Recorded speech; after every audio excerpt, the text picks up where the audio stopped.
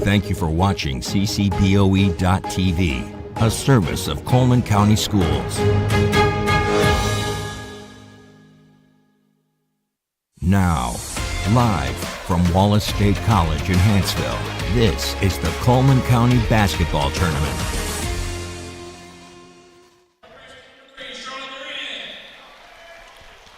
Welcome in, Cullman County basketball fans. We are here for Championship Saturday of the 2025 Cullman County Basketball Tournament.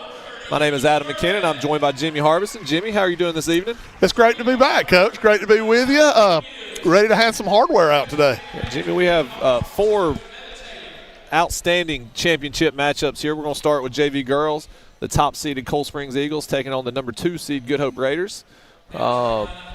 We'll get that action underway here in just a moment. We'll go ahead and meet your starters for both teams. For the Raiders, we're going to have number 1, a freshman guard, Ella Eisner. Number 3, a freshman guard, Charlotte Duran. Number 23, a sophomore post player, Gabby Richter. Number 30, a sophomore post player, Kinsley Garman. And number 35, a freshman guard, Zoe Gibbs. The Raiders are led by head coach Nina Moss, assistant coach Beth Taylor. The top-seeded Eagles, they'll be wearing the white uniforms tonight. We've got a sophomore guard, number 3, Kiera Fanning. A 7th grade guard, number 10, Cody Calvert. A freshman guard, number 11, Hagen Ellis. Hagen's an 8th grader, actually. Freshman guard, number 24, Allie Light. And an 8th grade guard, number 35, Kylie Graves. Lady Eagles are led by head coach Paige Adams, assisted by Tammy West and Kinley Nunn. Jimmy, we were here Thursday for Cold Springs semifinal matchup, and hot shooting performance by number 11, Hagen Ellis. What do you expect in the championship game today from the Eagles? Well, a lot of what we saw Thursday night, hustle, effort. The one thing about this young ladies team I saw is they're going to get after you for 28 minutes, and you got to adjust because they're not going to go away. And we are underway, and the Good Hope Lady Raiders win the tip, but they will try to get a shot up and kind of lost the handle. Cody Calvert lines one up for 3, no good. Gonna get a near turnover by the Raiders, but they'll retain possession. This Good Hope team, we were not on the call for their semifinal game last night, but I did see some of the action, and they had a pretty dominant performance against Fairview. Well, it looks a little similar to when Cold Springs played West Point. West Point had a little bit of size advantage on the inside. I think Good Hope has a little bit of size, but Cold Springs has that knack of creating turnovers and getting in transition.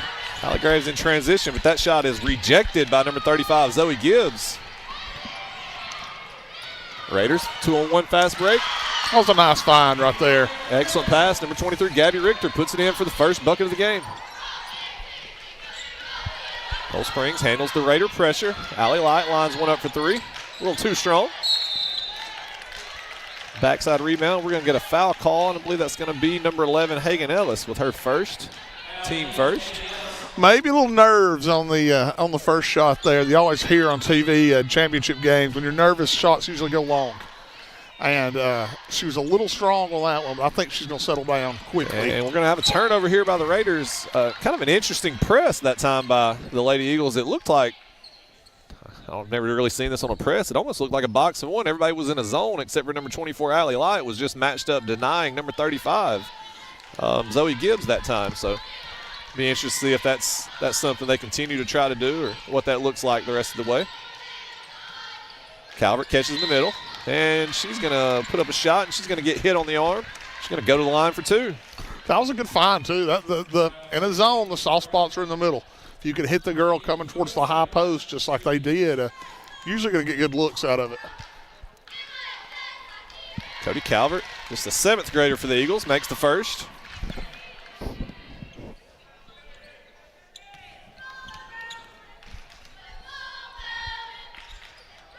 And the second one will not fall. 1 for 2 at the line.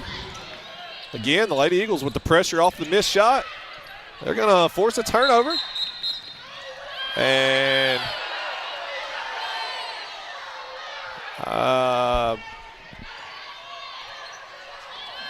not real sure. I believe the official is giving Good Hope a timeout.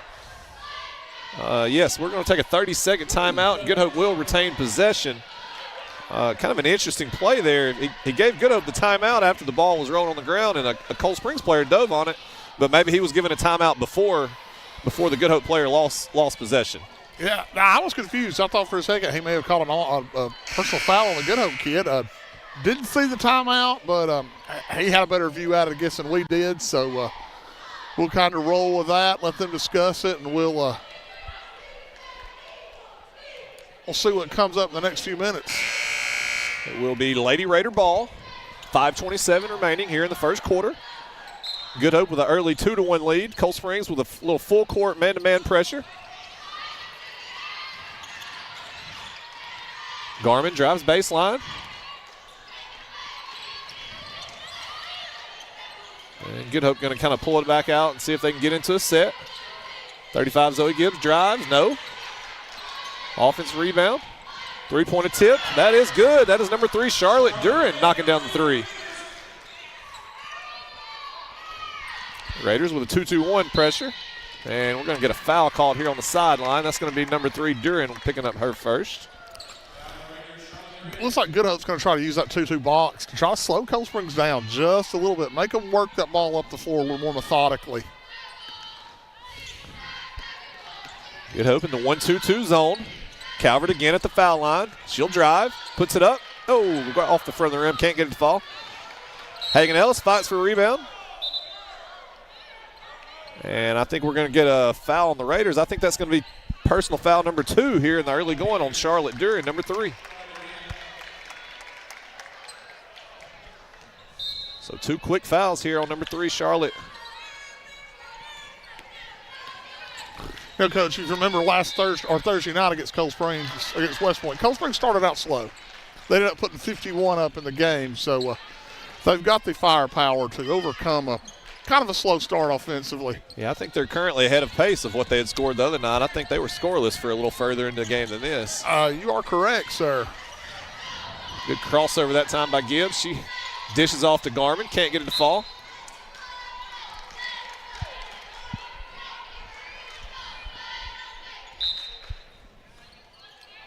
And you mentioned earlier a decided size advantage for the Lady Raiders, but Cold Springs very scrappy team, and even though they're a bunch of guards, they know their limitations, and when a shot goes up, they all go box out. They do a real good job not giving up offensive rebounds, even though they're undersized. Well, get a 2-on-1 fast break. Beautiful fast break. Allie Light can't get it to fall, but again, Cold Springs a little quicker to the loose ball. And we have a mad scramble on the court. We have a Raider who is down in the backcourt, a little bit shaken up. It's number 30, Kinsley Garmin, who's gingerly walking back down the court. We're going to get a timeout from Coach Paige Adams and the Cold Springs Eagles. It's a 30-second timeout, and we'll take it with them.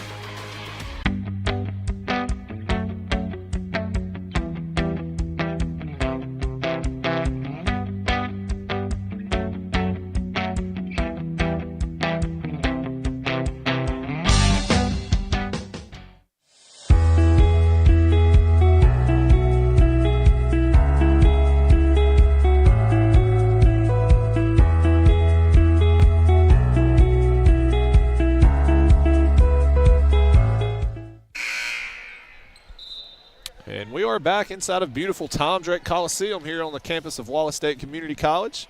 We are at Championship Saturday, the first of 4 wonderful matchups for this evening. I think both teams a little nervous coming out of the gate. This is what they play for all year. This is it for the JV squads. This is what they practice for and the big trophy they want to bring home. Ellis lines one up for 3. Ooh, a little too strong that time.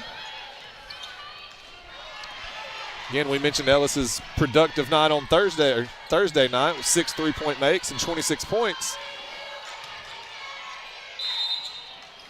That Good Hope coaching staff well aware of that, I'm sure, and yes, I'm sure that's been discussed multiple times throughout practice. I'm gonna tell you, Good Hope's not shy to fire the 3 ball either. They are throwing them up at a pretty good clip, just like Cold Springs. If one of these teams starts getting warm, it can be a game changer.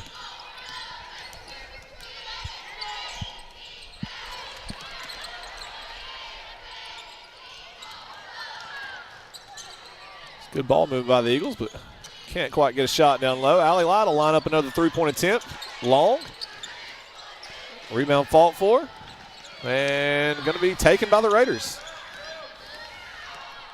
35, Zoe Gibbs brings it into the front court.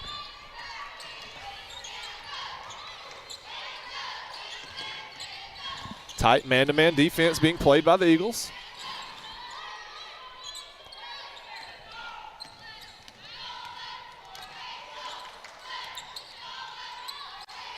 Good passing by the Raiders that time. And number 3, Charlotte Duran, will be on the receiving end, and she'll lay it in for 2. That was a nice cut by 3. Nice cut, nice find. And Cold Spring needs a basket. Kira Fanning long on the 3, but that ball is going to bounce off of Garman's hands, out of bounds. Possession will stay with the Eagles. I still have the feeling here. I think Cold Spring just needs to see one go in, and that's going to loosen them up, and I think that'll lead to a little more efficiency on their offensive end. Yep, we're going to get a traveling call on Calvert.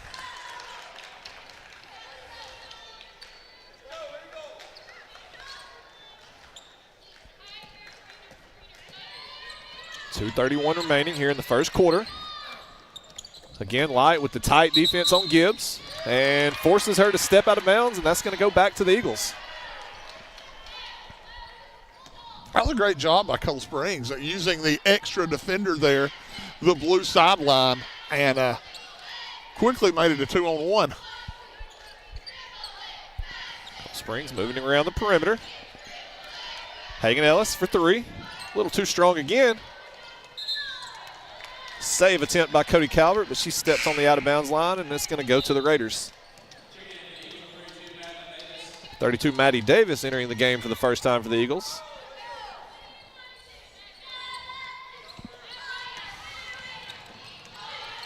Good Hope breaks the Cold Springs pressure, brings it into the front court.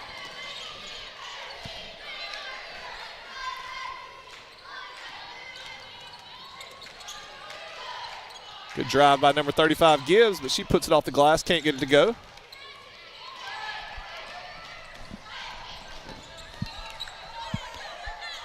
Allie Light from the corner for 3. A little too strong. Saved by the Raiders. That's going to go out of bounds, and possession will stay with the Eagles. I'll tell you, Good Hope's coach has got to be very pleased with the effort they're playing with on the defensive side of the ball. 1 point with 1:30 and some change on the clock here. We'll see if they can finish as strong as they played this first 7 minutes. Yeah, Cold Springs has had a couple of decent three-point attempts, but not great looks like they were getting the other night against West Point. Right. And have had nothing around the basket yet. And off the missed shot, we had a trap by the Eagles and forced another Good Hope turnover. So number 1, Ella Eisner, stepped out of bounds on the sideline.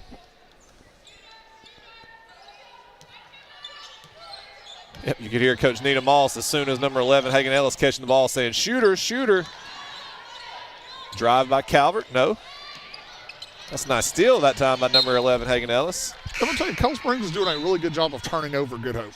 They don't have anything to show for it offensively, but if they keep turning them over, the offensive points will come, and they'll get themselves a little closer to a 6-point deficit. A minute remaining here in the first quarter. Cold Springs still trying to find their rhythm on offense, and that will help. That is Kylie Graves. Lines one up and knocks it down from 3. Cut the lead in half. Full court pressure. Calvert with a steal. Dishes to Graves. Graves off the backboard. Can't get it to fall. Again, off a missed shot. Another trap by the Eagles, and this time we're going to get a foul called. And if that's Ellis, that's going to be her second. Nope, we're going to get a foul call, number 10, Cody Calvert. That'll be her first. Second team foul here in the first quarter. This time just man-to-man pressure applied by the Eagles.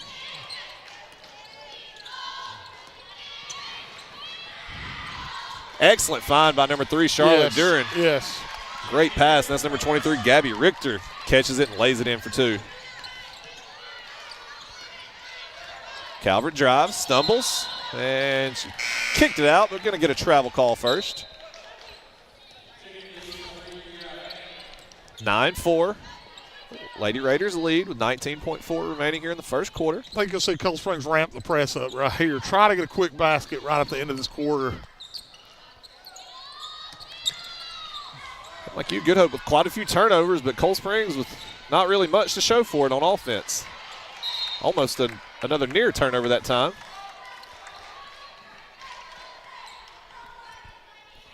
We want to thank you for joining us here on CCBOE TV.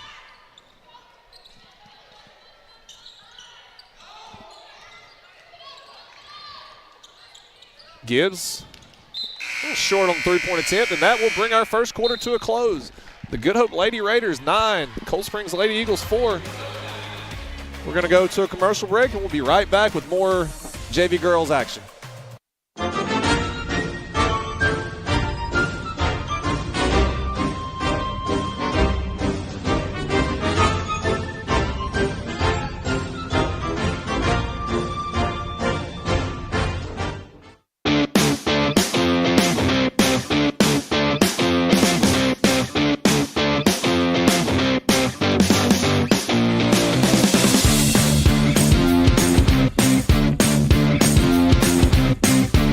This is Stephen McRae with First National Bank. First National Bank is an independent community bank. Being independent allows us to be innovative, to adapt, and respond quickly and efficiently to your financial needs. We know the needs of this area. Our interest and loyalty are to the people who live and work here.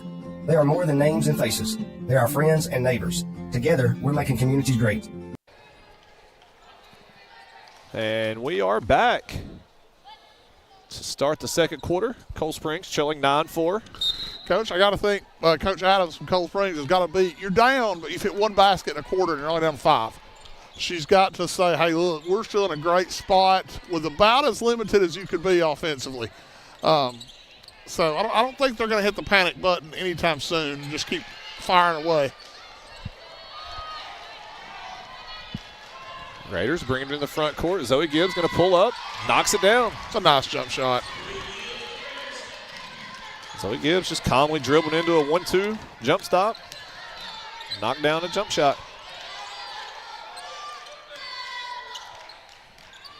11-4 now, the Lady Raiders lead. Cold Springs trying to screen the zone a little bit and try to get Hagen Ellis a clean catch and shoot opportunity. Fanning will fire one up. No. Rebound by the Raiders.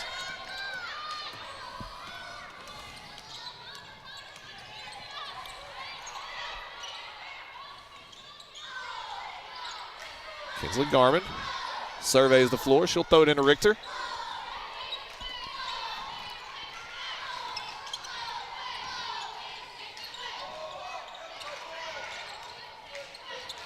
Charlotte Duran shoots the three, and she knocks it down. That's 2 for 2 from deep for Charlotte Duran. I'm going to tell you, Cold Springs, that little cross cut inside out to the three-point line with the big touches and it kicks it out to your guards. A lot of times that's a very efficient three-point shot taken. Fanning shoots a three, too strong. And another near turnover by the Raiders, but they will retain possession. Yeah, Good Hope's kind of settled in here, and they're not turning the ball over as much and getting offensive possessions, and that they have opened up a double-digit lead. Yeah, Cold Springs needs a basket. They need a basket to just, like I said, get their confidence going because it's getting a little, you don't want to dig yourself too big a hole to try to fight out of. We're in our first championship matchup here on Championship Saturday. It's going to be a missed three, but Kinsley Garman there for the rebound and puts it back for 2.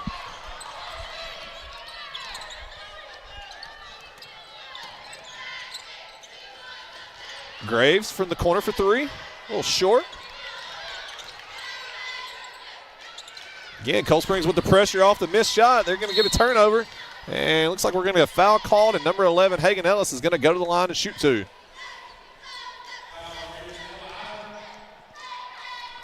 That was on Ella Eisner, her second. Coach Moss has got to be telling her girls, just don't turn the ball over, and everything is going to be, it's going our way right now. Ellis gets the first to go.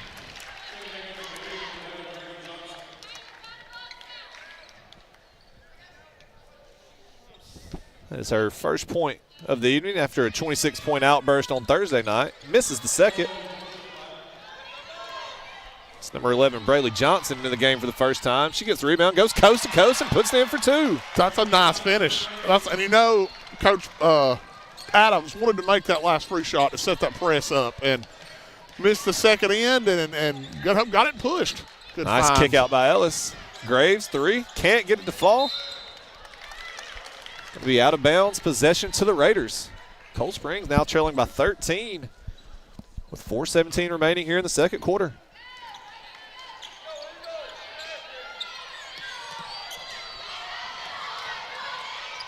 And Good Hope has kind of figured out the press for the most part, not causing near as much issues as it did. Gibbs, jump shot, no. And it was a good offense rebound by Gabby Richter. She tries to go back up, going to get fouled. Go to the line for two. That foul was on Cody Calvert, going to be her second.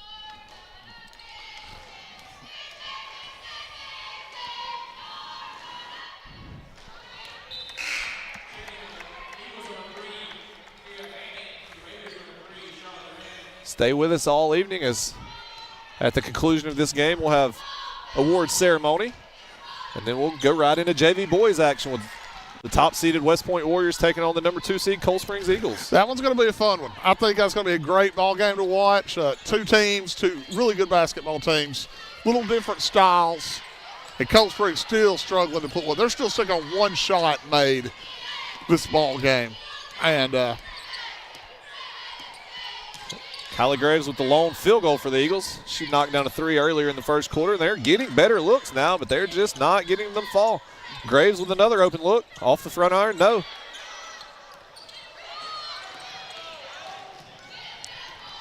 Cold Springs is kind of doing everything they need to do. They've turned Good Hope over. They're getting offensive rebounds. They're just not putting the ball in the basket. Coach, we've all seen it. Some nights, everybody on the team's hot. You can't miss. Some nights, seems like nobody can throw one in the ocean. Cold Springs struggling through a little bit of a drought right now, so maybe they'll turn it around here in the last 3 minutes, 19 seconds. Gabby Richter off the offensive rebound. Got fouled. She makes the first.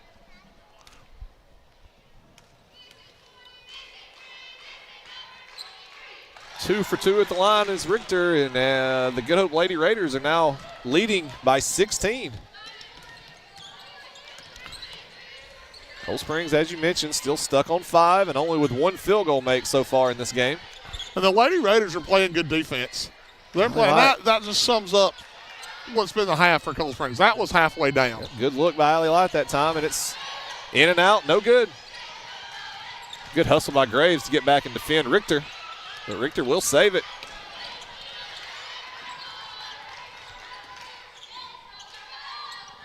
Inside to Richter. She puts it up and in for two. Tell you, Good Hope doesn't have quite as much of a size advantage as West Point did, but so far they're doing a better job about getting the ball inside and finishing. Coach, you're 100% right on that. They know where they want to go each time down the floor. If they can get Richter posted, the young ladies around have done a good job getting her a good entry pass, and she's turned and done her job. She's finished at the basket. Get a 30-second timeout by the Lady Eagles. Coach Paige Adams going to see if she can get something set here to try to get something going on offense. Trailing 23-5 with 2:28 remaining here in the second quarter. Here, a good shot of the Lady Eagles huddle. Coach Tammy West talking to the girls right now. And I'm still expecting Cold Springs to make a run. I don't think Cold Springs is going to continue to struggle shooting like they have. I think there's a run in these ladies, and I think Good Hope's going to have to prepare for it, because to make it here and to be the 1 seed, you're a good ball team. Yeah, Cold Springs went undefeated in county in the regular season, and I think they've only lost 2 games, period. So they're obviously, they're not just going to go away quietly here. They're not. I wouldn't imagine. They're not.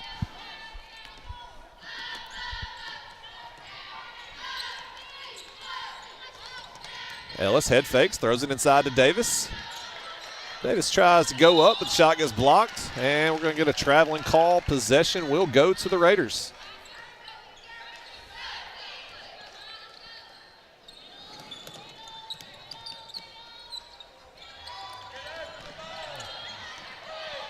Zoe Gibbs brings it into the front court.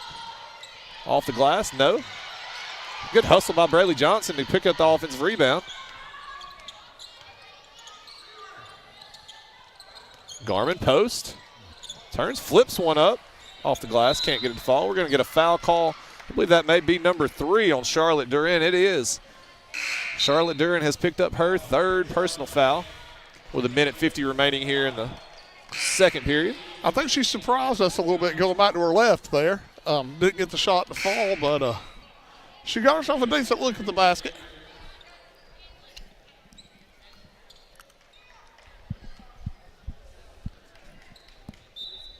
Minute 50 remaining here in the second period. Cold Springs desperately trying to get a bucket.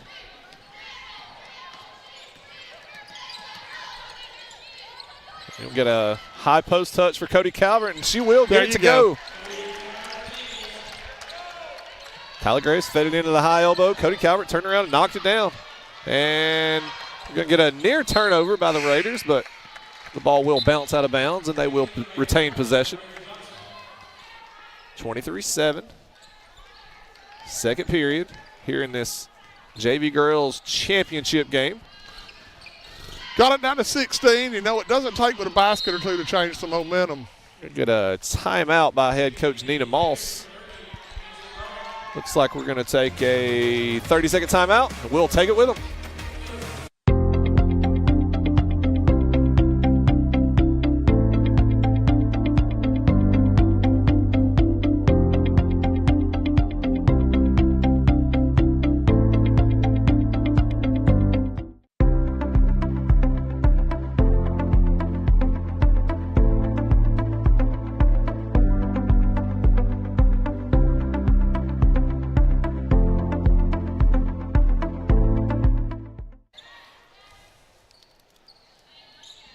Thank you for joining us here on Championship Saturday. We are live on CCBOE TV.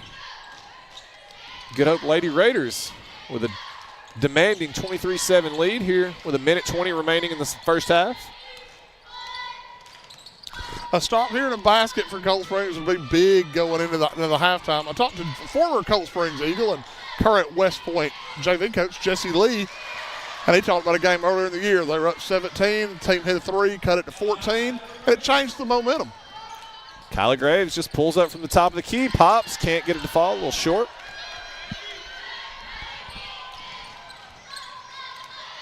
Good Hope in transition, and they'll put it in for 2, and they have now opened up a 20-point lead here in the first half. We'll see Jesse Lee's West Point Warriors in the championship game following this. Got the opportunity to speak with Jesse a little bit earlier today, and some of his former teammates and some of my former players were, some good-natured ribbing of Jesse and giving him a hard time. Jesse does a fantastic job as our JV coach, and us at West Point, we're proud to have him part of the West Point family. He's a great guy. Cold Springs guy coming up to West Point. I'm a Cold Springs guy that came up to West Point, so kind of know where he's at there. But thing about Cold Springs West Point, there's always been a friendly rivalry between the two schools. They like to beat each other, but they respect each other very much.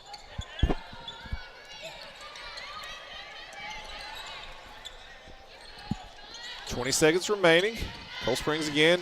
Kira Fanning lines one up. Too strong. Hagan Ellis will get the backside offensive rebound. Ellis drives, and she's going to get hit on the arm, and she'll go to the line for 2. Cold Springs needing points anywhere they can get them right now. Cool quick story about Cold Springs West Point. Years ago, West Point beat Cold Springs in the county tournament, went on to win it, and our kids wanted to play We're the Champions the next night, and Coach Randy Jones would not let them play it at the school. He said he had too much respect for Cold Springs, and he didn't want them to think we were trying to be classless. He said they wouldn't have done it to us. We're not going to do it to them. So kind of sums up the rivalry between the two schools. Oh, we're going to get a loose ball foul. That will only be team foul number 4.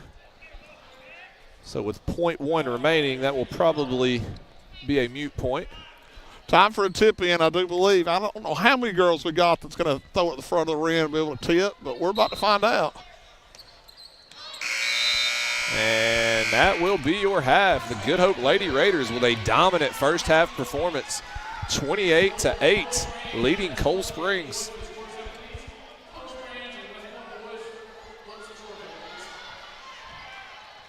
If you're Coach Nina Moss, you probably don't have a lot to complain about in the locker room at halftime. You've kind of just controlled this game and controlled the tempo, controlled the pace, and after those early turnovers, really just dominated the game. Coach, you're right. You're right. She's got go in there, settle them down, make sure they can come out with the same intensity to start the second half. But I'm gonna go out on a limb. I could be wrong. My wife will say I'm wrong quite often. I still think Cold Springs has got a run in them. Okay, I have got Nina Moss with me right now. She is the coach for the JV girls at Good Hope. So I'm going to ask her a few questions at halftime. So going into the second half, how is your team going to maintain the momentum you established in the first half? I think it's really important that we continue to communicate where the shooters are and rebound. Cold Springs is a great shooting team, and I know they're going to get hot in the second half, so we cannot give them second chance opportunities. We have to secure the rebound and take care of the ball. That sounds like a great plan, so good luck in that second half. Thank you.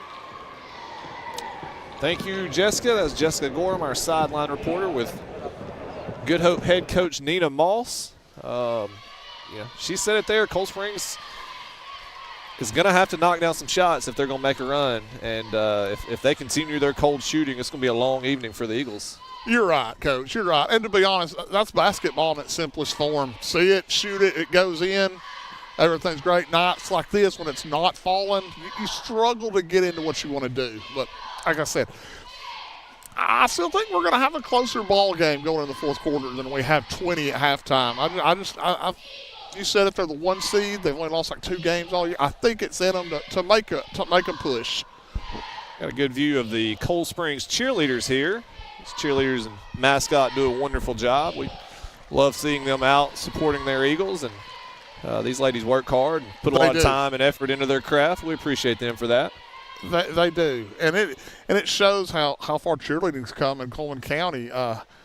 When we were playing, I don't think you had all county cheerleader representation and honoring like we did last night, which is great for the girls and guys that do it.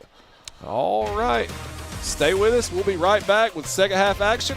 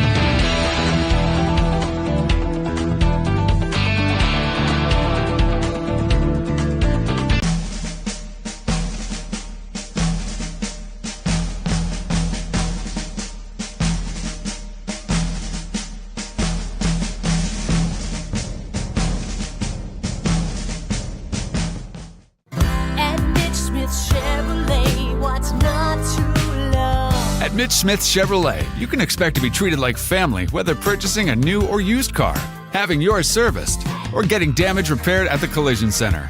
Our excellent parts department quickly supplies parts and accessories for service and repairs, and to customers over the counter. Make the switch to Mitch. Mitch Smith Chevrolet. At Mitch Smith Chevrolet, what's not to love?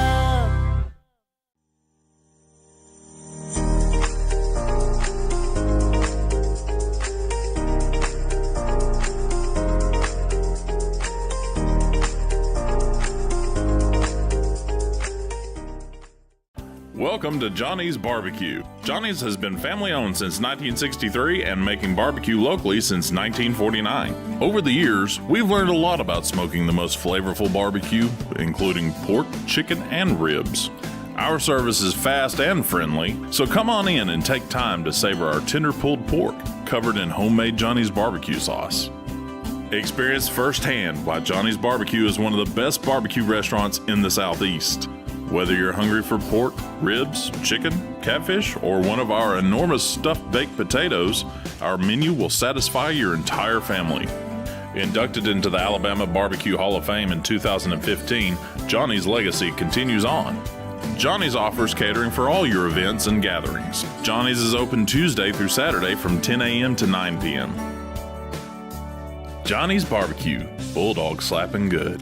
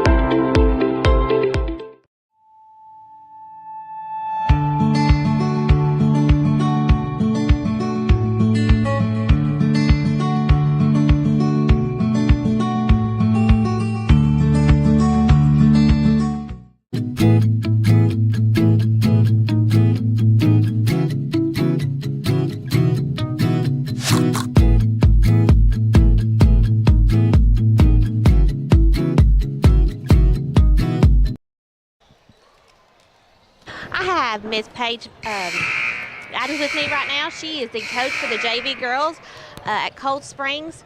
Paige, so how is your team prepared going into the second half? We know now that we don't have a whole lot to lose, and we're not gonna give up. We're gonna keep battling and doing the best we can. That sounds like a good plan. Good luck in the second half. Thank you. Thank you, Jessica. That's Jessica Gorham, our sideline reporter, with Cold Springs Eagles JV head coach Paige Adams.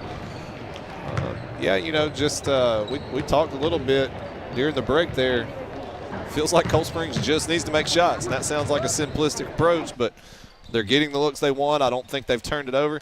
I think they've probably turned it over less than Good Hope. I think they've probably out-rebounded Good Hope. They just haven't made shots. Coach, I think you're dead on every one of those points. We could have a reversal. 20 points to get away quick in basketball. We've all seen it. We've all been through it. And you throw in a couple threes, get a little pressure on the Lady Raiders here, and we'll see how they respond. You know, you talk about sometimes shots not falling, especially early in games. And, Jimmy, I know you're a West Point guy, but if you were not with us last night for Holly Pond West Point varsity boys, unbelievable game, but a pretty massive upset, I believe, in most people's eyes. And it was West Point early in the game just couldn't make shots. You know, they couldn't get anything to fall, and they dug too deep of a hole to fight back out of. They made a run late and cut it close, had a chance to tie at the end. But, I mean, I am a West Point guy, and I was pulling for West Point in that. But, I mean, I've got to give credit to Holly Pond, the way they played, to Coach Willoughby, the game plan he had. And they come out executed. They hit some timely shots. West Point would make a run. They kind of kept them at an arm's length. And I'm sure Coach Willoughby late in that game had some things he didn't like, but it's survive and advance in tournament basketball. You win and you go on, and West Point can regroup and make a nice area run and kind of get that bad taste out of their mouth, hopefully.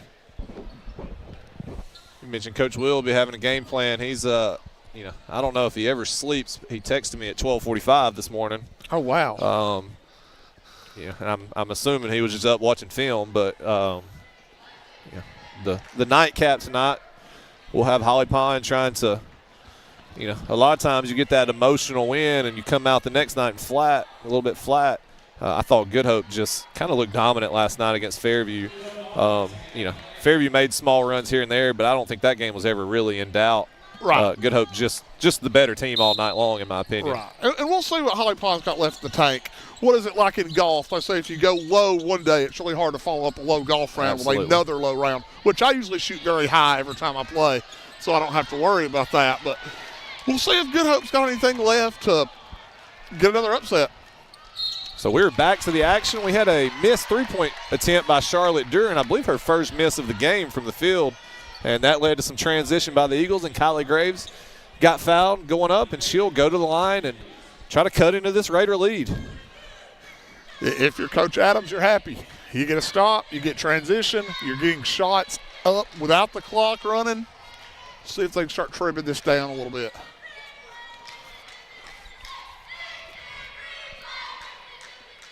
Graves 0 for 2 at the line.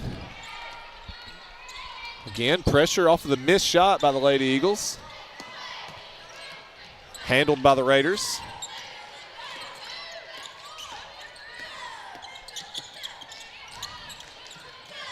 Tell you, I've not seen Good Hope play much, but it seems like when things get a little frantic, they just try to throw the ball to number 35, Zoe Gibbs, and looks like she just handles it and cool, calm, and collected. Well, they're well coached. Like you said, when she gets the ball, she calls them down, and then she looks directly to the post for number 23 and says, let's just dump this thing down and see what happens.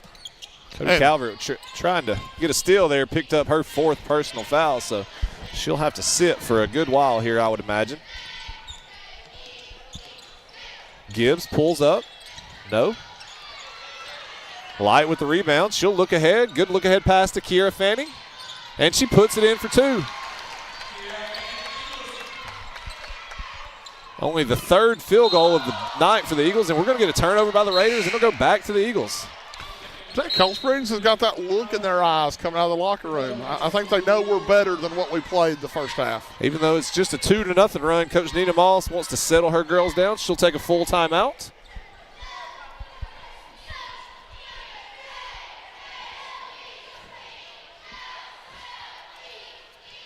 So again, not a big run by the Eagles or anything, but Coach Nina Moss had seen enough. And you mentioned, her probably talking to her girls at halftime about keeping up that effort. They've gotten beat in transition, yes. 2 possessions here. So I don't blame her for taking that timeout to say, hey, this game's not over. Don't start jogging back. Don't get lazy on defense. You got to play. Oh yeah, and the one thing you don't want momentum to swift, because I remember coaching. We would one night we were playing Russellville. We had an 18-point lead second quarter, and I could see it slipping the rest of the game. Couldn't do nothing about it. They ended up beating us 6 or 8, but I could never stop that momentum once they got it. And that's what Good Hope's trying to do now. Absolutely. Crush that momentum before it gets on Cold Springs' side. We had a game just a couple weeks ago where we led Danville by double digits the entire half, and when the 4th quarter started, they made a few plays, and it didn't matter how many timeouts I took or what we called, what we did. We just never could. And that will be a bank 3-point by Kylie Graves.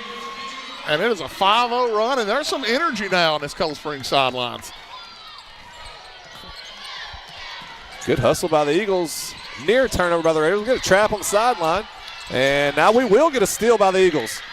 Hagan Ellis pushes in transition. 2-on-1. Kick. Allie Light lines one up for 3. And that's off the mark. It's good hustle by the Lady Eagles, but we're going to get it out of bounds. I did not see okay, we're going to get possession to the Raiders. I do believe it was last touch by the Eagles, but I never saw a little bit of discussion now about whose ball it is, but it will be Raider basketball. But these young ladies they've answered Coach Adams' plea to come out second half and play. They have turned up the intensity. Good trap here by Cold Springs in the backcourt, and that's going to be another steal. And that one's going to lead to transition. Kylie Graves puts it up and in for 2. The Lady Eagles have cut this lead 28-15. They're now trailing by 13 on a quick 7-0 run to start the second half. Gibbs drives. Ellis knocks it out of bounds. starting to remind me a little bit of the way they played against West Point Thursday night. The young ladies, their hands are everywhere. They're touching passes now. Yeah. Passing lanes are closing up quick. A little more energy from the Lady Eagles on the court, but also a little bit more energy from the bench and the Cold Springs faithful sitting behind the bench. We're going to get a reach-in foul on number 3, Kiera Fanning.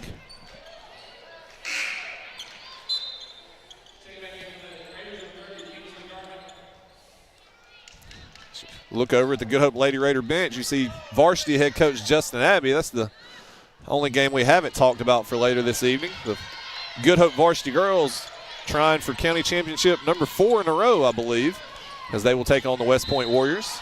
And I'm going to tell you, there was a good one between Good Hope and West Point a couple weeks back. West Point led the entire first half, and Good Hope held them scoreless the third quarter and kind of got a lead. West Point really couldn't come back from it, but I know the girls still remember that. Yeah, I know. You have to play the game, but in my opinion, West Point's been the best-looking varsity girls team this week here at Wallace. They have looked okay, but you said it the other night when we asked your pick. Until you knock off the defending champ, that's what you got to do.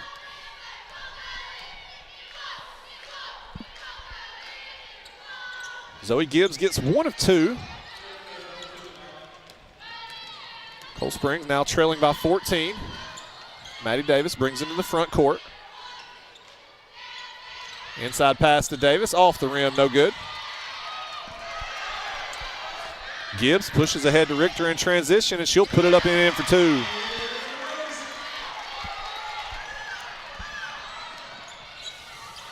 Good Hope answering back a little bit now. They took a little bit of a punch coming out at halftime and trying to answer back. Ellis drives, and we're going to get a foul call on number 3, Charlotte Duran, and that will be her 4th. I think Coach Nina Moss may have a legitimate complaint here. I believe it was number 1 that was trailing Ellis that time. I believe it was number 1 that reached in, but the official got number 3, Duran, for the foul call, and that's going to be her 4th. Ellis 1 for 2 at the line. And just look over there. Good Hope doesn't have a super deep bench. They've got 8 girls dressed out, so could come into play in 8 or 9 game play minutes. Good ball movement by the Raiders. Number 1, Eisner puts it up, no. Cold Springs again in transition. Hagen Ellis can't quite handle.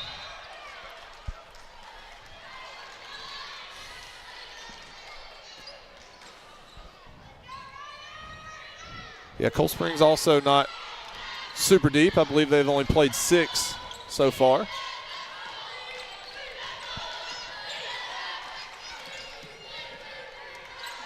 Braylee Johnson lines one up. No. Rebound by Richter. Can't get it to go. Kylie Graves is going to get the rebound. That's going to be a foul on number 30, Kinsley Garman. I believe that's going to be her 4th as well.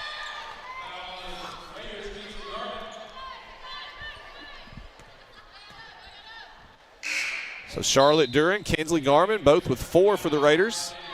As Garman will have a seat. She's replaced by number 25, Caroline Neighbors.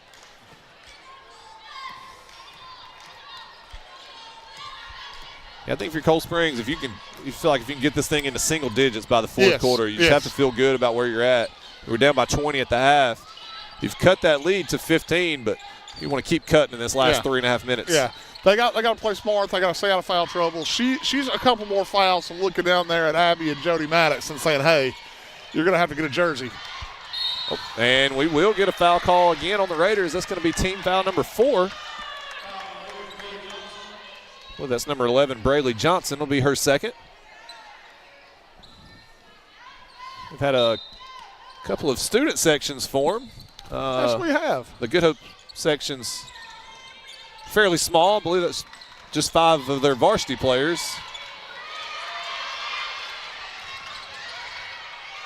And the other end, Cold Springs has at least 1 row of students. And yeah, we're going to get a travel call. Both young ladies there showing effort and hustle to get down to that basketball. You can tell how bad both teams want this.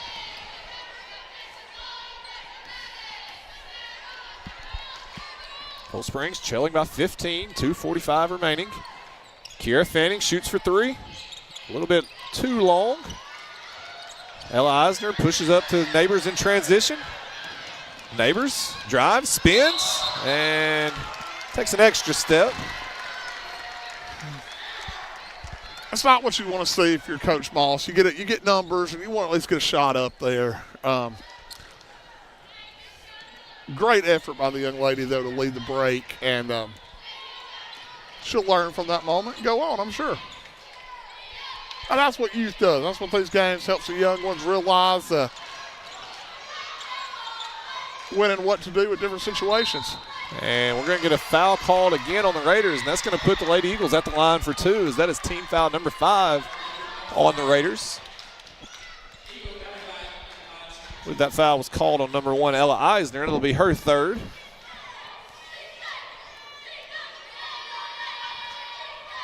Allie Light misses the first, and that is one thing if you're the Coach Adams and the Cold Springs team. You had a few opportunities to cut into this lead with the clock stopped at the foul line, and they have not capitalized up until this point. It has just been a cold shooting night for the Lady Eagles so far. There's a great. Light gets it to go. We're going to get a turnover. Ellis puts it up and in for 2. It's down to 12. 12-point lead here for the Raiders, and we're going to get a foul called on number 11, Hagan Ellis. She went for the steal and got tangled up with Eisner. Cold Springs full court, man-to-man.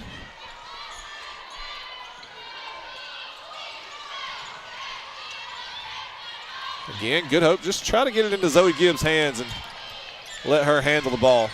Braylee Johnson for 3, no. Ellis with the rebound. I really think Good Hope needs to get back to looking for Richter on that post. That's when they had their success. Kiera Fanning lines one up, and she knocks it down for 3, and it is a single-digit 9-point lead for the Lady Raiders. Again, Gibbs brings it to the front court, handles pressure, but she'll get back tip. It's going to be a steal by the Eagles, and we're going to get a timeout call by Cold Springs. Coach Paige Adams fired up on the sideline as Cold Springs has cut the lead to 9, gets a turnover, and they'll get a timeout. We'll take a full timeout. We'll take it with them, and we'll be right back after a word from our sponsors.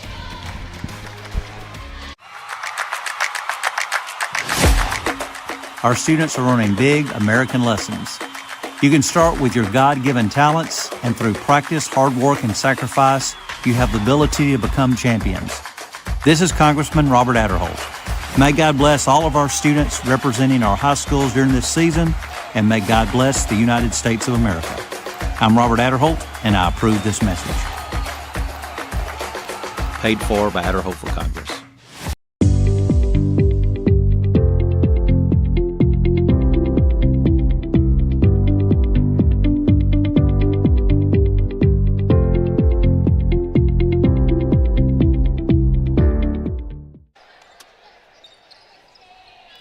The tide has turned here in the third quarter. Cold Springs with a 14-3 run, winning the third quarter 14-3 up to this point. They have cut the lead to 9. Good Hope has 2 starters on the sideline with 4 personal fouls, and Cold Springs will have possession. Cold Springs has been the aggressive team since halftime.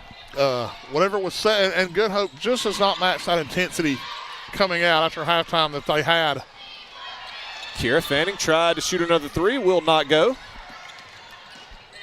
Gibbs dribbles it off of, I believe she dribbled off Light's foot, but she'll save it nonetheless. Now she'll bring it into the front court. And we got a 10-second call as no possession changed. Number 35, Zoe Gibbs, dribbled it off her foot, and it went backwards, and when she went to pick it up, didn't get it across the half-court line in time. Young lady kept her composure, tried her best. One more dribble, and she'd have had it across, but now you got a D up and get you a good possession on the other end. They get a jump ball forced by the Eagles, and they will retain possession. Hagan Ellis took another 3-point shot there and has not been able to find the mark tonight. Good ball move by the Eagles. Ellis again, just a little bit too long. She's been all over that rim all night. They're going to start going. Oh, and once Good again. Hope with another turnover. Good Hope looking a little flustered here late in the third period.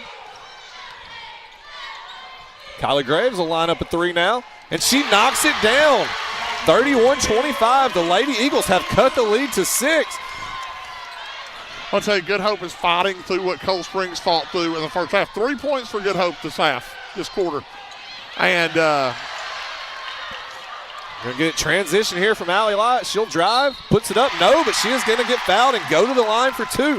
With 19.1 seconds remaining here in the third quarter, the Cold Springs Eagles have cut the lead, 31-25.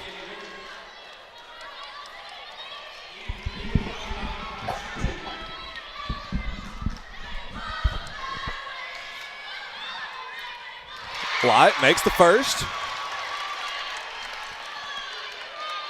A 5-point deficit now for the Eagles. Coach Adams employing her team, telling them to get up, make or miss. I thought we would see pressure, but she does make the second. Cold Springs again with the full court pressure. Zoe Gibbs loses the handle. Kiera Fanning forces a, yes, that will be a steal by Fanning. Ellis for 3. Off the mark. I thought we were going to get a whistle there.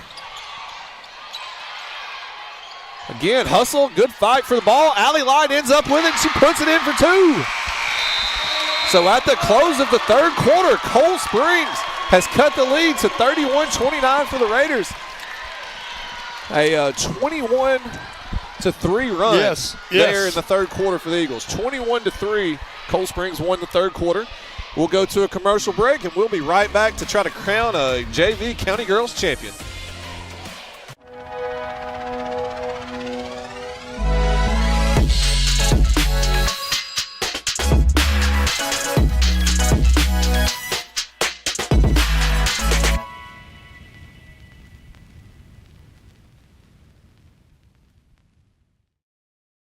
Better is not just a word, it's a vision. And our vision is clear and focused on you. We're helping you get better by being better every day, by seeing what's possible and making it a reality. Investing in facilities because we are fully invested in you. Updating our technology for the better and welcoming. And we are back. At the start of the fourth quarter, the Good Hope Lady Raiders clinging to a 2-point lead. Cold Springs again, a 21-3 run there in the third quarter. Good Hope will start the fourth with possession. Curious to see how Good Hope responds. It's easy to shoot a lot of times when you're up 20. Let's see how they respond now that we're back to a half-court game. Gibbs and one. Gibbs will knock down the 3 and the foul. Huge shot for the Lady Raiders. Foul was on number 35, Kylie Graves. Zoe Gibbs will go to the line to try to complete the 4-point play.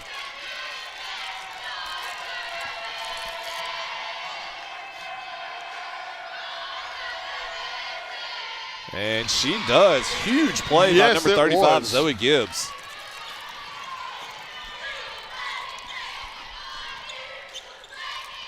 Allie Light lines one up for 3. No. Rebound by Kinsley Garman. She brings it towards half court. They'll get trapped. Good Hope went back to both Garman and that's going to be 5 on Kinsley Garman. A good box out that time by Allie Light. And Kinsley Garman has picked up number 5. Garman and Charlotte Duran both started the fourth quarter with 4 fouls.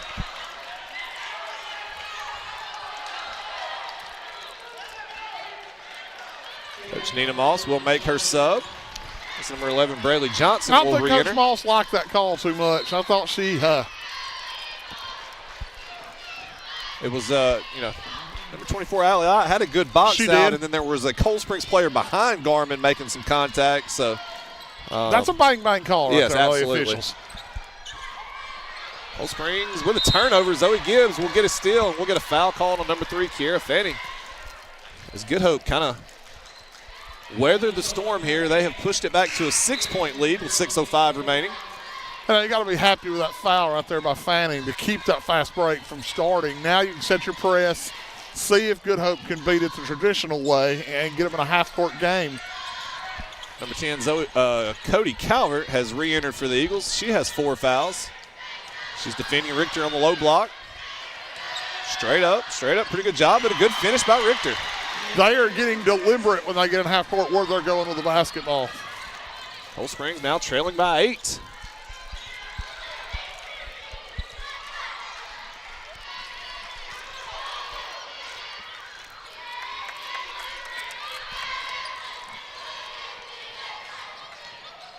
Like maybe Charlotte Duran playing the top of that. Cody Calvert can't get it to fall. Fanning with the rebound. She puts it back up. No. Richter will get the rebound, and she'll outlet to Gibbs. Up ahead to Johnson. Going to get a foul called on number 24, Allie Light. I want to tell you, I think Coach Adams will go back to that cross cut right there to the top of the key, to the high post there. She's got a lot of good looks out of that. It feels like having number 3, Charlotte Duran, back in the game. Just watching her defensively, she's playing the top of this defense, and she's very vocal. Something hard to get kids to do sometimes defensively, but it's so effective if you can get kids to talk and communicate on defense. The Lady Raiders defense seems to be a lot better when she's in the game. Coach, I always told mine if they would talk on the basketball court like they talked in class, absolutely, we would know everything going on. Absolutely. So we had a missed shot, rebounded by Calvert, but she's going to get called for a double dribble. So the Lady Raiders leading by 8 with 5:05 remaining will have possession. And we will get a turnover going back to the Eagles. Kylie Graves drives out to Ellis. Back to Graves, and Ellis stepped on the sideline right there in front of the Lady Eagle bench. Cold Springs trailing by 8. We'll see if they have one more run in them. That was a dangerous hustle, pass almost when it left near her steal hands. by Davis. Gibbs pulls up for 3, and Gibbs knocks it down for 3. Zoe Gibbs has pushed the Good Hope Lady Raider lead back to 11. She has 7 big points this quarter for this Good Hope Lady Raiders. And a near steal by Gibbs. Ellis will line up a 3-point attempt. Can't get the fall. Davis with a rebound. Put back, no.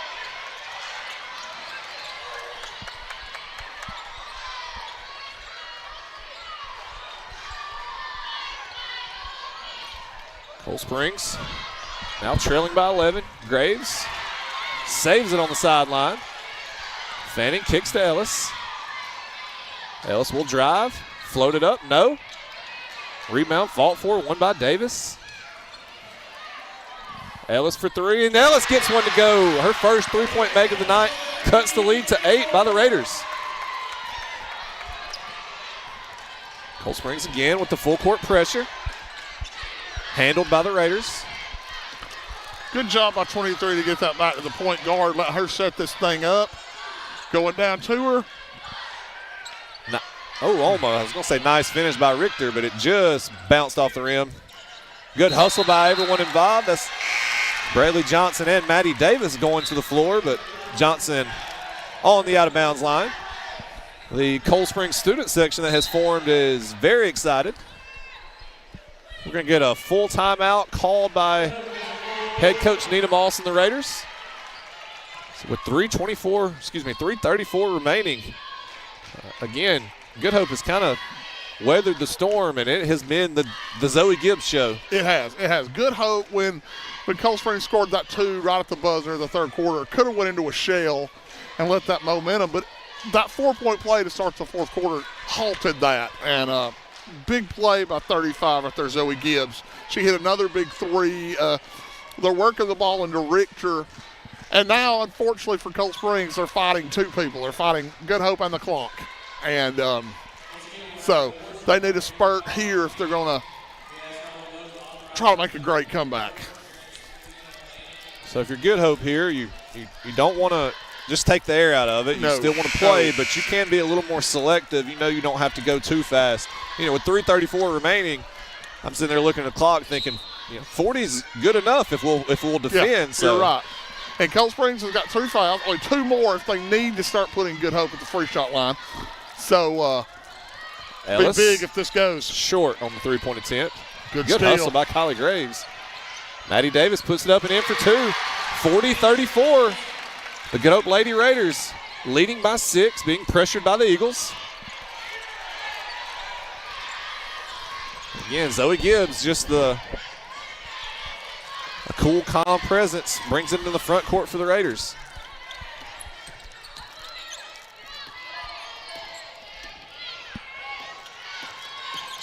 I really think Good Hope needs to keep attacking because I don't know if they can hold the ball long. We got a 5-second call. There we go.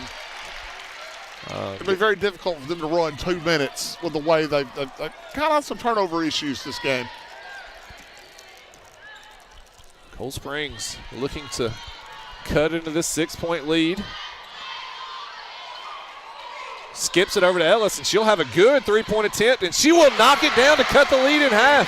Good Hope leading 40-37. Hagen Ellis with her second 3-point make of the night. They are back into the pressure defense. Gibbs drives middle, puts it up and in for 2. Zoe Gibbs, unbelievable Coach here in the fourth quarter. She knows the moment to attack, and she goes. Kira Fanning with a good look from 3. No, too strong. And ball's going to be knocked out of bounds. Possession will stay with the Raiders. Again, Zoe Gibbs doing what great players do. Yes. Keeping everything calm, and when you need a bucket, she just goes and gets a bucket. Yep. She has had a tremendous fourth quarter, and she needs to have the ball in her hands every possession.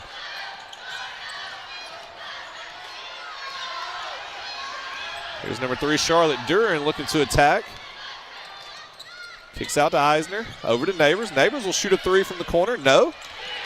Eisner with the offensive rebound. Can't get it to fall, but Gabby Richter with another offensive rebound, and the Raiders will reset. It's probably a good place to have the basketball in Zoe Gibbs' hands. No. And we're going to get a travel call. That was a tough possession for the Lady Eagles as they gave up multiple second chance opportunities. Yes. Yeah. Put one up and in for 2, but they got called for a travel. Big possession right here. Big possession right here. Yep, and Coach Adams agrees. She's going to take a timeout. We're going to take a full timeout. We're going to go to a commercial break. We'll be right back with the close of this JV girls action.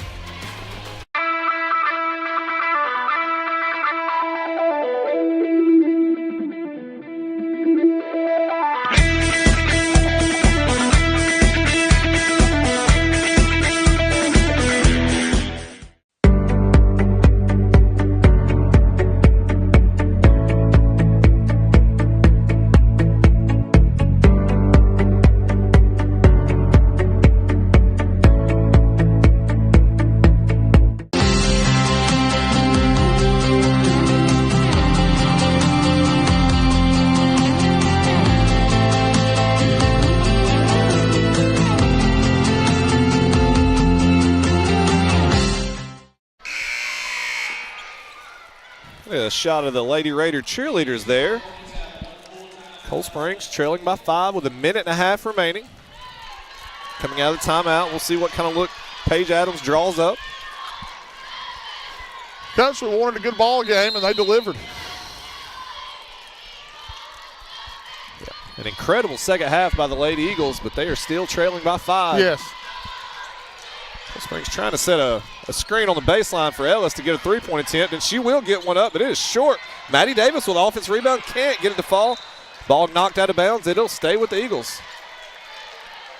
Ellis caught in the corner and kind of hesitated, kind of second-guessed threw her herself. jump shot off just a little bit. She wasn't as smooth in the motion when she caught it, and just goes up and don't think about it. Drive and kick. Ellis to Graves. Just off the front iron. Allie Light with a good offensive rebound, and she puts it in for 2. Cold Springs with a minute remaining trails by 3.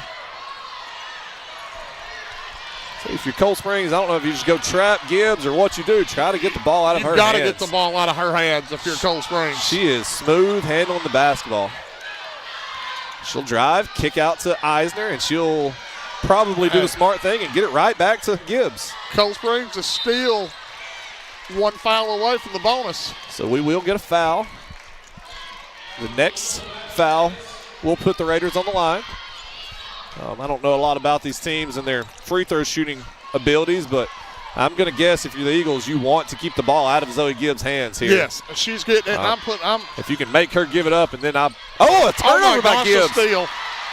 Allie Light drives, and we're going to get a foul call, and she'll go to the line for 2.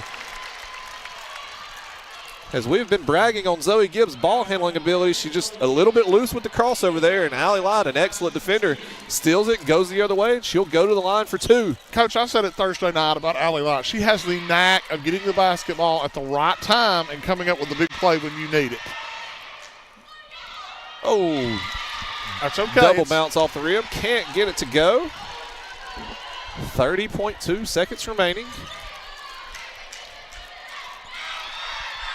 Coach Adams telling her players make or miss. We're getting up in the pressure. Light gets the second to go. 2-point game.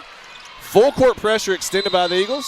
We're going to get a timeout called by head coach Nina Moss. That is going to be the Raiders' final timeout. It is a full timeout, and we will take it with them, and we'll be right back.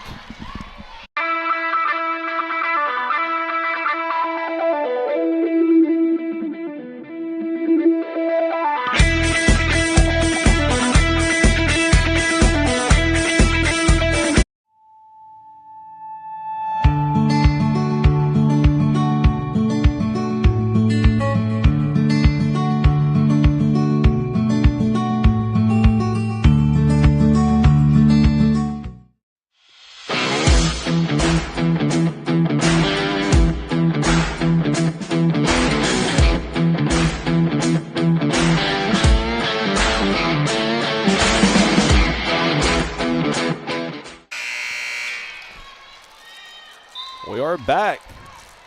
Coach, I think if you're Good Hope here and you're throwing it in, you're wanting something going away from your basket. If you're going to turn it over, and we hope they don't, you don't want to turn it under right in the scoring area. Make it they've got to advance. I don't know what she's going to do. Do we go to the coffin corners? Yeah, I think, too, if you're Good Hope, you have to – well, they did inbound the ball. You have to be careful. You do not have any timeouts. So yes, if you get yourself into a trap or into pressure, kind of like we have here, Allie Light with good hustle, and she'll knock it out of bounds. Number 3, Charlotte Duran picked up her dribble and had nowhere to go. 22.8 remaining. Cold Springs trailing by 2. Extending with full court pressure. Again, get it into Gibbs. Gibbs handles against Light. And Cold Springs 15. And we will get a foul call with 13.9 remaining. Number 3, Charlotte Duran will go to the line for 2. Crucial free throws here by Duran is if she can make both, you push it back to a 2-possession game. Yes. If you make one, then Cold Springs needs a 3. If you miss both, then they can just go play. Oh, yeah. Either try to two to tie or 3 to win. Coach, that was smooth right there. She did knock down the first. She not showing any nervousness on that shot right there. 13.9 remaining. Good Hope leading by 3. And she does miss the second. And we're going to get a turnover. Oh, a near turnover by the Eagles. The ball is out of bounds, and Cold Springs will have possession. 10 seconds remaining. These young ladies, you realize 10 seconds. Coach Adams is thinking about taking a timeout. Yes, Coach Adams will take a timeout. So with 10 seconds remaining to reset the action here, Cold Springs trailing Good Hope 43-40. Cold Springs with 5 team fouls. Good Hope only with 2. So fouls not an issue here for Good Hope. Well, I think Coach Adams is going to tell her girls here, 10 seconds is an eternity in basketball. You can throw it in, you can set something up, you can come off pick tonight. You don't have to come in, fling it up the court, and get something up with 4.5 seconds left on the clock. It's a long time. They've got plenty of time to set up a good open three-point shot. I believe I did see that I believe both teams are out of timeouts now. So, I don't know that you would with 10 seconds, but that takes going for a quick 2 completely out of the equation. You have to have a three-point attempt now. The thought went through my mind, we take a layup, but with 10 seconds, boy, you're cutting it close there. And if they're out of timeouts, then Good Hope could just let the clock run, not even go get the inbounds. So, Cold Springs, we will see man-to-man defense for the first time tonight by the Raiders. And we will get a steal by Zoe Gibbs. She dribbles into the front court. She will pull it back out. Passes to Neighbors. And the clock is going to run out. And the Good Hope Lady Raiders, the number 2 seed Lady Raiders, with a 43-40 victory over Cold Springs. Phenomenal second half by Cold Springs. Yes. Not enough hey, we said it a few times. Number 35, Zoe Gibbs. You get a late game situation, big steal by Gibbs, and she ices the game for the Lady Raiders. And, Coach, she got that ball. She looked straight up at the clock and knew exactly what she needed to do. And, hey, but my compliments to the Cold Springs Lady Eagles. They could have went in a shell at halftime. They made it a ball game. And I'm going to go out on a limb and say this is not the last time these young ladies will play for a county championship in their careers.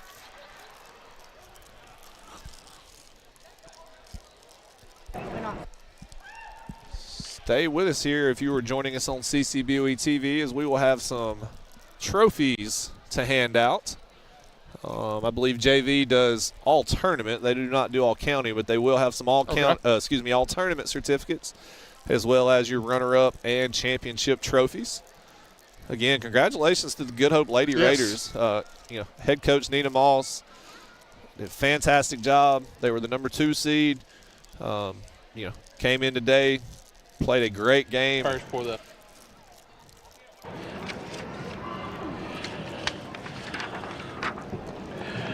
On behalf of the Cullman County Senior High Athletic Association, Superintendent Dr. Shane Barnett, and all of our teams, we would like to express our sincere appreciation to Wallace State Community College President Dr.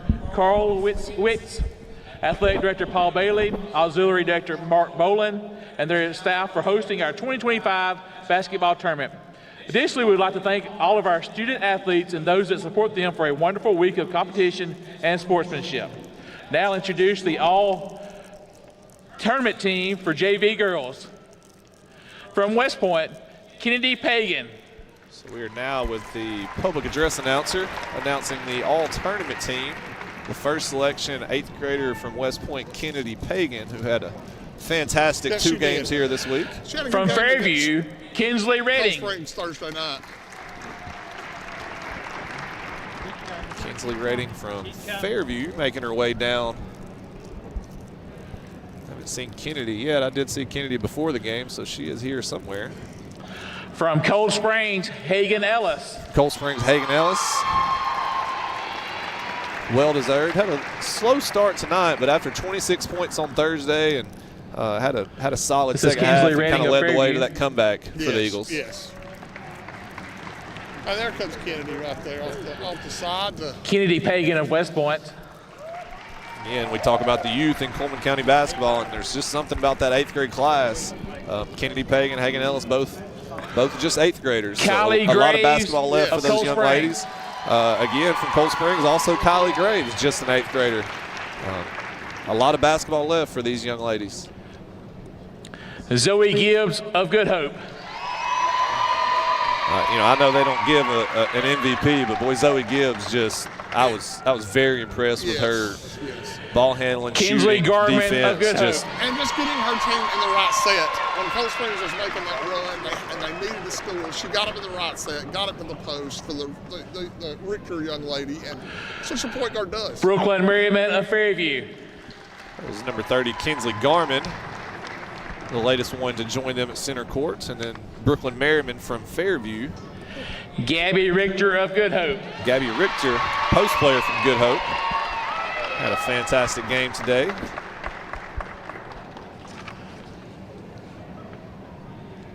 Hey, awesome to see Hagan Ellis right there reach over and congratulate the Good Hope girls beside her after a loss. Sportsmanship is not nothing that's forgotten in this game, in this county, and proud mom and daddies, I'm sure, to see their daughter congratulate the people that just took their championship. Brooklyn Merriman of Fairview.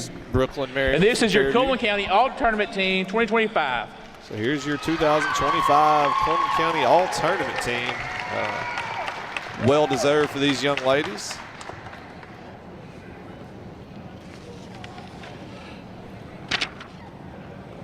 Joined out at center court by Cullman County Superintendent Dr. Shane Barnett. And your 2025 Junior Varsity Girls Division runner-up, the Cold Springs Lady Eagles, coached by Paige Adams. And not the outcome you want, but fantastic season from Coach Adams and the Lady Eagles. And we talked about their youth and kind of what they have moving forward. A bright future for the Cold Springs girls program. Yes, it is. It is. In your junior varsity girls division, champs coached by Nina Moss, the Good Hope Lady Raiders. And the Good Hope Lady Raiders just, what else can you say about Good Hope girls basketball right now? The varsity girls going for 4 in a row tonight. Yep. The JV girls here winning the county championship. And, these young ladies, also a fairly young team from Good Hope, and a bunch of freshmen and a couple of sophomores. And they'll be moving into varsity basketball in the coming years and try to continue that, what Good Hope has built. Yep, you're right. You're right. And, Coach, looking over here, we got 2 teams in the alleyway wanting to come out and play. I know you got a little rooting interest in this one also. You should, as a administrator at Cold Springs, and the Cold Springs JV boys and the West Point JV boys getting ready to tie the knot, which I think, it has the potential to be one of the best games of the day.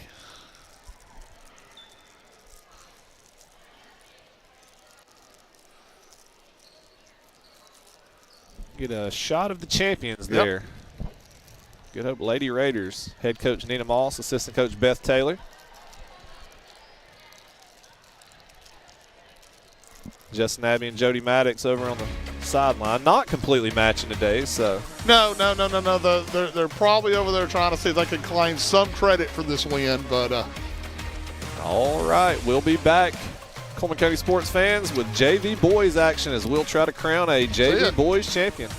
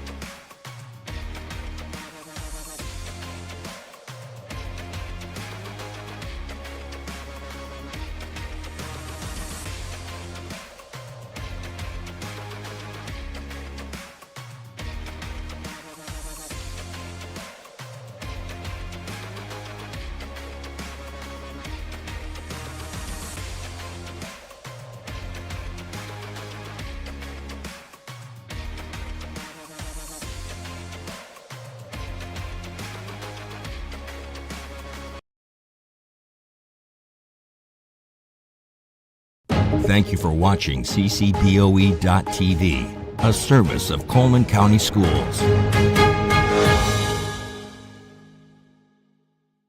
Now, live from Wallace State College in Hanceville, this is the Cullman County Basketball Tournament. All right, guys, we are live for the JV Boys Championship game. We've got Cold Springs and West Point. My name is Nate Ayers, and I am the principal at Holly Pond High School, and I'm going to attempt some commentary for you today. You're going to do a great job. I'm Jimmy Harbison. I'm from West Point. I'm dual enrollment history and our theater teacher. So looking forward to another great basketball game. We just saw a great one. Yeah, absolutely. Mr. Harbison is the second best teacher in his household. Absolutely has a rock star wife that I think a lot of, as you guys can probably tell. My wife still thinks very highly of Holly Pond. I don't think she ever would have left if we wouldn't have lived so close to West Point High School. But she talks highly of y'all. She loves all y'all over there, and y'all are a great institution over there. Let me go ahead and say that. I appreciate that. You know, you guys are you guys are both old school teachers, you know, throwing it back kind of like the Orange Blossom Special from Johnny Cash. Yes. We love to see old school teachers still going at it. Well, we got great kids in this county. Every school has great kids. We all love all our kids, and you want to be a part of their lives as long as you can. Absolutely. We were just talking about that a while ago. So many teachers and staff members are here today supporting these kids, and that's so good to see. Especially on a Saturday, you know, the weather's finally warm after a bunch of cold weather, so it's good to see people out here supporting these kids. We're about to tip it off. This one's got the making of a good one. You've got a guard-heavy West Point team, like to push it, and you've got a team with Cold Springs that is just massive. Yeah, I've never seen a JV team as big as Cold Springs is. West Point's going to control the tip. Number 4 bringing it down. Off to 2-0 on the dribble drive. Come up a little short right there. Rebound, Cold Springs. I tell you, and you've got to think when you get in the paint against those towers, they will adjust your shot. Absolutely. Cold Springs to the top of the key. To the wing, going to leave him open. No good on the 3, but 24 with a putback. That length very evident right there. Coach, could you jump that well in high school? No chance. I could not either. No chance. West Point with the ball at the top of the key. In a 4-guard set, dribble drive. Number 1 with the block right there. 3-point ball. Loose ball, West Point. 0 with a dribble drive and 1. And I'll tell you, that was a great defensive effort by Cold Springs. So that's with the quickness of West Point. They're a little bit of an advantage getting to the loose ball to get the second shot. And Tegan Heaton going to try to go to the line and get an old-fashioned 3-point play. I'll tell you what, you know, from my understanding, Tegan's kind of the spark plug of this group, kind of like the mitochondria of this offense. You know, is that am I hearing that right, Mr. Harbison? He is. Tegan's a good athlete. Tegan's a great young man, like all these kids out here on the floor. But he kind of makes them go. Him and J.J. Mink, they kind of push this offense. Got a 30-second timeout right there from Cold Springs. We're going to throw it to commercial. We'll be back with you here shortly.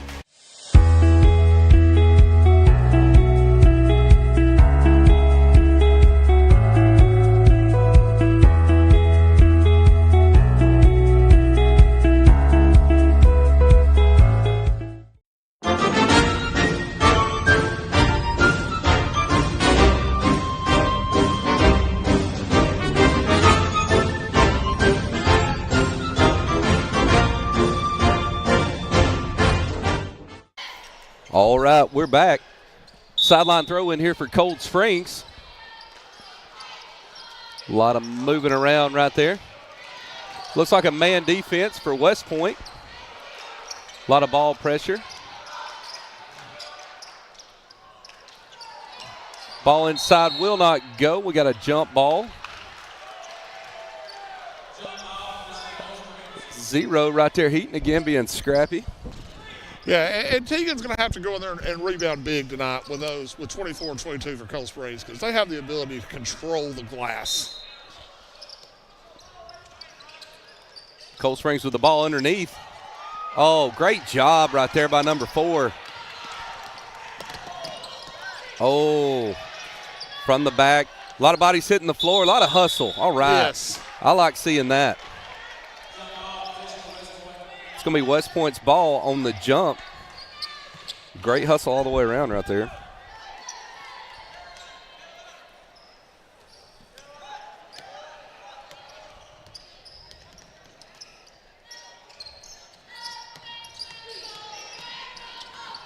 Ball in the corner to 14 right there.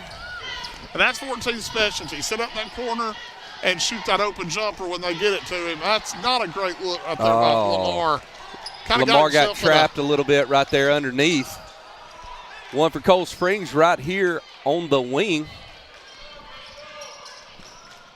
Dribble drive. Heaton with the ball, bringing it up the court. A lot of pressure by Cold Springs. Looks like we're going to have a foul. Right here on 22 for Cold Springs. That's Lyndon Hill. I tell you, that's what Cold Springs likes to do, whether it's 0, 2, or 4. Whichever one gets that rebound is going to play the point, and they're going to bring it up tempo. And that's what Coach Lee wants his kids to run, and they usually do a good job of it.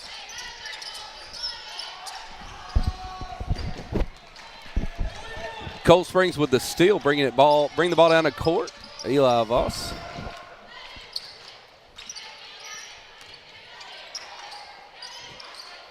A lot of dribbling side to side, not a whole lot of attacking right now. Yeah, a little bit of feeling each other out. One with the long mid-range jumper, that's Cash Dickerson. We compared them the other night to a boxing match. Each one just kind of feeling out your opponent, and we get settled in, play a little basketball here. Good take by J.J. Mink. Oh, Mink just a little bit too long right there. 2 with a rebound. Cold Springs running up the floor. Number 1 putting it in, Cash Dickerson. That's back-to-back buckets for Cash.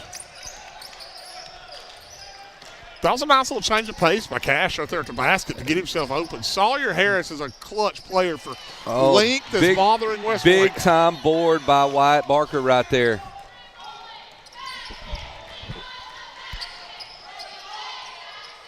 Cash walking the ball down the court. Number 4 with the jumper, a little short right there. That's McCain Smith. Right there. Mink bringing the ball up the court.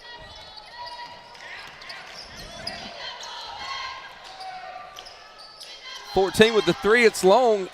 Heaton with the bucket on the trash putback. Good looking reverse layup right there. Yes. Teagan's a great athlete. He's a great athlete. Got a baseball pass all the way down the court to number 2, who will take it himself and 1. Number 2, Cooper Johnson, moves way better than his daddy ever thought about moving. Shout out to Brett. Talked to him this morning when he came in. I don't know. I'm an old Cold Springs guy. I think I remember Brett Johnson being pretty dynamic, or is my memory telling me? Dynamic. Wow. That's a big word.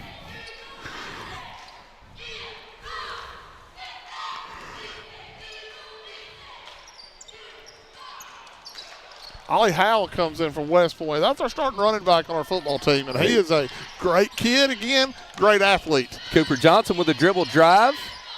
Pull-up jumper is short. Number 11 with the rebound, Eli Voss. We got a little full court pressure right here by West Point. Another baseball pass down the court. A 3-on-2 look. We're going to shoot a 3 and a 3-on-2. 11 with the rebound.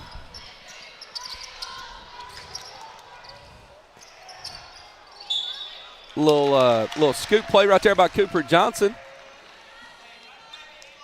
Looks like 32. No, I was incorrect. Number 2, Sawyer Harris with the foul. Cooper Johnson to the line.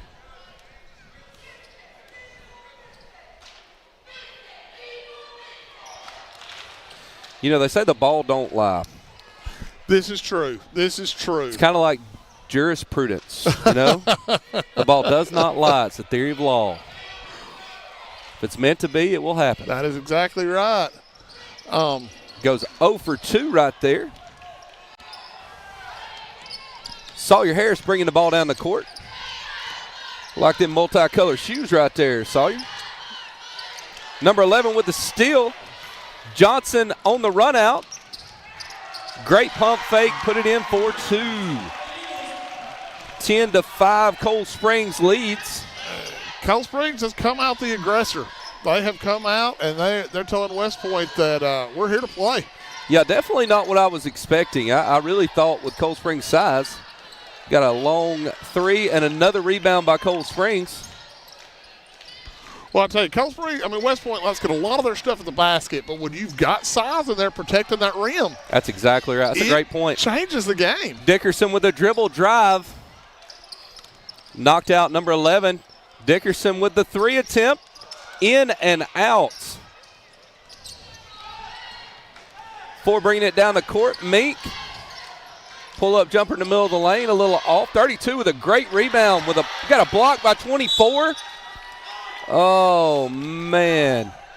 Great block by number 24 right there, Barker. Yeah, if you're Cold Springs coach, you don't want your guy making that foul down there because he was going to be hard to shoot over 24. Yeah, he reached between his legs. That's a bad foul right there. But it's okay. He'll learn from it and go on. Jackson Reed throws the ball in to number 2, Sawyer Harris in the dribble drive. This is about the pace that I was thinking we were going to see. West Point attacking the basket.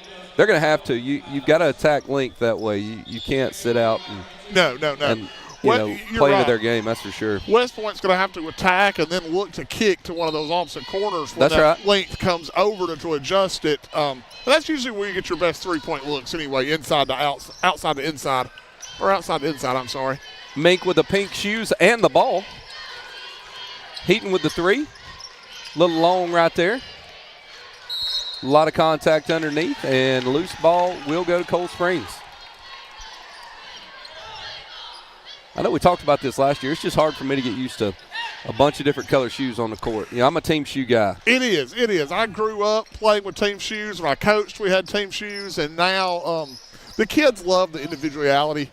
They love to be able to kind of express themselves a little bit, but it is different. Cold Springs with the ball at the court.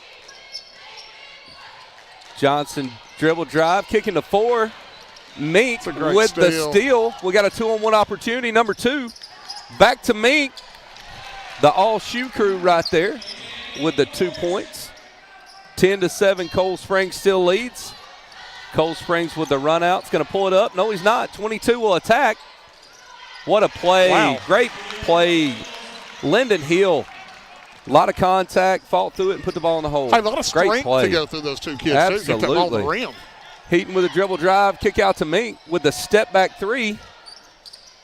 Off the front of the rim, 24 with a rebound. All right, we're going to have a foul right here with no time on the clock. Who's that foul going to be on? 32, number 32, Ollie Howe with the foul.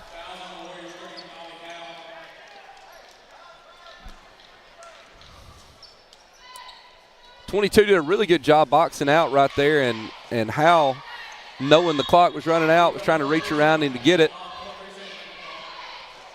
I think we got to put some time on the clock. If you got a foul, you got to have some time on the clock. Because I was thinking, what quarter's not going to go on? Yeah.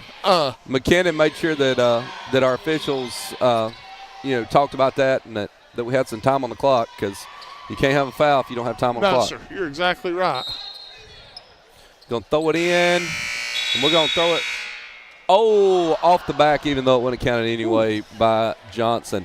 Hey, we're 12-7. Cold Springs has absolutely took it at West Point, and we are going to go to commercial at this time.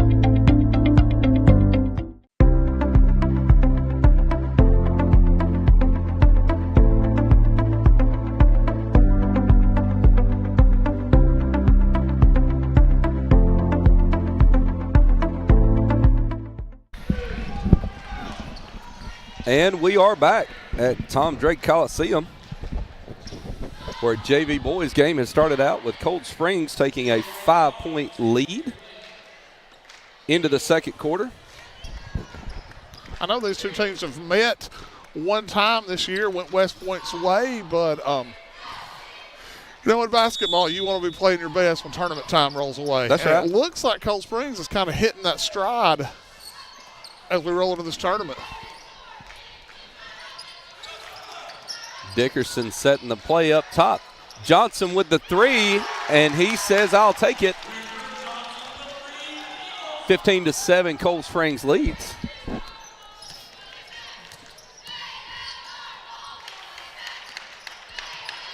Heaton with the dribble drive. 5 boxed out, 32 again. Howell. And I tell you, I hate to keep harping on it, but 24 didn't touch the ball, but his presence there, I think, made Teagan think a little bit.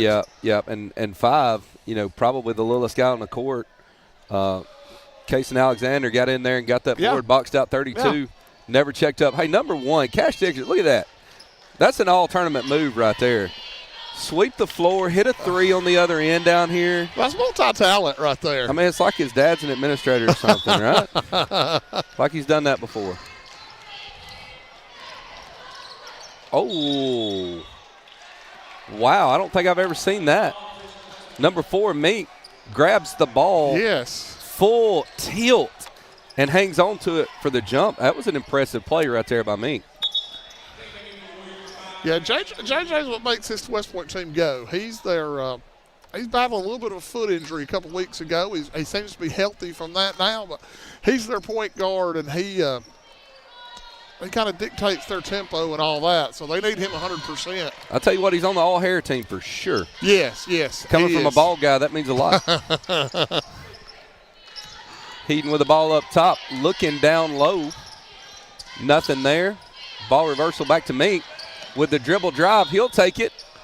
Looks like we got a foul possibly on number 5. That's correct. Cason Alexander.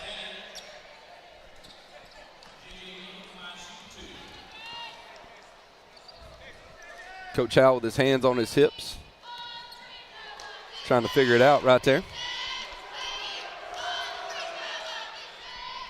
Mink good on the first.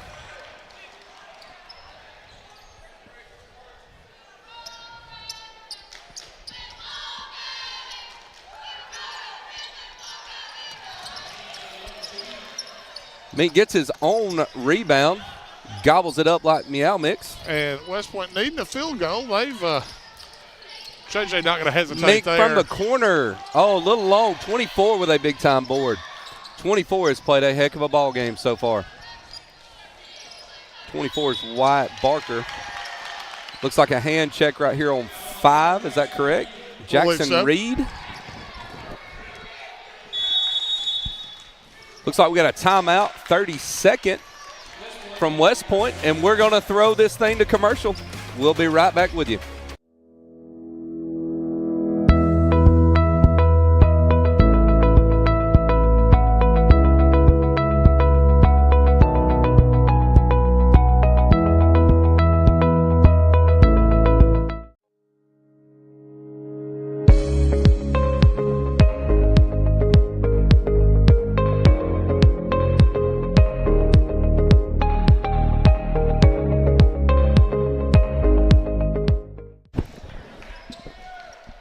All right, we are back at Tom Drake Coliseum on the campus of beautiful Wallace State Community College.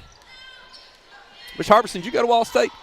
I did Wallace State, then the Athens State, that route to the teaching degree. The pipeline. I was in that pipeline. This campus has changed a little bit. A lot. Since we were here. Dickerson for 3. Mopped the floor and hit a 3. My guy, Cash Dickerson. Was money on that shot. I'll tell you, it looked good when it left his hand. Yes, it nice did. And smooth. Now, I'm going to tell you what. Mink with the big dribble basket drive. Right there for Mink. I like it. West Go right Point back was at needing him. the basket. Lets them set their press. A lot of pressure by West Point right there. Cold Springs needs to hurry. Yep. Ball across. 5 with another hand foul right there. He's been just about a half a step slow on the last couple. Yes, he has. But if he gets that extra step, he's going to pick that thing off. Don't have any doubt. That's his second, so we'll see how deep Coach Lee wants to go on his bench. He's got a lot of kids over there on that bench. Looks like he's bringing in number 14. 14 is Graf Byram. And Graf Byram is a pure shooter. He gets his feet set, and him and his brother on the varsity, they both have beautiful jump shots. Cold Springs doing a good job right now of taking the tempo and getting shots they want. And making West Point play chase. Yep. Dickerson up top. Ball reversal to number 5, kicking it into 24. That's going to be hard to stop if they can do that. 24 with the power dribble, Wyatt Barker, and the 2. As a West Point guy, that's what scared me against that team. If you get buried down low, that's just that's really impossible to stop. That's going to be tough to handle. Johnson with the rebound on the long 3. Picked it up a little early right there. Cash goes and gets it, picks it up a little early. Back to Johnson.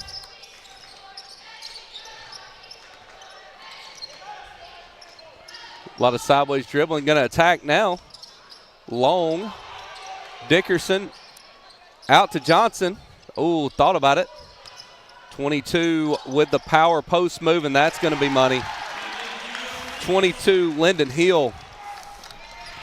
West Point down 12 now. We need to get going offensively. West Point's, this JV team, I've seen them a lot. They score a lot of points. Give credit to Cold Springs. Keep them 10 in the second quarter. That's a testament to the Eagles' defense right there. Ball going into number 30. Dig down. Hey, that's a great move, but there again, 24, Barker. I tell you what, it's been a long time since I've seen old school basketball like this right here. About 12 hours ago. 22 with the spin move and the scoop. 24 says, I'll clean it up with a miss. Straight down to the ground on the jump ball. Great job by 30 there getting in the mix. Rush Lamar. Yeah, Cold Springs is feeding the post and hitting threes on the kick out. That's going to be tough to handle. Well, their coach is doing a good job of working it through those post players to their guards. And, I mean, you go up to the next level. With Nate Oates, Alabama, he loves to do the same thing. It's one thing to come out of jack of 3 in transition, but they're doing it at an offensive set, which is fantastic. The deep 3 from Johnson is no good. He shot that one from Uzbekistan. That one did resemble his daddy just a tad right there. Mink brings the ball up the court. Mink picks his way through. That's a big basket for West Point. 3 right there by Sawyer Harris. That's a great shot. Oh, another baseball pass.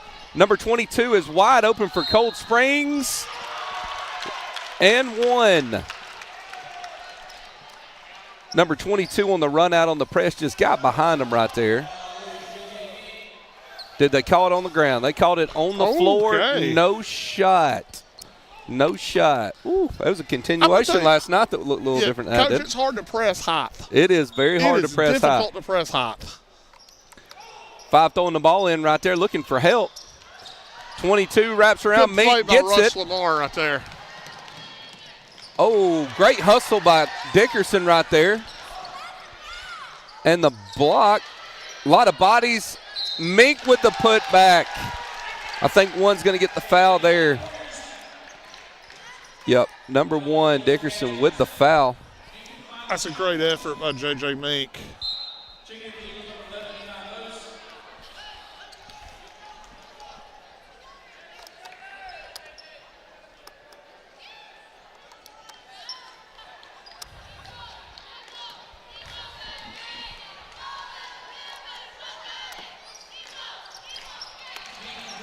Great job. Mink completes the three-point play the hard way.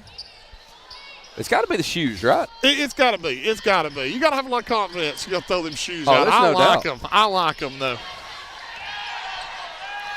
Oh, another long pass. I'll tell you what, Cold Springs is getting behind this press. 24 with the spin move on the double coverage right there. Wyatt Barker with 2. He's a big guy. Yes, he is. Cold Springs is a big JV basketball team. That's a good find right there. Good move by Sawyer. Sawyer a little long. Got a foul right there on 30, Lamar. But I'm going to tell you, the other guys from Cold Springs, 11, 1, 2, they do a good job rebounding when their bigs are pulled out of the lane there. That was a great position by number 11 there, Mr. Eli Vos.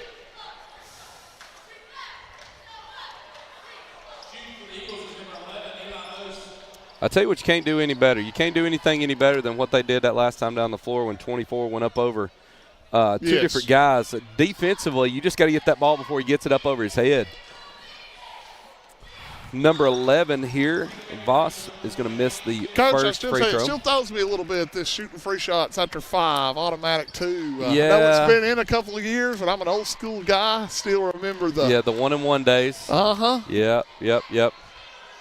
Yeah, it's different. Short on the second one as well. You know, depends on who you talk to. Some love it, some hate it. Yeah. If I'm a team that likes to run and gun and trap, I probably love it because you reset. I mean, because you can have 8 fouls without shooting a free throw. It's going to stay with West Point. I'll tell you, the game, it's changing at the high school level with that. The shot clock's coming. Yeah. So we're going to see a new era kind of basketball. Yep. Lamar with the ball out of bounds, going to Meek. Heaton saves that errant throw right there. Errant pass. Meek's going to drive, kick. They've done that multiple times. It's a good move by Sawyer Harris. Yeah, Harris with a great move right there.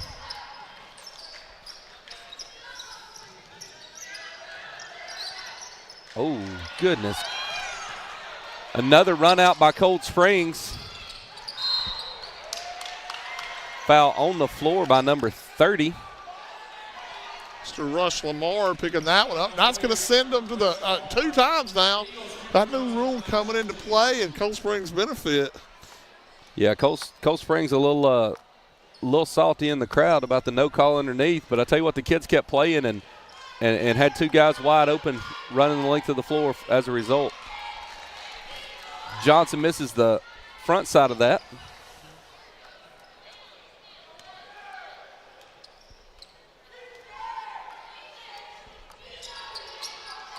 Say, Cold Springs just went 0 for the last 2 trips. And that's tough right there. You can't miss 4. No, you don't want to leave points out there. Harris,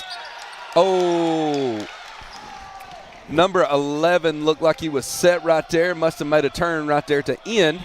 Going to have a blocking call. Harris being aggressive again. Yes. Sawyer's kind of making a run here for West Point to make sure we stay in it and we don't dig a deeper hole. I would venture to say that Coach Howe and Coach McKinnon are going to have something off that dribble drive, especially with 2. But you can't dig down because if you don't, Meek's going to go all the way to the goal. Right, you're exactly right. And both teams are not exactly lighting the free shots. No, they're not. The free shots up right now, and don't throw away the freebies to either side.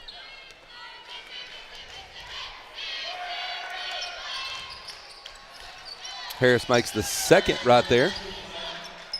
Dickerson with the ball out of bounds. Going a little 4-cross set with the pressure. 22, there's that length again. Automatic, we're 3-on-1. Number 4 steps out with the floater. Little long right there on the shot by Smith. Doesn't look like he ever got his feet under him on that one. Yeah, I think he would. If he had that to go all over again, I think he'd take that one back. Yeah, he rushed it a little bit, but that's okay. He's a high school kid, got a little anxious. I know I did when I played in this gym many years ago. Harris going right at 22, a little long. Johnson going to bring it up. 30 seconds left in this first half. I tell you what, if I'm a Cold Springs fan right now, I'm as happy as Buddy the Elf when Jingle Bells plays. This is totally true. Totally true. Cold Springs has. Look like a double dribble right there. Johnson with the deep three. It's going to be a little long. Under West Point's going to need to advance it plenty of time. Oh. A nice take by Sawyer Harris.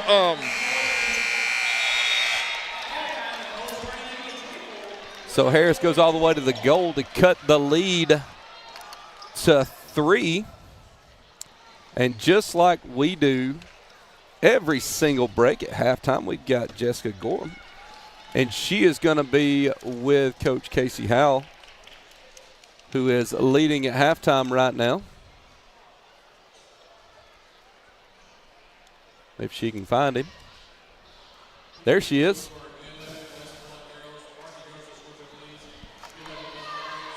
Coming to you, Jessica. We'll real fast. And she's going to ask me questions.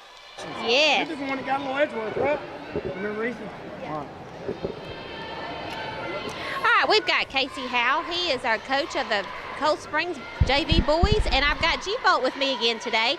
She's going to ask the coach a few questions going into the second half. What do you need to do to keep up extending the score? Quit turning the ball over. Yeah. Keep them out of the lane. Make sure we're boxing out, and then just make sure we get the shots we want on the offensive end. There you go. All right, good luck in the next half, Coach. Thank you. All right, we're next. We're going to go commercial, and now it'll be your turn for Dr. Barnett.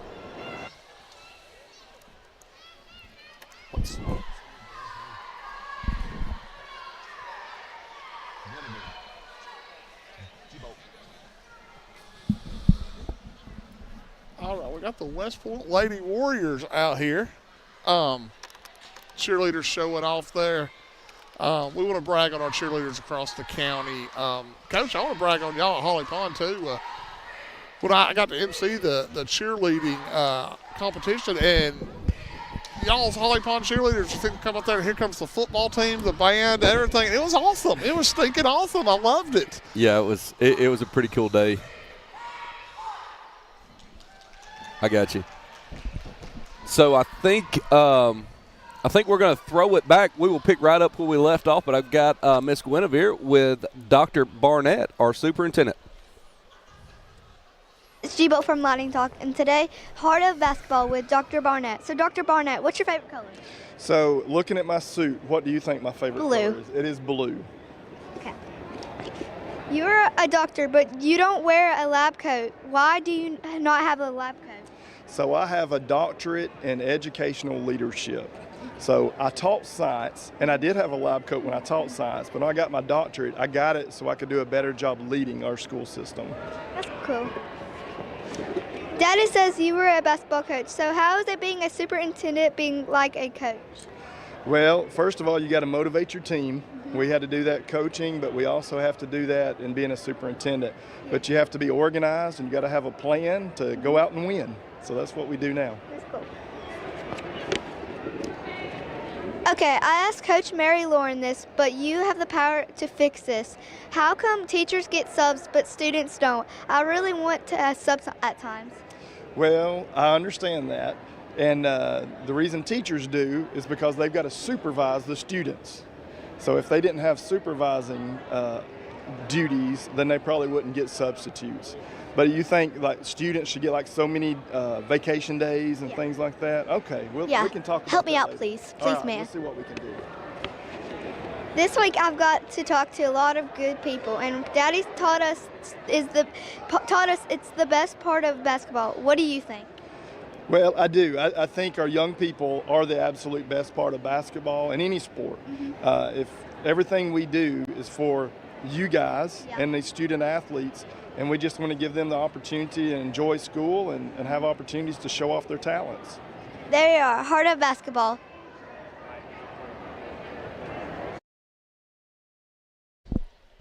Substitutes for students. That's epic. I love it. Love it.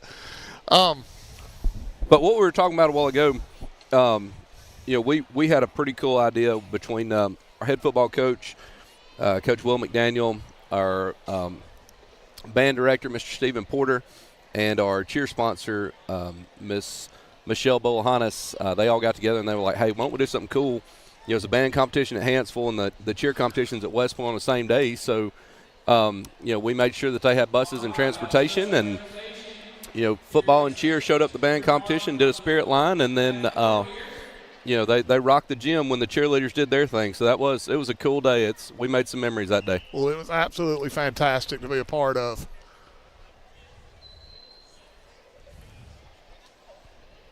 Looks like we've got a presentation going on at half court. There's something going on right here.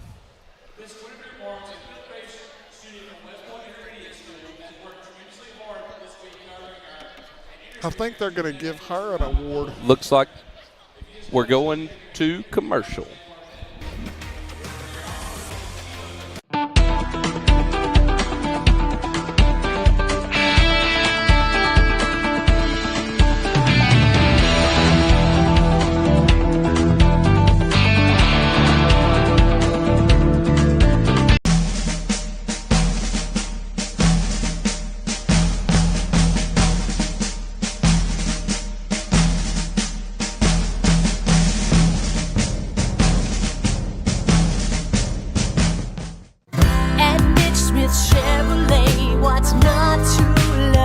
At Mitch Smith Chevrolet, you can expect to be treated like family, whether purchasing a new or used car, having yours serviced, or getting damage repaired at the Collision Center. Our excellent parts department quickly supplies parts and accessories for service and repairs, and to customers over the counter. Make the switch to Mitch. Mitch Smith Chevrolet. At Mitch Smith Chevrolet, what's not to love? Oh, that's a cool picture. Yes, it is. That's awesome. That's so awesome.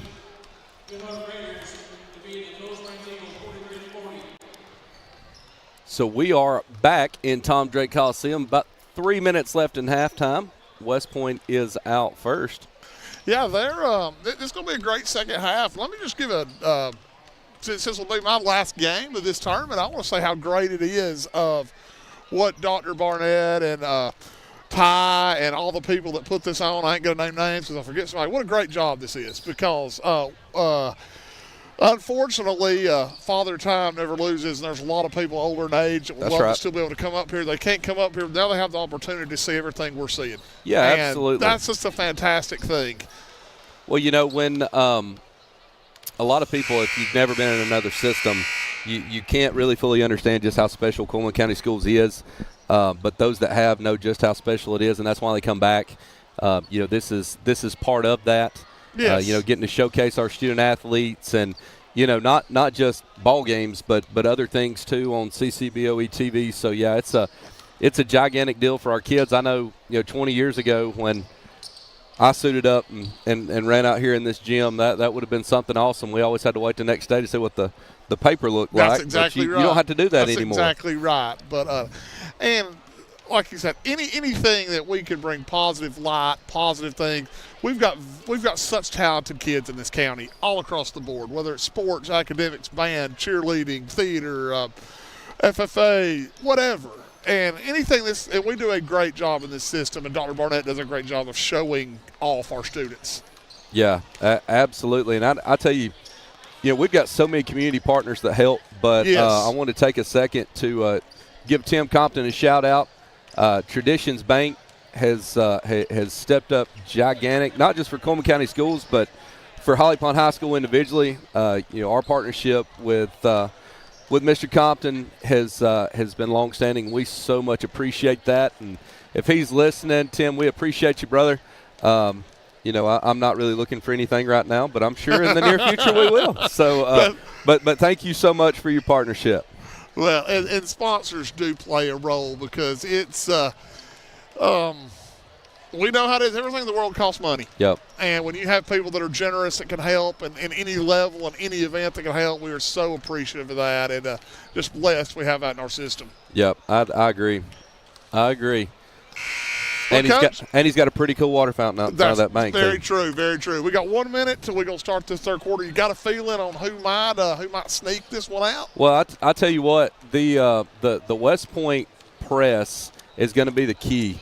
I mean, they're going to have to do a better job not letting people get behind them. Yes. But they do a really good job of covering everything up on the front side. I mean, it's almost like you're in a sandstorm and you can't see through it. But the problem is they're letting somebody on the backside of Yeah. that, and Cold Springs has hit the run out a couple times and it's really hurt them. So I think the key to the game is if West Point can eliminate that run out, Cold Springs is going to have an answer for Mink drive kicking to Harris right there. Yes. So I think it's going to be a chess match. I think it'll be fun to watch, and let's put the gloves on and get it on. Let's right? buckle up and go. Let's see what we got. We got 16 minutes left. We'll crown champion. That's exactly right.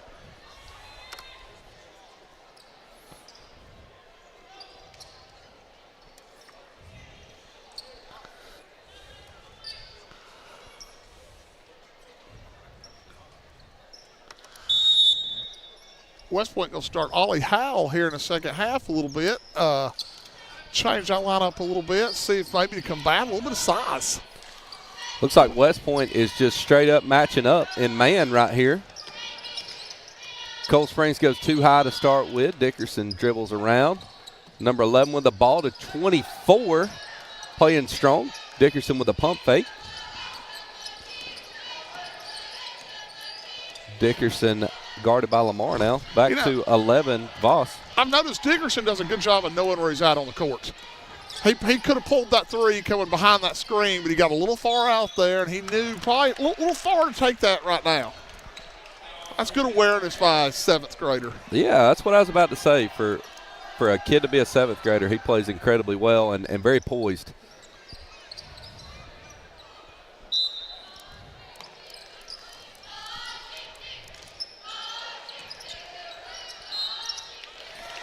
Got a foul right there by Lamar, it looks like, on 22. That's a tough guard for. That's a tough matchup for Lamar. That's a tough matchup for anybody. Well, that's one of them deals where you got to keep him from getting the ball down low, and if you do, he can't get it deep, and if he does, you got to get it while it's down. Yes. If not, you can't foul him. You just got to give him 2 points when he catches that deep. Yep. That free throw was foul trouble. That free throw was pure right there by Hill.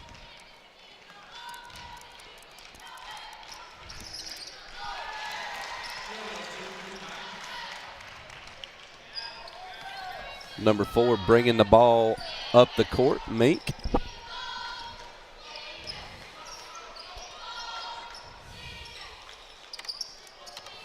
Side to side, filling it out right here. Mink goes away from the screen to Harris. There's that dribble drive. Oh, looks like a block right there. Yes, blocked by Johnson. And you can tell Cold Springs talked about how to defend him turning that corner, because he turns that corner downhill. Sawyer's going to come hard. Yep. And Cold Springs about a quarter of a step late there. Yep. Mink with the ball and a pump fake. 7th grader Dickerson guarding him right there. Swings the ball around to Heaton. Thought about it for just a second. Mink with the dribble drive. Kicks to Harris. There's the play. Harris the middle of the lane. And it rolls out. We'll stay with West Point. That thing went all How in the over world the did rim. Johnson get that ball? I don't know. He was under 3 different people when he got that ball. Wow. Lamar throwing it in. Looks like Mink's open. That's who will get it.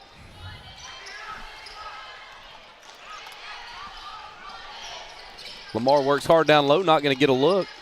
Mink's going to dribble, drive, shoot a contested shot. Be an interesting call to see what we have here. I'm going to call that on Cold Springs. Okay. Never seen that. Coach, I'll be honest, I think Ollie Howell's a little surprised they called that on Cold Springs. Johnson with the box out, and Howell goes over his back, and it's a foul on Johnson. Howell with a contested shot. 24 making his presence felt right there. Towards Cold Springs. I think Ollie was a little surprised. I think he was too. I thought he had picked up number 3. I think he's got 2, right? I believe he does. Now it gives West Point a chance to set this press. Let's see if they make an adjustment. Got tipped on the throw-in. They did. It got tipped right off the bat. Heaton dribble drive off to Harris. That's Harris's good find spot. Oh, just a miss right there by Ollie. Ollie finish that. Oh, and then a frustration foul right there on 32.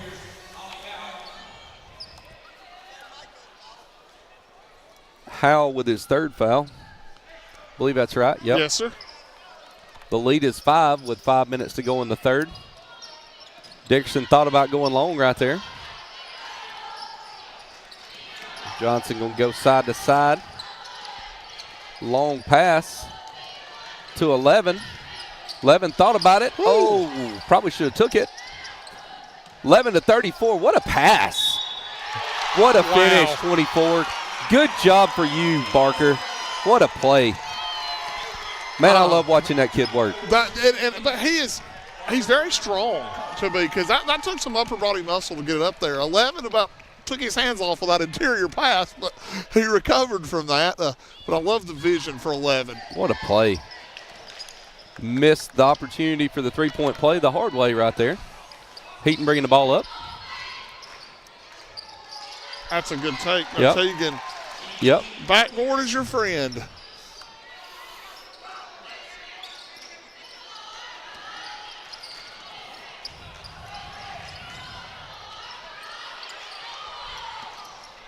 (24-22). Probably should have bounced past there. Harris with the pump fake. Try to take. 24 keeping the ball high right there. It appears that 11 for Cold Springs. Voss is going to come out of there. Oh, Lamar with the steal.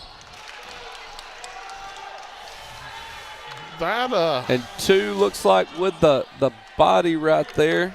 Cooper Johnson with the foul on number 30, Lamar. That would look like it come out of a good rugby scrum in that far corner. Yeah. I see old Pooh comes rolling in right there.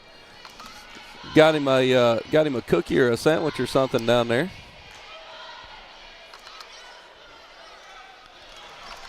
Team still missing free shots. You don't hope that doesn't come back to bite you at the end.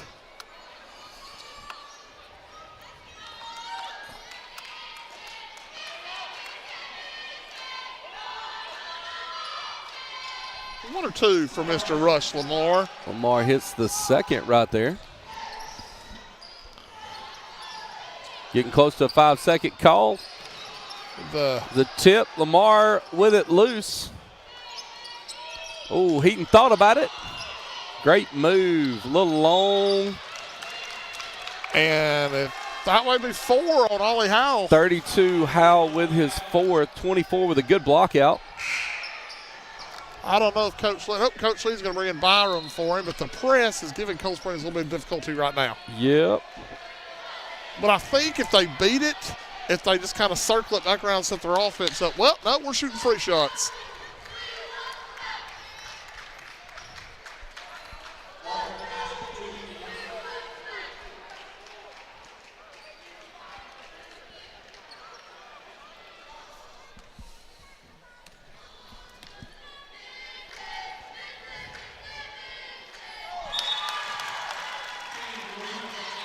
Bark hits the first. Did you watch the inauguration the other day when Trump was sworn in and swapped seats with Joe Biden? I did. Talked about it in class with my students. So they told them just thankful we had a peaceful transition of power. That was good to see. It really was. Maybe get them a little interested in what goes on in the world. That's right. So Harris was a big didn't have his feet set there. That's what Cold Springs is about to start doing. They're going to start sinking off of Harris and making him shoot that jumper because he is dangerous driving. Dickerson with a step back. Misses it, 24. Barker, I don't know how many he's got, but he has had a day. I've got him with at least 11. I'm going to tell you what, it's not fair to be that tall. When I caught a rebound down there, I couldn't just turn around and lay it in like that. Corner 3, no good by 14 for West Point. Johnson bringing it up. 14 was Byram.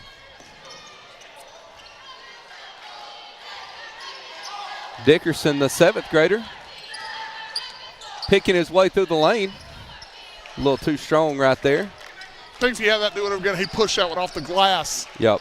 I think he wanted to, and then kind of changed it. Good take by J.J. Mink right there. Oh, Mink, what a play. Is just too strong. Good board by Rush Lamar. And we'll get a finish right there. Mink with the loose ball. Looks like a timeout. Full timeout. by West Point.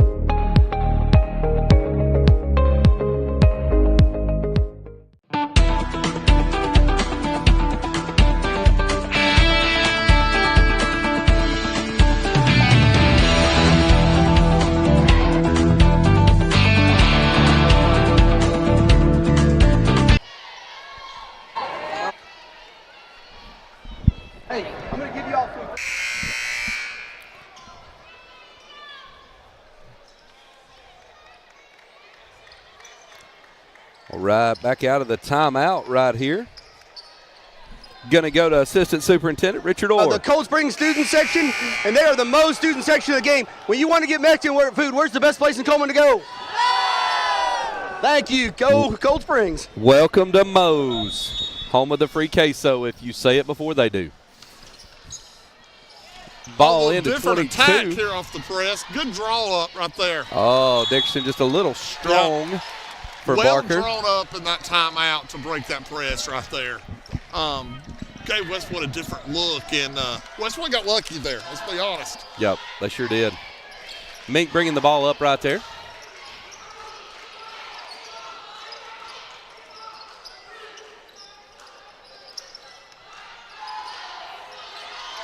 Heaton thought about it. Byram gets his feet set. Oh, that's a pretty shot. A little short, though. Dickerson bringing it up.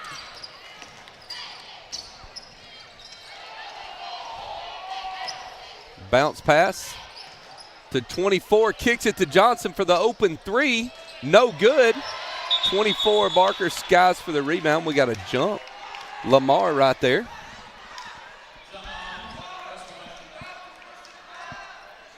I'll tell you what I seen on the way here. What?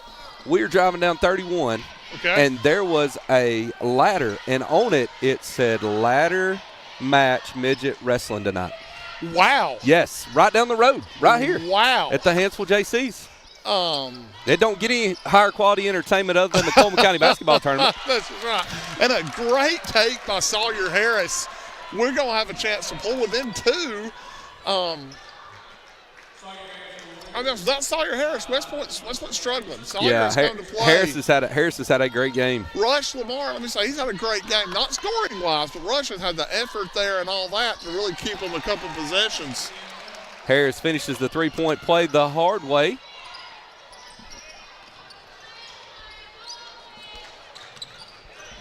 I'll tell you what.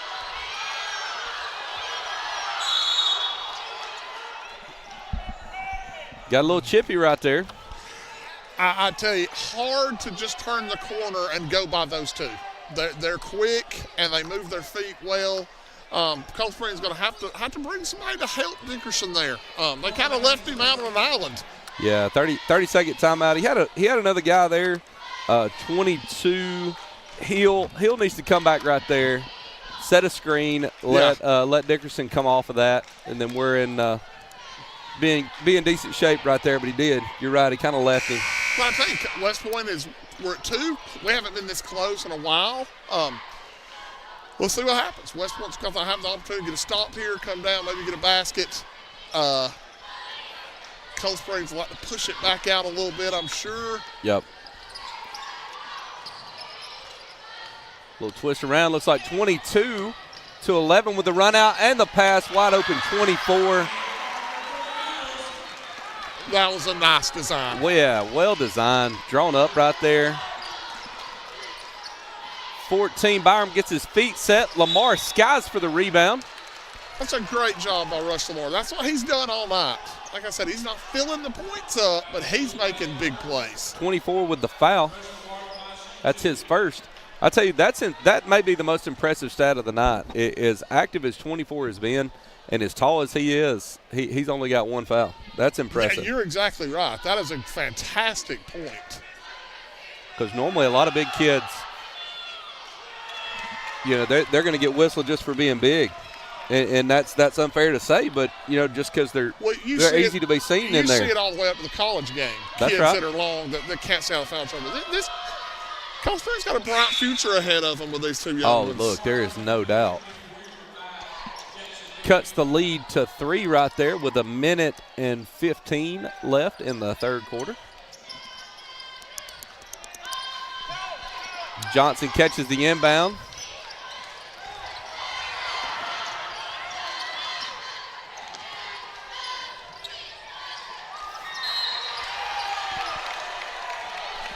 Back to the free shot line we go.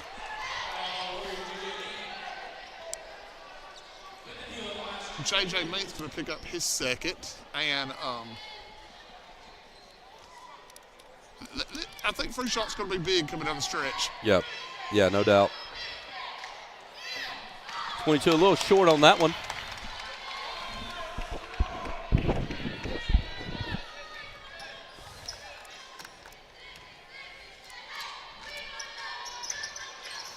And then a little long on the second one. Got to find the middle.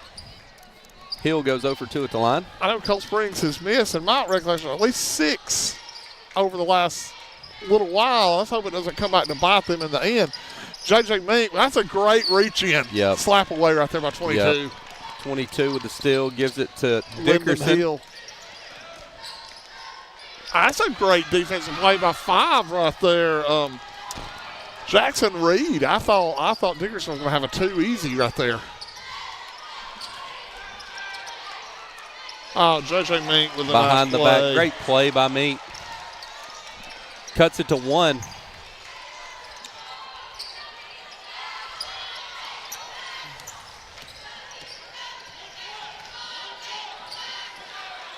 West Point with the trap.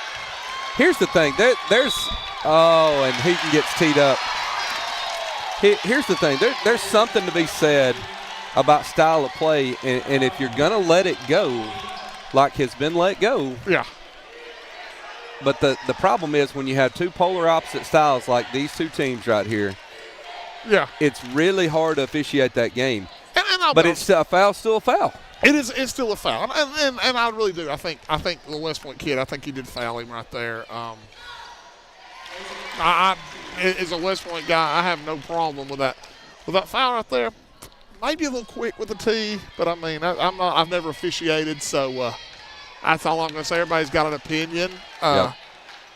But, everything can be a teaching moment. Yep. Everything can be a teaching moment. All these kids have a lot of basketball ahead of them, and you can learn from that right there. Yep.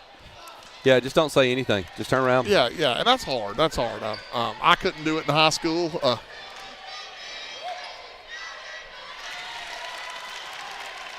Number 1, Dickerson hits the front side of the technical foul. But, emotions are hard. And they're young. Yep. We got to remember that. Sometimes emotions creep out, and they're like, Coach, I'm sorry. And I think Coach Lee handled it well. He didn't do nothing intentionally, and he said, hey, just learn from it and let's go. Yep. That's a tough stretch, though. I mean, you got to know where you're at in the ball game. It was a 1-point game. Very now it's a true. 4-point game. That's a tough deal. Going straight back to the jumping trap. And going to get a steal. Heaton with the steal.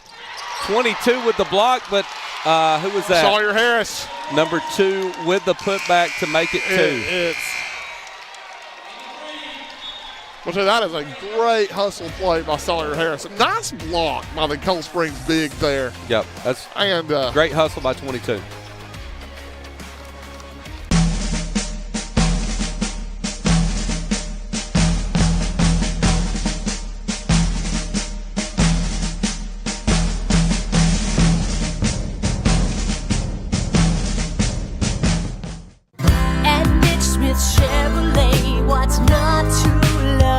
At Mitch Smith Chevrolet, you can expect to be treated like family, whether purchasing a new or used car, having yours serviced, or getting damage repaired at the Collision Center.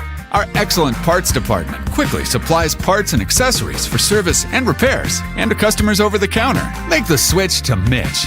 Mitch Smith Chevrolet. At Mitch Smith Chevrolet, what's not to love? All right, the fourth quarter is about to get going here at Tom Drake Coliseum. And it is a 2-point ball game. We hadn't been this close in a while. Yep, In a while we haven't been this close. So I agree. 22 back to Dickerson. That's a good steal right there. Good effort by Tegan Heaton. J.J. Meent's going to bring it. See if we can get a little something rolling for the West Point Warriors. Number 5 in the corner. Oh, did he call bank? Looks like the first lead of the day for West Point, and then they gave up a run out. 22. Harris fouls him on his way to the basket.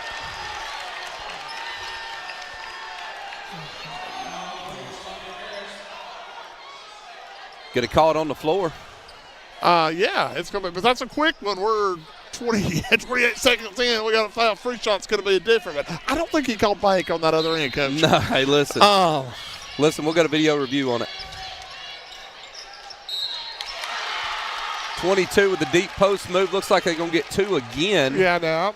Back-to-back plays. Harris, they cannot afford to have him get in foul trouble. That's 4. That's 4. And I'm going to be honest. I'm That's a West bad. Point guy. That was a foul. That was a clear slap. You got to call that.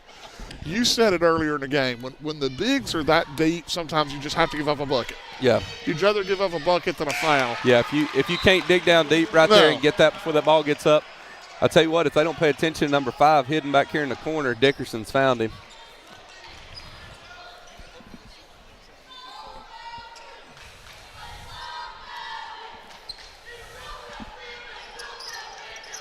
.22 a little long. Mink with the rebound. I'll tell you what, the point guard's had several rebounds today.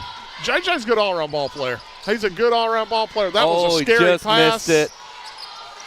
He called that a 3? He did. He did call that a 3. Byron's first basket of the night.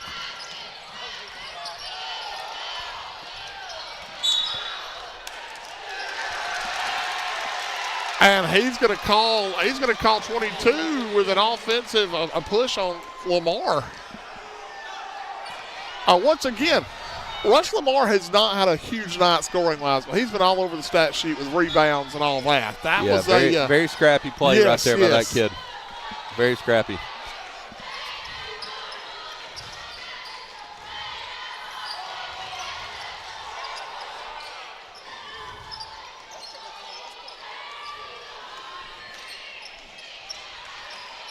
I tell you, Coach Lee going to tell him pull it out a little bit. The speed of West Point is getting some loose balls right here. I tell you what, you better not do it too early. No, because it's hard to get that momentum back. You do that too early in this game, that's not a good deal. Because this is what Cold Springs wants. This is their game. This is not West Point's game. That's for sure. Mink attacks, kicks out to Heaton. Well, we've said it all night. When you break that guard down and get in the rim, you've got the length of Cold Springs waiting on you. Mm-hmm. That's tough. That's right. Cold Springs going to need an answer here. A lot of sideways dribbling again. Oh, 11 had a lane. Loose ball to 24. 24. Great job by Tegan Heaton right 24 there. Throws it away. Got it. Saw that one coming from a long way off. You'll call it on the floor on Heaton. And I think that's one that left his hand. Tegan said, I should not have threw that. You could see that from half court. Johnson broke across like that. I mean, just like a DB coming across. Take it from a guy who had a lot of turnovers in high school. There are certain ones that I threw that said this is not going to work out well. This is not going to end well. This is not where I need to go with this. Looks like timeout West Point right here. Full timeout. And we are going to commercial break.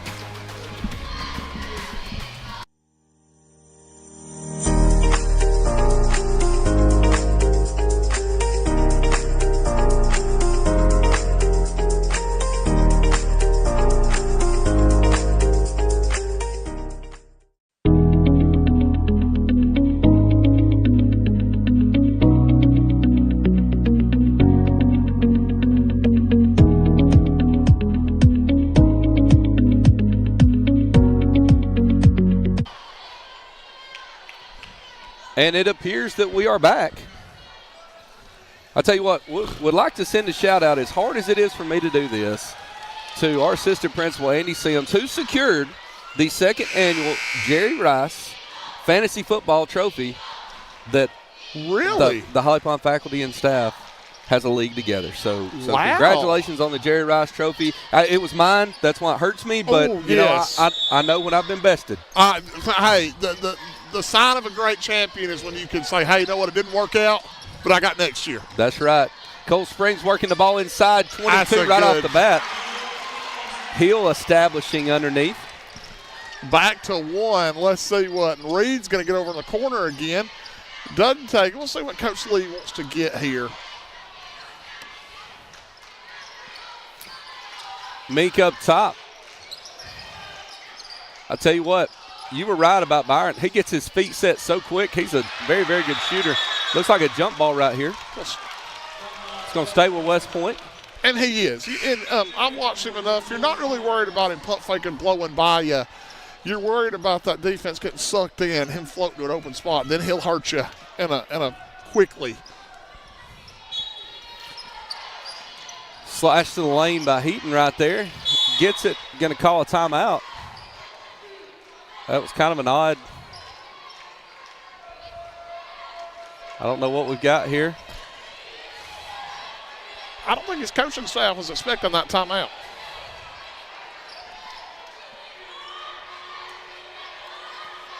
They're saying somebody is 6. Somebody has 6 on the floor. Oh, I'd like to go back to replay to see. Somebody was. Adam McKinnon's coming over to try to get an explanation as well.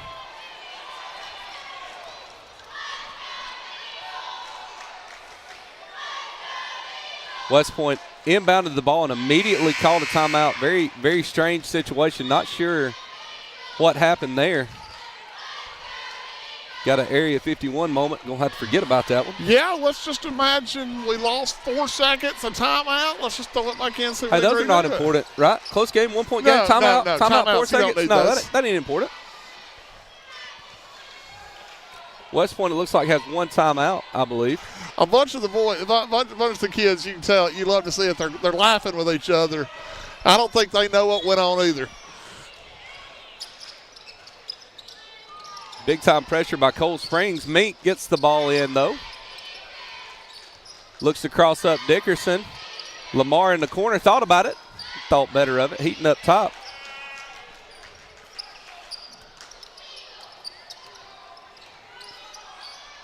Oh, Harris with the step through, going to be short. And I tell you, that was a pretty shot play by Sawyer Harris, but he just couldn't get it to fall. Great rebound out there by Cold Springs. Dickerson looking to push. 11 to 22, 22. Hill putting it in right there. Cold Springs back up 1. 14 sets his feet, lets it fly. Once again, there's Rush Lamar, and looks like we got a foul on number 2, Johnson. They're going to call him on a hold right there. Hey, shout out to my wife who is on her way to Taco Bell to pick me up a quesadilla. Well, how awesome is that? That's amazing, isn't it? I mean, that is fantastic. Grilled chicken, too. It doesn't get any better than that. No. On Championship Saturday. Oh, Dickerson with a cheap foul. Trying to wrap around right there and knock it out.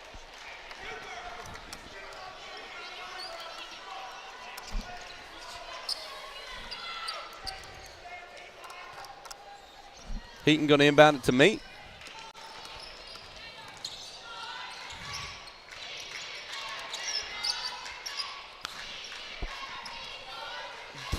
Oh, Harris with the heat check. Bam, hits right it. There. Sawyer Harris with a massive shot for West Point. That's a big shot in many ways because now they're going to have to close out on him. I mean, Cold Springs with the numbers. Late whistle right there. Lamar's going to be called for the block, I believe. Oh, they're going to call it a hold. They can call it a shooting foul. I'll be honest. You hate to see Rush pick that up, but Cold Springs has struggled a little bit for the free shot line. So, in a way, if you're going to try to get a positive out of a negative. Yep. But that is 4 on Rush. Johnson misses the front side. 24 needs to get his legs back under him. Looks a little tired right now. I think Lamar's kind of got in his lower half right here. Yeah. And been able to push him around a little bit. Johnson hits the second.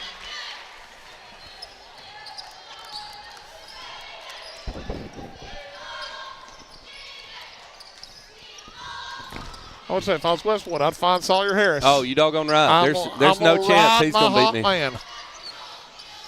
Cold Springs leading by 1. Mink thought about it, thought better of it. 2:50 left here in what has turned into an absolute epic battle. Mink with the crossover. And once again, there's Lamar. With the that's a hustle play right there. Great play by Lamar. That is. Just 24 with his second foul. So the next foul on both sides, we're shooting. So we're 4-4, and we're shooting 2 the rest of the way. 1 point ball game. West Point to inbound. Oh, good Mink, move what right a there. fake. Good move by J.J. Mink. 3-point game now.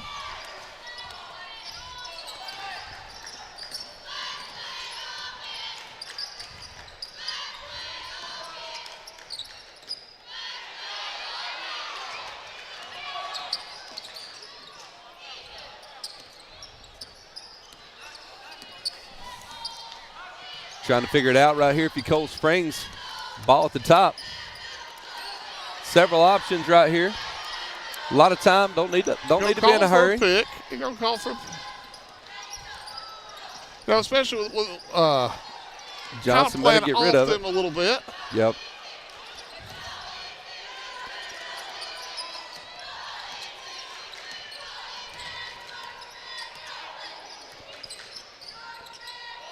Oh.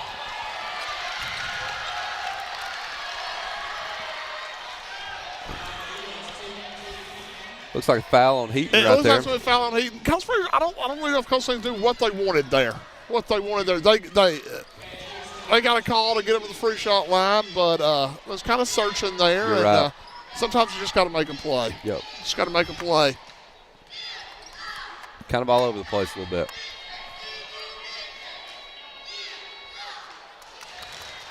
Dickerson misses it. I tell you what, could be the tail of the tape at that free throw line. Cold Springs has struggled at the free shot line today, and I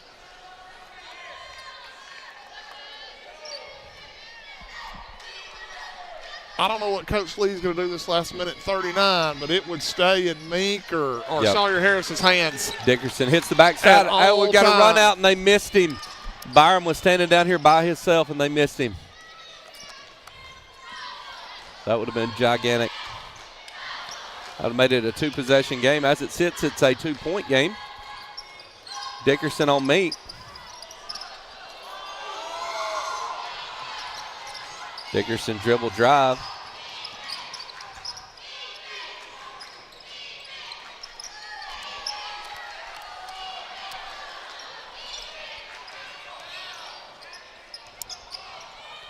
Oh, that's a nice take. Harris up and under.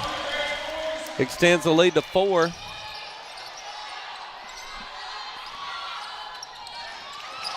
Ball on the floor right there. Timeout, Cold Springs. 4-point lead. Big time play by Harris right there. Big time play. Big time play. Sawyer's a great kid. He doesn't lack confidence to come down baseline in that situation and go reverse. That's impressive. Yep. Definitely a big play. Big play and a big time.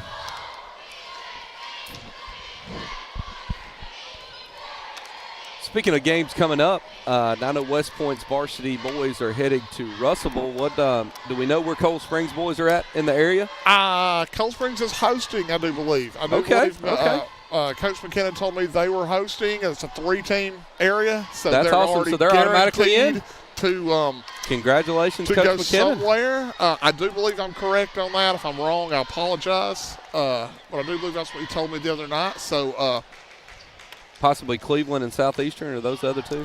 Probably somewhere in there. I know West Point's got Lawrence County. If we can get by Lawrence County, we'll get Russellville at Russellville. and then we'll branch off if we get to there. Let's worry about Lawrence County first. That's right. What about Holly Pond? What are they looking at? We are traveling to Locust Fork for the boys, and we will play JV Pennington. Okay. And girls will be at Vinemont. Girls are in a tough region or tough area. And we get, I believe, Locust Fork. Yeah, Locust Fork will play first round. And Locust Fork's girls won the state championship just a few years ago. Yeah. Locust Fork's boys were in the finals last year. Dickerson with a 3. Oh, that's a bit. Bounces out. Hey, Lamar with the hustle play, but the ball's still loose. Ball out to Johnson. A lot of time running off. Got to get a shot up.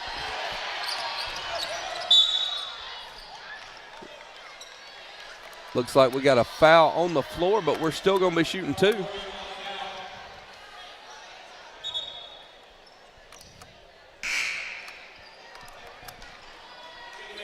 Looks like Hal has fouled out, number 32.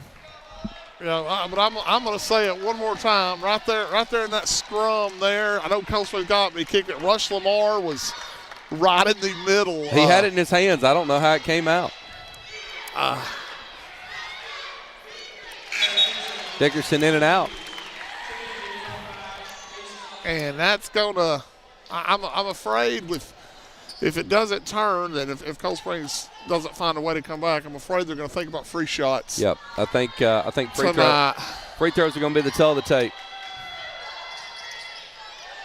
0 for 2 for Dickerson. Just hold on to it, Teagan. Make them foul you. This would be Coach Lee's first county championship over here at the JV level. He's lost the last 2 years on a buzzer beater. Yeah, I talked to Lily, his wife. I had her as a student. Great young lady. Actually, when we played him at Holly Pond, I played Jesse's girl over the speaker just for Lily. And shout out to Lily's family. Those are great people, great Holly Pond people. Speaking of Holly Pond people, Tegan's daddy, I believe, was a 01 graduate of Holly Pond. I did not know he was a Holly Pond person. Yeah. Matt taught at Holly Pond for a little bit, and then I think he ended up at Harmony before he's come to West Point for a while. Yeah, kind of doing the State Department thing, I think, now. And Teagan with a steal. Hustle play. Hey, guess who's got the ball? Rush Lamar. I mean, he's been around it all night. And Coach Lee is excited over there. Yep. He's lost some heart. Hey, but like I said, I'm a West Point homer over here, but I want to shout out to Cold Springs. They fought. They played well. Couple bounces didn't go their way, but they got a bright future down there coming up. Yep, absolutely. Hard not to be excited if you're a Cold Springs basketball fan. Both JV boys and JV girls in the championship. Yeah. And I tell you what, for a small school to have 2 teams, yeah, that's big. It's a gigantic deal. And I'm going to tell you, Coach Foes could look over here, and he only loses 2 seniors next year, and he's probably thinking about where can I put Mink and Harris and Heaton on my varsity next year, maybe Lamar, and he's got to be excited about what he's got coming. Time's going to run out. It's going to end up 5 points, but I'll tell you this. It was a lot closer than 5 points. Yeah, it was. It was a lot closer. So congrats to Coach Lee and West Point. They earned that one. He's still grinning over there. He's excited. He'll probably be grinning for the next 2 weeks. But you love to see a game. We had a lot of fouls, but there was nothing unsportsmanlike. Both teams showed a lot of class, and that's what you want in a ball game. Yep. So we will be giving the all tournament coming up. We'll be giving some hardware away. You can see the 2 Cold Springs and West Point guys hugging each other out, Johnson and Heaton, and they fought each other hard. But at the end of the day, it's a ball game, and friendships will last a lot longer. Yep, that's exactly right. There ain't no doubt. I still have conversations and pick at people that we used to play. So it's definitely fun. It is, and I've always said there's a friendly rivalry between Cold Springs and West Point. Athletic Association Superintendent Dr. Shane Barnett and all of our teams, we'd like to express our sincere appreciation to Wallace State Community College President Carla Wicks, Athletic Director Paul Bailey, Auxiliary Director Mark Boland, and their staff for hosting our 2025 Cullman County Basketball Tournament. Additionally, we thank all of our student athletes and those that support them for a wonderful week of competition and sportsmanship. Got the sweet kicks as always. Oh yeah, he's set up. His shoe game. He's gonna say my shoe game's gonna rival any of you kids. Now let's meet the JV Boys All-County Tournament team. From Cold Springs, Lyndon Hill. Lyndon Hill, number 22 for Cold Springs, played a fantastic game. Very, very good ball player for them. Hill had a great game. Wonder if his big sister was the Hill girl that was so from good. Good Hope, I have no idea. Aiden Young. Mr. Aiden Young from Good Hope. Don't know if he's here, but this is a great honor for these kids. I remember making all tournament from West high Point, school, and J.J. Meek. Meek, very deserving. Yes, no doubt he needs to be on that team. I'll tell you what, the 2 guys in the 2 pink shoes are the only 2 out there right now. That's exactly right. If Dr. Barnett next year needs a pair of pink shoes. I think he needs to rock from them. Fairview, Ty Babb. Ty Babb for Fairview.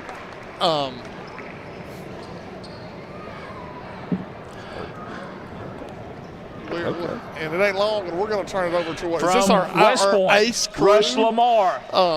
Rush Lamar. Hard to argue with that for his effort. You can't argue with that at all either.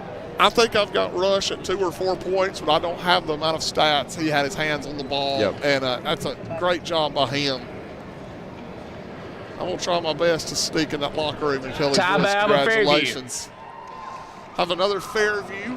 I think this is Babb coming back. This is Babb. Yep, you're right. He come in to get his. From Cold Springs, Cash Dickerson.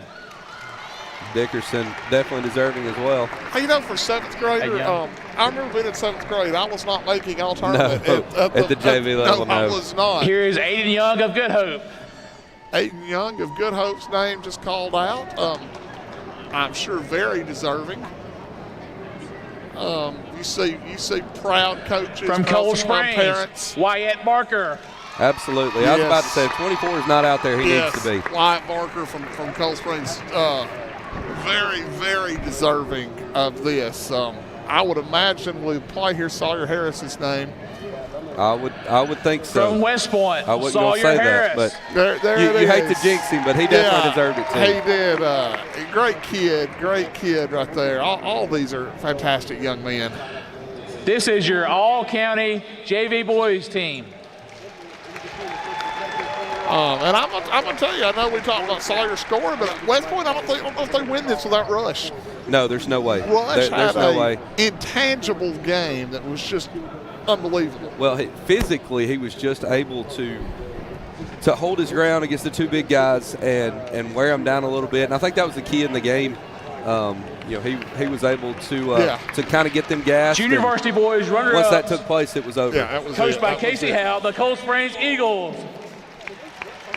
Congrats to Cold Springs. So, hey, listen, again, a school that's Cold Springs size to be here, and their future is ridiculous with what we're looking at right here, and they're all young. There's no. We have stood in the morning talking at West Point about Cold Springs is going to make some noise in 2A very soon. And your 2025 Junior Varsity Boys Division champions, coached by Jesse Lee, the West Point Warriors. Congratulations to the Warriors. Yep. I think they finished the year with just 1 loss. And yes, ma'am. Good luck. Congratulations on great years by both teams. Yeah, and congrats to Coach Lee for finally finishing that off. Yes. It's the look on his face tells you how big that gorilla that was on his back was. How heavy that was. The kids told me in class today they wanted to win it for him. They said, we won't get Coach Lee one. And he's got that trophy in his hands, and I've had that feeling of winning one, and it's a nice feeling. A little win one for the Gipper right there. Is that what you said? That's it.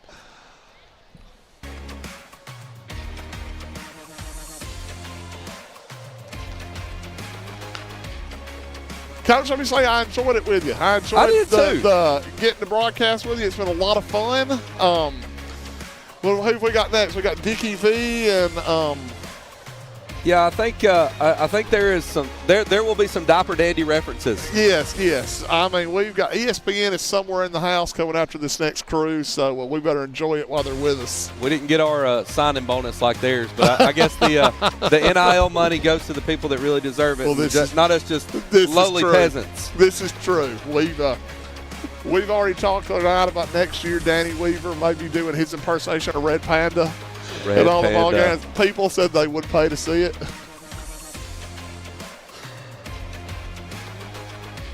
So, hey, 2 more to go. We've had 2 great games. That's right. 2 more to go. Let's hope we can get 2 varsity games just like we had JV. But right now, we're going to send this thing to commercial, and we're going to take these headsets off and go get something to eat. Yes, sir. Thank you.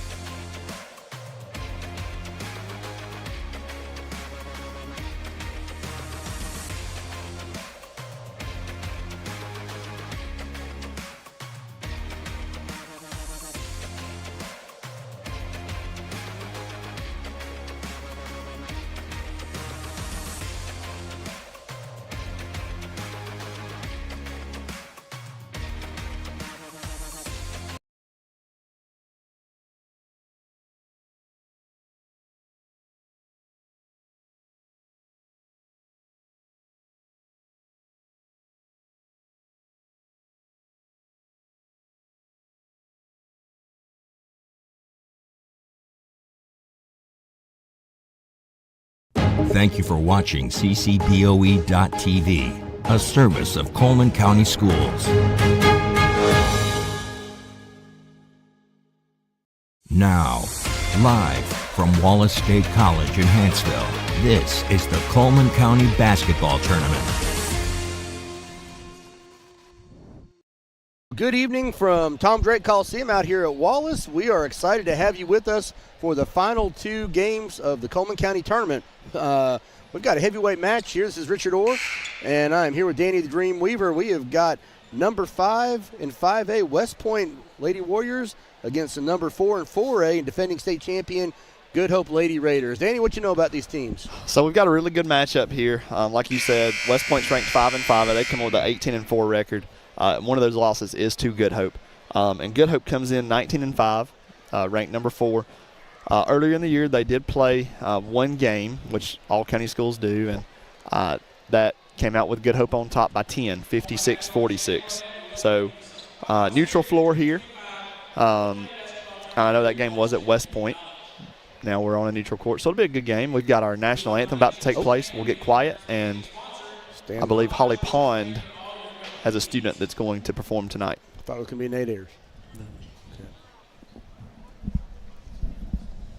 We ask everyone to please rise and bring your headwear for the playing of national anthem. We may need a little help on it too. You can help us out. Are we supposed to be singing?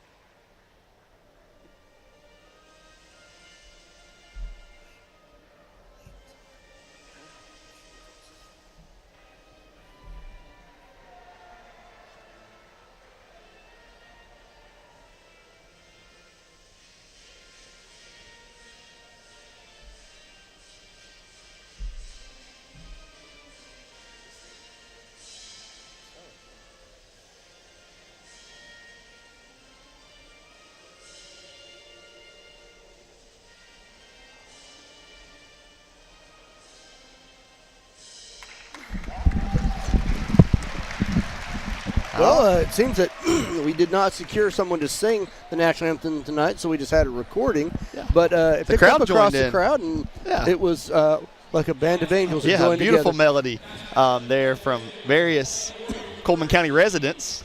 No true singer there, but some beautiful angelic voices throughout the crowd.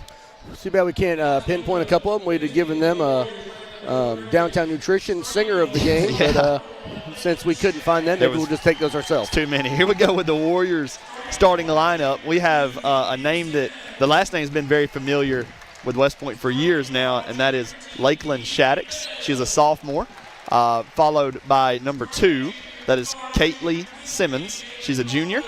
Number 10, Patton Brooke Fale. She's a junior. Number 23, and her twin behind her, number 33, that's Jalen Faulkner and Cameron Faulkner. And Coach John Welburn starts 0 seniors. Does he really? Yes, he does. So that is a good feeling for him as a coach. Got the Good Hope starting lineup. Number 1, junior guard Lexi Marshall. And then, of course, senior number 2, Ava McSwain. By number 15, 8th grader Sophie Conrad. Wow. Yeah, she can go too. Evidently. Number 24 is sophomore Ella Gossett. And rounding out their starting 5 is senior Jolie McCann. Yeah, and Jolie, was injured last year and got to come in, I believe, on that state championship game at the very end. That's right. Yep. And she's a workhorse. If anything around the rim is loose, she's going to come up with it, and she finishes really well.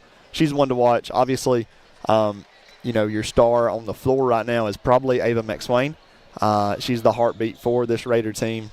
The twins at West Point I don't know if you've watched them much, the Faulkner twins. No. They are really fun to watch. And then you've got Lakeland Shaddix, who, does a good job in the middle. There's a lot of talent on the floor, Well, and I guess you'd expect that with 4 versus 5 matchup. Obviously different classes, but it's what you'd kind of expect. Yeah, when you're talking about the entire state of Alabama, and we've got a 4-5, you don't see that in a lot of counties. Well, and don't get to say it very often outside of really Cold Springs girls, but defending state champion also. Yeah, it's a special game. Shaddix deep for 3, misses it, and the 8th grader Conrad comes down with it. She looks to push. And as you mentioned, that Shaddix last name has been a very for so long. Yeah, and they're all so tall, long arms. Kind of a late pass to the cutting. I would say Swain. Coach Webber was very happy when he met the first Shaddix daughter coming up. I assume who was their dad? I'm not familiar with their family. I have no idea. Okay. I would assume he's tall. He's probably tall. Yeah. I know there were some Shaddix, my sister-in-law went to West Point, graduated 95, and I think there were some Shaddixes back then that were pretty athletic. So I guess that's probably been a name around there for a while. I would think so. West Point coming out with a full court man-to-man. And I think Good Hope likes the man-to-man, but John Welborn thinks he has the tools to play with him that way, and they come up with a jump ball, and it's going to go to the Warriors. Catching us up from Facebook, Charity Allen has told us that Charity Allen said her husband Kelly was home singing the national anthem. He should be the Downtown Nutrition Singer of the game. Captain Kelly Allen, thank y'all for watching. I'm sure he sounded like an angel as well. Oh, you know it. I guess Shaddix girl, her mom is April. She's tall, they say. Okay, they said Dusty is actually helps coach on the bench over here with the Warriors. He is Dusty Shaddix. He's listed as an assistant coach along with Richie Penn and Hayden Vose. Okay. Well, how about that? Yep. Probably should have picked up on that in the sheet we had here. Nice shot, number 33 from West Point. That is Cameron Faulkner. Like you said, 2 twin sisters there. West Point with an early lead, 4-0. Wow. Aggressive. She got away with one there. Yeah, she did. Still with that man-to-man. Coach Abbey decides to go 4 out, 1 in. West Point's they're a bigger team, They are very, very tall. They just and I would say Shaddix, they probably list her. She's every bit of 6 foot, probably 6'1". We'll get that height there in a second. Somebody will help us out here. Well, I can pull it up off Dragonfly. I'm sure someone knows it by heart. No need wondering when we have the World Wide Web at our disposal. That's true. Nice pull up, misses. She's off. Rebound by, I believe that was Simmons.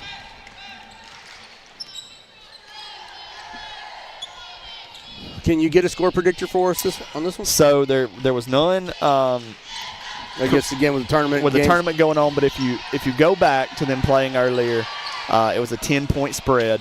The Warriors were not favored in that. Good Hope. Yeah, she got a charge. There she goes. I thought that looked like one, but so Good Hope was favored by 10 in the first game, and when you take it away from home court advantage, that falls 4 points. So that would go the opposite way. So it'd be 14 points if we're on neutral floor. Now that was earlier in the year, so it's probably changed. Is that the stat? 4-point swing. Yeah, for it's home? a 4-point for home. Well, how about so McSwain drew the charge, got her first foul. Also, she started off 0 for 3. I doubt she stays that way for long, but started off a little cold. Yeah, she has started off cold, and Good Hope has not gotten on the board yet, and that's strange for them after we played for almost 3 minutes. Three-pointer, nice shot. And that falls for Patton Brook, I believe. Yeah, Patton Brook fell. And that is a 7-0 lead for the Warriors early. And how long will Coach Abbey let this go before he does get that timeout? I know he wants to let him play a little bit, but you get him score a couple more times. And, nice drive. And there's nothing falling for the Raiders. They score again before they do. Three-point shot, number 1. Yep. Number 1, that does fall. Lexi Marshall with a 3.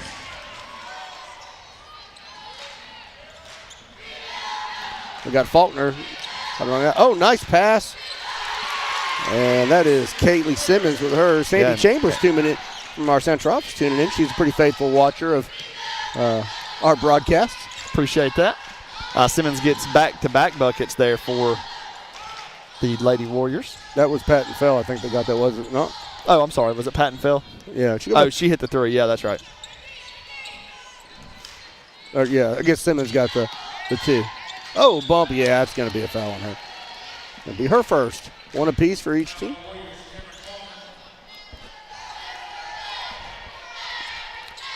Place is starting to fill up a little bit, although I will say student section is still a little slim right now. Yeah. We were hoping to get some Broncos out for the game later tonight. I'm not sure. Good student section on the last game. I guess 2 games ago, for both the JV games had good student sections. Yeah. Cold Springs had a good one for. You'd think with Good Hope having 2 teams in, they would have came early and stayed late. I'm not sure on that. A nice steal by number 15 from Good Hope and Sophie Conrad. Yeah, Max Wayne got that last bucket to fall for the Lady Raiders, and that ball is going to go back to West Point. This first quarter is moving by pretty quick. That is. 3:47 remain, and not a lot of dead balls. A lot of scoring. I want to mention if you're tuning in but planning on being here a little bit later on, we will have another Rock the South ticket giveaway tonight. If you're here and would like an opportunity to shoot, you can register at ccboe.org/Rock the South. We'll be randomly drawing. There's a timeout by Coach Abbey, and he is very upset. And we're going to head to break. We'll be right back.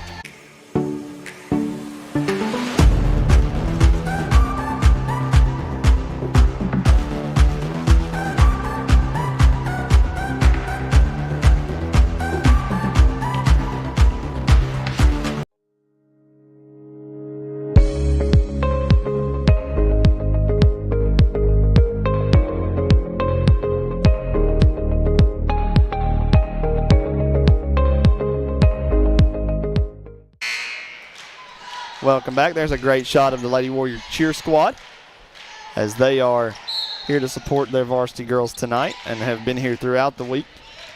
Cheerleaders put in a lot of hours in weeks like this. Last night we recognized the all county cheer teams, and a lot of girls recognized last night. Yes, there was. A lot of girls.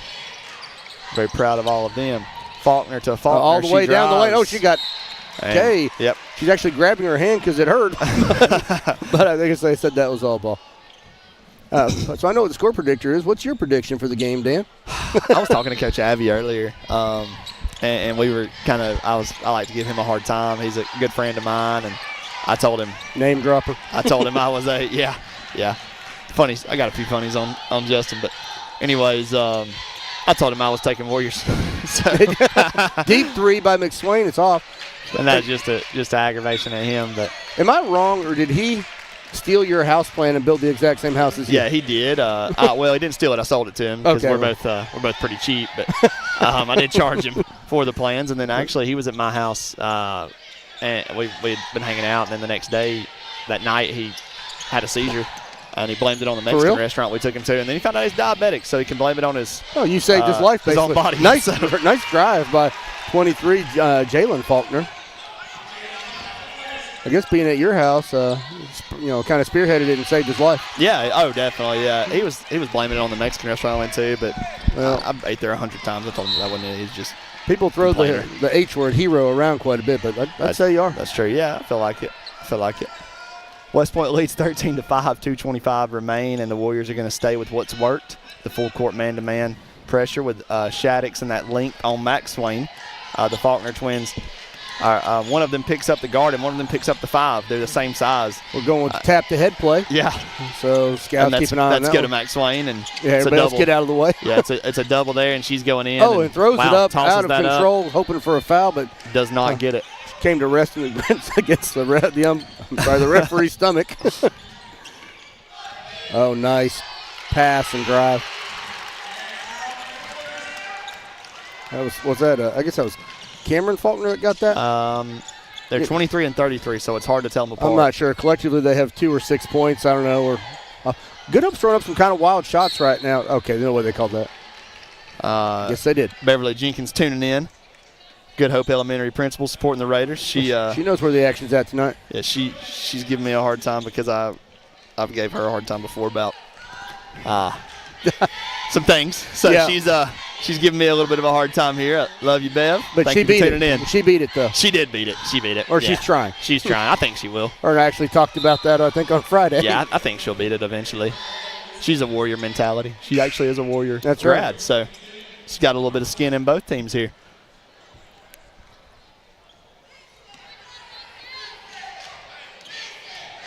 We got second free throw for number 25.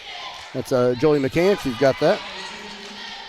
As always, our stats are approximations of what the truth is. We're not 100% sure. I've actually not kept a stat, so I hope yours are right. I've not written down anything. I've got 2 of the 4 fouls accounted for and about 60% of the points accounted for. So I feel like you're doing meaningless work with the foul since they put it on the board. Yeah, I like the quick reference. Sometimes, I like to be on the spot. Sometimes they just don't get it up quick enough for me. Yeah, there you go. Just so you can tell the people we've been so alert. Conrad up top. She's guarded by Shaddix. That's a young player and a veteran. Gets it into Jolie, and Jolie right back to her. Conrad's going to go back, and it's a turnover there. Warriors look to push. Shaddix kicks, corner three. That's going to be off. Rebound by the Raiders. Oh, but she got no foul. They're going to get a jump ball in there. Surprised they didn't call foul on that. No, it's been consistent on that, though. I do like that they're not, it's consistent on the physicality. Not just real touchy. So we got some, on these coaching staffs, we got some big names, some people that have been involved in basketball for a long time. You got Welburn over there, and obviously, he's part of the Welburn family, which has Tammy West in it. You've got Hayden over there, Tammy West's daughter, and Richie Penn. I'm not sure if he was a big basketball name in Cullman County. I know Richie's been coaching for a very long time and helping with his program. 2 points there by Jolie. And obviously, the Shaddix dad has got a few. Yeah, got he knows a a little bit about basketball, obviously. Then over on the other side, you got Justin Abbey, and you got Nina Moss, who was a great basketball player for the county. Jody Maddox, who was incredible back in the day. And, Beth Taylor, I'm not sure about her basketballing abilities. Sure. Yeah, I'm not sure. I know, if you look at that over there, Jody Maddox was the 1995 Joe Schultz Award winner. And then I'm fairly certain Nina, I'd have to look. Yeah, Nina Mills was the Bill Shelton Award winner. I'll say this. When we lived in Missouri, we came to watch my sister-in-law play. I want to say it was her senior year. Well, it had to be. That's the only year she was here. And caught Jody Maddox playing basketball at the Thanksgiving tournament. Yeah. Fun to watch. Pretty sure he had about 75 points that night. I came away thinking he might have been the greatest shooter I've ever seen in my life. Oh, wow, Conrad begging for a call there, but doesn't get it. They're not falling for that and one, that ends the first for us. West Point leads 15-9 here at Tom Drake Coliseum. Stay with us and check out these sponsors that support Cullman County Schools. Better is not just a word. It's a vision.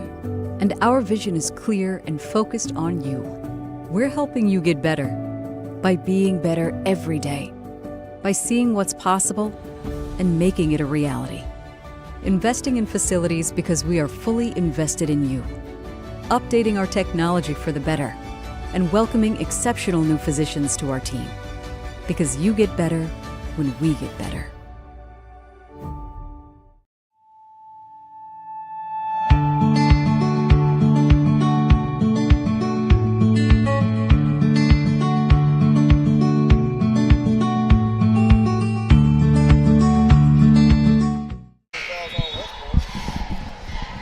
There's a shot of the Lady Raiders as they head back onto the floor as they trail by 6 here. We are here at Wallace State Community College, who is gracious enough to allow us to host this tournament here. I think they've been doing this since 91 or 92, and it is Traditions Bank Arena now. We appreciate Traditions Bank, Tim Compton, and all the gang there that really help out our school system in various ways. And I know at Holly Pond they've done a lot for our students in many ways. We appreciate you all at Traditions Bank. So during the break, we got a fun little fact handed over to us. At this point, on CCBOE TV, we have had 30 states and 10 countries that have tuned in to watch the Cullman County tournament at some point this week, including Nigeria. I'm a little surprised. Oh, nice drive and get the and one for can't see 23. That's Jalen Faulkner. Nice drive and basket. It's hard to believe that many countries. Yeah, it's wild, and that just shows what this platform does for our students and our staff, all of it. It's really, really good for Cullman County Schools, and I hope you've enjoyed watching throughout the week. Number 23 makes that one. That's Faulkner. A good time to mention, we're going to have Ty Watwood, who is kind of overall the CCBOE TV and media for our schools. We're going to have him on second quarter of the next game just to kind of talk about how it's going and where it's come from as far as broad. Oh, nice block. Oh, but they're going to call They're going to call that. She swung a little bit. She kind of swung big. But, she did. But anyway, it'll be good to talk to him and exciting to see those kind of numbers. A little bit behind the scenes stuff. And give him a chance to kind of shout out the folks that have kind of helped him on the broadcast this week. Yeah, it was a vision that's improved each year and kind of came to life. There's a good shot of Max Swain at the line. And he kind of struggled a little bit. Uncharacteristically misses that one. That's usually a gimme. Got Megan Cagle from West Point tuned in. She's our aspiring administrators.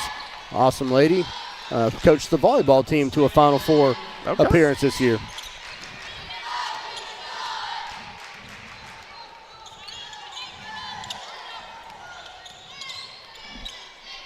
Mike Jones tuning in at sea, a Warrior too, cheering on his school and some of his former students. Jolie gets the board and kicks that up to 24 for the Raiders. That's Ella Gossett. She kicks to Max Swain, corner three. Go in. Got it. Not going to keep her cold for too Max long. Swain, and she's going to eventually get that to start falling, and it's going to be trouble. But right now she gets that back to a 5-point game. Faulkner up top to her sister, who is posting Conrad, corner three, kick out. Kind of flat. Yep. McSwain comes down with it. Right now she is everywhere, it seems. How tall is she? What is Max she, 5'8", you think? Maybe not. Took a knee to the face. That's going to hurt. Need to pull up. Checking on her. That's some good camera work right there. We're right in the action. Wow, right in the action. Wow. Is that Allison on the camera over there? Did she dropped the camera on her face? Oh, that's Chandler. Okay. Nice job, Chandler may have helped her up. I don't know. That's pretty good. That's pretty good foul. We're going to pull her out. Got a statistic here. We're talking about coaches in basketball, and on that Good Hope side, Beth Taylor, she comes from a huge basketball family. Nice turnaround. Her daughter played college ball at West Florida and graduated from there and coached at the college level. Her son is the junior varsity coach at Hartselle. Leslie Hembry coming in with that stat. Well, how about that? Thank you, Leslie Hembry. Faulkner off her knee. Nowhere to go, and it's going to go Raider ball there. Turnover for the Warriors, and Coach Welburn doesn't like that one. I'll tell you what, when you're talking about Beverly Jenkins and Leslie Hembry, two super fun ladies, and they're going to tell it to you straight. 100%. Don't worry about those two lying to you. So we're going to expect them to give us their breakdown of our game calling here pretty soon. Yeah. They're super fun. Oh, yes, they are.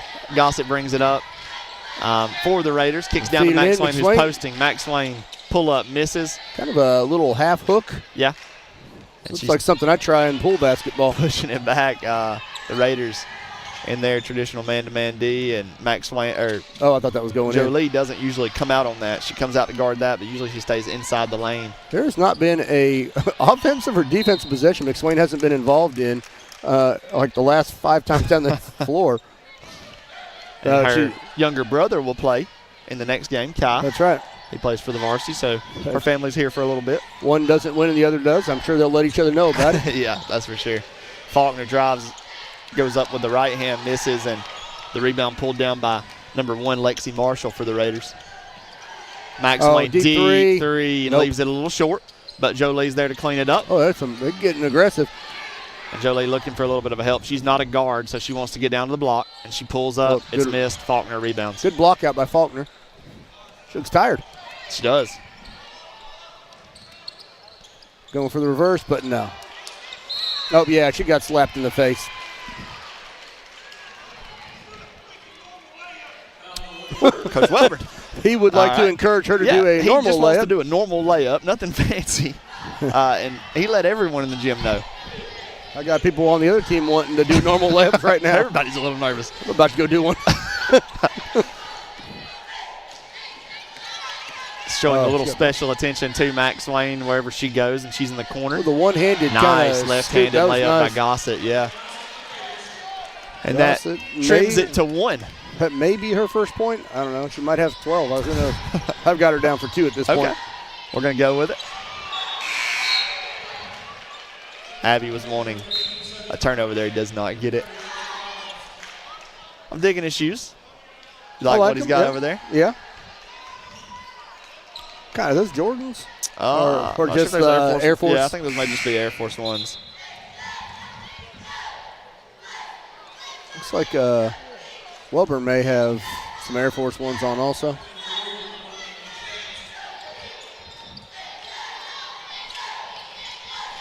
Got Faulkner out up top. Pass it off. Shaddix looking to drive on Jolie. Kicks out, and it's McSwain. Yep, not there. Tried to get that cut. West Point's done a nice job catching those cutters, you know? Yeah. They kind of keep circling around. They circle and pass and cut. Working a lot of clock on this possession. I think Welburn's wanting to set something up here. And I think in the end he wants a normal layup. Yeah, no doubt he wants a normal layup. Which, if that were me out there, I'd read that as deep three. So. Yeah, just pull it or do a reverse layup. Yeah, reverse. And nobody has a problem with the reverse layup if you make it. It's when they don't fall that you get a little upset. Shaddix drives. She got to take it. And it's a turnover. Max Swain comes down with it. That was about a minute and 2 minute yeah, possession. He ran a lot of time off, but doesn't get anything.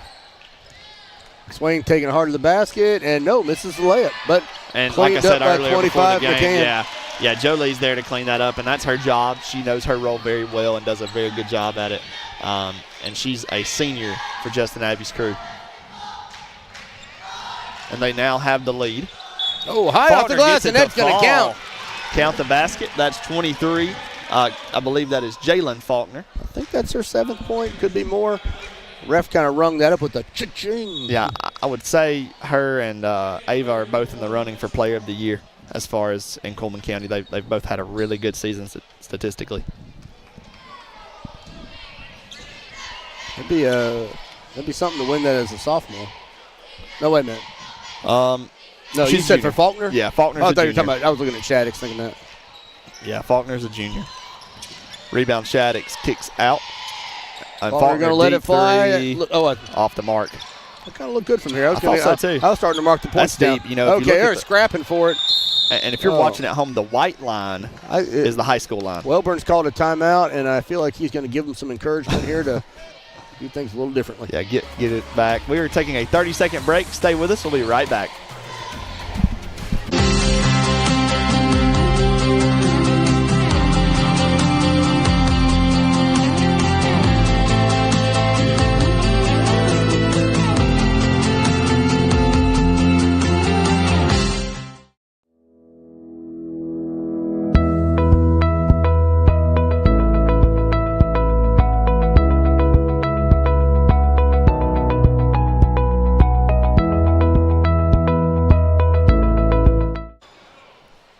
And there is a good shot of a Warrior with the word fear. I would say that they've got something else that says maybe no fear or something, but just got fear there. So welcome back. Faulkner takes the inbounds, 2:56 to go here in the first half. We have 35 registered for the Rock the South shootout at halftime, where we will choose 2. We're gonna choose 4 tonight. We're choosing 4. We're gonna do a first round and second round winners of both of those, since it's a bigger prize. Yeah, tonight. it's a big prize, and you have to be present. So if you're at home, got to be 21. Yeah, got to be 21. If you're at home and you're planning on coming, you can register, and that is ccboe.org/Rock the South. If you type that in, it'll bring a Google form up, and you can put your name in and register to shoot those free throws. If you're not coming, do not register. It's going to waste our time. Yeah, we're going to be trying to find somebody to shoot. Oh, she traveled. Yep. Turnover for Faulkner. They gave that 3rd and 4th step when they hit the pitch. They had to call it. Getting this information down, because at halftime we're going to try to solicit some more people to enter into that, and hopefully we'll get a good number of folks. I think so, for 20 to 19, Good Hope has cut the lead to 1 for West Point.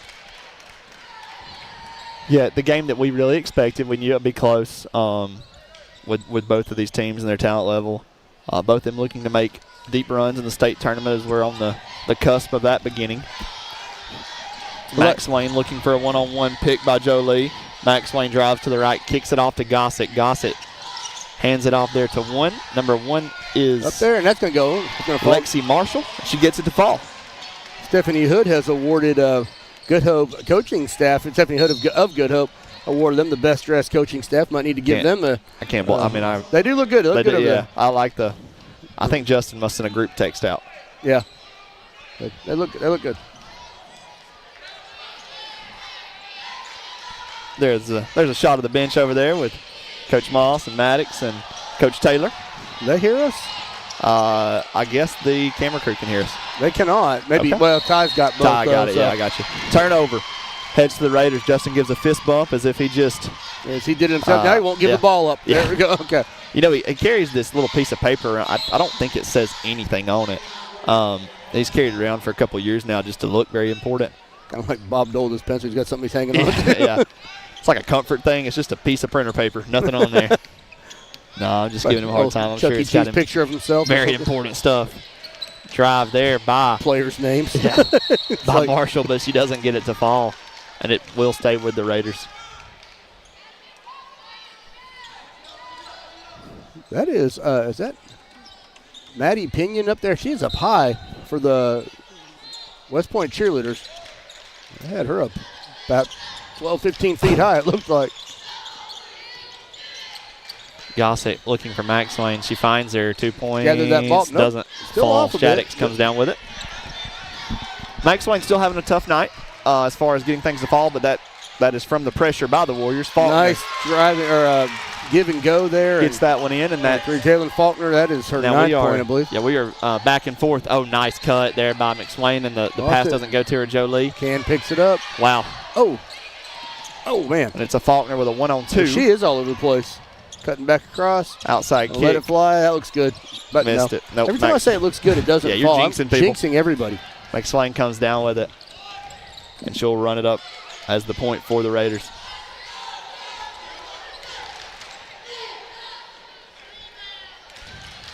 Going to slow things down in the final 45 seconds of the half.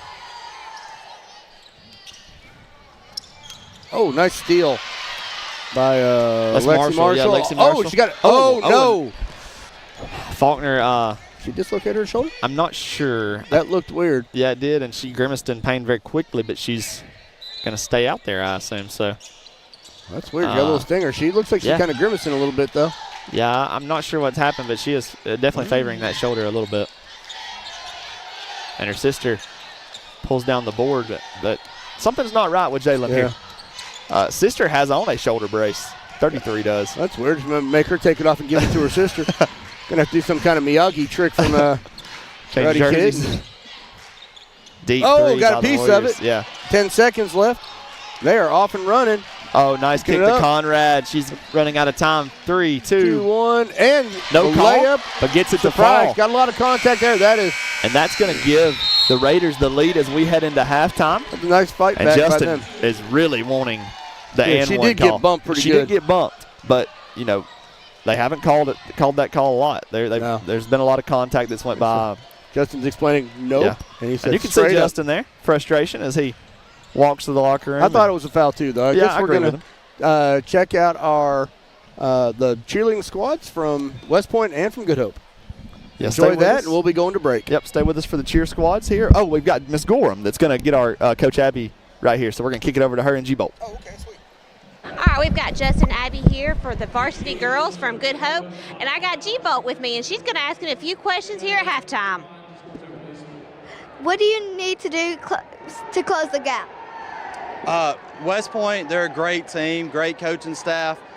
Basically what I'm seeing is just two really good teams going after it. It's low scoring, but you know, it just almost shows how both teams have been taught that every possession matters, and I think, you know, by the looks of it, it's going to be a grind between now and the end of the game. Good luck in the second half. Here's a live shot of the Lady Warriors cheer group here. They're here to cheer the Lady Warriors on. Several good guys and girls on this squad. And that is Fear the Spear. That's what they had earlier, not just Fear. I was calling Fear earlier, but it's Fear the Spear. Fear the Spear. Good job by them. And yeah, on comes. Great job by the Warrior cheer group. And here comes the Good Hope Raiders cheer squad. I know they're led by Brandy Lowe, who's coached them for several years and to several Cheer County Championships. I talked to her earlier. They are headed to Nationals, I believe February the 6th in Orlando. Her and her JV, her varsity and JV squad are both going to go to Disney World. Our flipper just got run over by someone backpedaling. Last night, while I was waiting for the shootout, the girl who did the flip, it was very, sometimes they flip and they barely clear it. Yeah. Oh, boy, I was scared. Yeah, it does make me break nervous. her neck. Libby Screws texted, said, look across. I'm looking, but I don't see you, Miss Screws. I love you, but I don't see you. She's straight across from us somewhere? That's what she says. Allegedly. Not sure what the guitar, I think Raiders must have went with some type of guitar theme or some type of rock and roll theme. I'm going to guess it's rock somebody. Yeah. Great job. And by the we are Raider headed cheer to squad. commercial. Stay with us. Welcome to Johnny's Barbecue. Johnny's has been family owned since 1963 and making barbecue locally since 1949. Over the years, we've learned a lot about smoking the most flavorful barbecue, including pork, chicken, and ribs. Our service is fast and friendly, so come on in and take time to savor our tender pulled pork covered in homemade Johnny's barbecue sauce. Experience firsthand why Johnny's Barbecue is one of the best barbecue restaurants in the Southeast. Whether you're hungry for pork, ribs, chicken, catfish, or one of our enormous stuffed baked potatoes, our menu will satisfy your entire family. Inducted into the Alabama Barbecue Hall of Fame in 2015, Johnny's legacy continues on. Johnny's offers catering for all your events and gatherings. Johnny's is open Tuesday through Saturday from 10 a.m. to 9 p.m. Johnny's Barbecue, bulldog slapping good.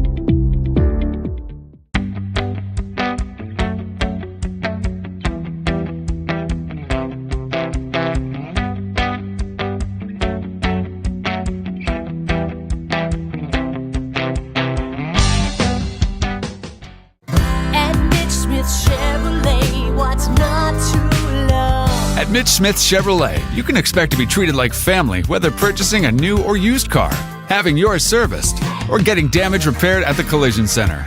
Our excellent parts department quickly supplies parts and accessories for service and repairs, and to customers over the counter. Make the switch to Mitch. Mitch Smith Chevrolet. At Mitch Smith Chevrolet, what's not to love?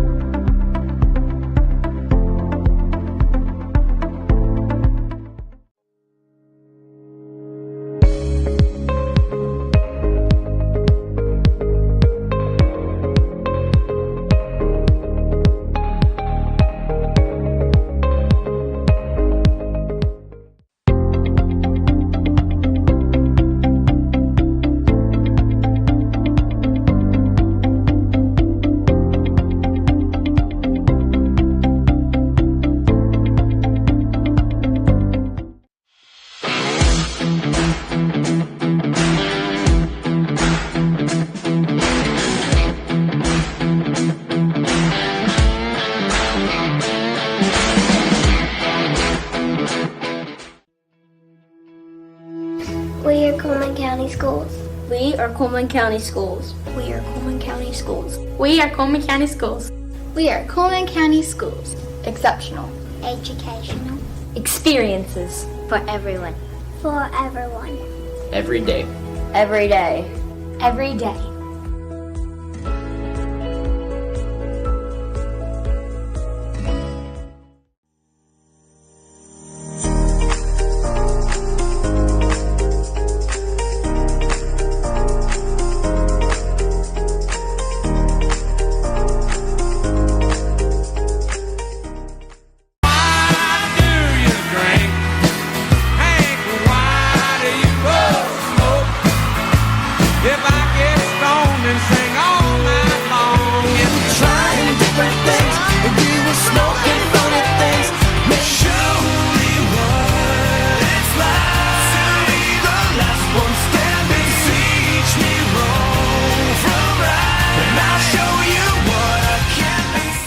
Hi, this is Stephen McRae with First National Bank. First National Bank is an independent community bank. Being independent allows us to be innovative, to adapt, and respond quickly and efficiently to your financial needs. We know the needs of this area. Our interest and loyalty are to the people who live and work here. They are more than names and faces. They are friends and neighbors. Together, we're making communities great.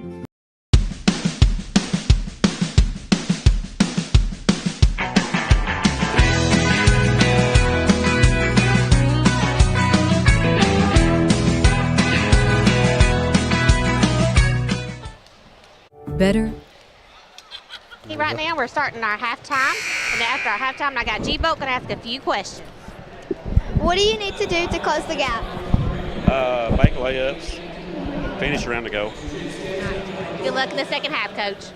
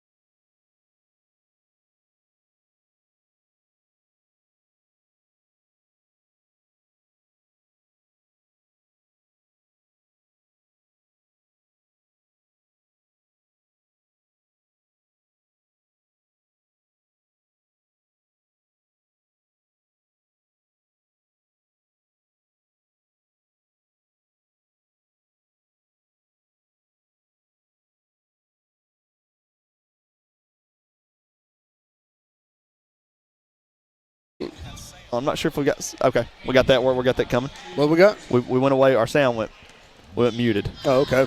Richard Hayes, one of our new board members, is tuned in. Let us know the sound is down, but hopefully it is back. Mr. Hayes, he is our new board member at Holly Pond Schools, and we are so happy to have him on board with us. Texted him the day at his first board meeting, said he loved it, and he's just there to help us, and we know that. And, excited to have him working with our schools. And he did some bus driving out of Parkside when we were there, Dan. Okay. Yeah, I forgot about that. Yeah, Yeah. it's been a minute. His son Thomas, talking about Cade, close to breaking that rebound record for Holly Pond. His son Thomas currently holds that record. I'm sorry, they were saying that we were still not having the sound, but it's back now, they say. Oh, okay. So Samantha Bryson checking in with us. Glad she's tuned in and also letting us know about our sound. Nice try. Oh, catching the underside. Faulkner grimaces again there. Nice. Comes up okay, limping. hobbling with the knee. She's getting beat up pretty good. Yeah, she is. Although it's not really by the other team. The other one, she was kind of reaching for the ball the last end of the quarter or second half, and this one just kind of going after her ball. But she's a baller. She's probably going to step up and knock these down. I like the shoes she's got there, the yellow. Yeah. But I think my favorite shoes I've seen so far are Shaddix's. Yeah, I like those ones over there. If we can get a shot of those. Yeah. But you can actually see them right there. Yeah, you can actually see them pretty good right there. Those are pretty cool. There we go. That one goes in. Those were pressure-free free throws because you're kind of hurt and everybody saw it. So if you make it, you're like, wow, she's a baller. If you miss it, like, well, she's kind of hurt. Yeah. Got some cookies during the break, courtesy of Mallory and Marissa Hartline. They appreciate y'all. They love to bake. Oh, no, sir. They spoiled me with cookies there. They're going to shoot at the hoop shoot tomorrow. We wish them the best of luck from Holly Pond. McSwain with the block. Got blocked by Shaddix on that last one. Shaddix working on Jolie, but she almost got that stolen. Kind of have a hard time seeing. Is that our other new board member over there, Larry Duke? I think it is. Yeah, yes, I think it is. that's Larry Duke's the new board member at West Point. And Harmony, and he's here supporting the faithful. Talked to Mike the other day. They were just as excited as we were with the new board members. And Airball and Lexi Shaddix. Say that. What were you saying? I said I talked to Mike the other day. They were just as excited as we were with our new board members and couldn't wait to kind of get going with them and working with them. Good Hope, 24. Ella Gossett dribbled it off her foot and out of bounds, but I think it went off of West Point's foot, I guess. Justin Abbey calling out a play number. I'm not going to give it away in case Deschler's watching. Oh! Got Cameron Faulkner on the floor. And it looks like she does not agree with the foul call. No, doesn't like that one. Although there was some pretty serious contact. She ended up on the floor. Probably there's been a lot of calls that have kind of let go, which I'd rather it be like that. And like we said, it's been consistent, so you can't complain about some tic-tac fouls here and then some major contact not getting called. So it rattles in. Rattles that one in, and that's going to give Good Hope the biggest lead of the game at 6 points. It's 30-24 with 4:43 remaining. Faulkner trying to do it herself. Kicks it out, and she passes it to Gossett. Gossett with a lead, kicks it to McSwain. She doesn't mess these up. Nope, she doesn't. Nice layup. 8-point lead for the Raiders. Welburn's arms crossed and calling out some plays here. A little frustrated, and so are the Warriors. This is going to be play number 5, I think, because he held up 5 fingers. So and you keep an can't. eye on that. That just goes strong. Oh, back. Nice move for Faulkner. Something you can't give Good Hope is a big cushion. Yep. It could get out of hand quickly if they got on a run, and they can do that very, very fast. Conrad turnover. Nice turn with the block by Faulkner, and got Jennifer Garcia tuned in. Ashley Prater, I guess, from Central Office. Got a few folks. Yeah. They can go back. I don't know if they're tuned in tonight. I missed their message the other night when I was talking to them. 2 points there for Lexi Marshall. Brings it back to 8. Frankie and Teresa Fincher have been watching this week, so shout out to the Finchers. We appreciate y'all. Jealous of some of your trips you've been taking, but always. Yeah. Always on a nice there's a Faulkner vacation. on the floor. Shaddix needs it, doesn't get it. McSwain comes down with and Faulkner's hurt again. Sure, something's yeah, that's a different Faulkner, but I think she might have got the breath knocked out of her. One on the floor, the other one seems to have taken one in the bread basket there. Yeah. And that's a 10-point lead. And thought Welburn may get a timeout there, but he doesn't. He's going to let the Warriors continue to play as the lead has grown to 10. I'm not sure who it was behind me, but yelled at Faulkner, let's go, She's you're all right. Yeah, I think it might have been. That sounds like a parent. Yeah, I was saying that's probably a parent. That's 100% what a parent says. And she shows them that and she did. She gets an and one there. That's right. But both those girls do a lot defensively. Yeah. And then turn around and they're a big part of their offense too. Number 22 for the Warriors is checked in. That is, let me see here. I'm going to mess this up. Keely Harbison, I believe. You're going to go with Keely there? Yeah, I feel like that's probably it. Faulkner does not complete the end one, and Lexi Marshall, one of the smallest players on the floor, comes up with the board. She's been all over the place. Yeah, she's played well. Conrad, the 8th grader up top, dribbling around well. Faulkner. She has. Got a double dose of Faulkner right there and lost the ball to him.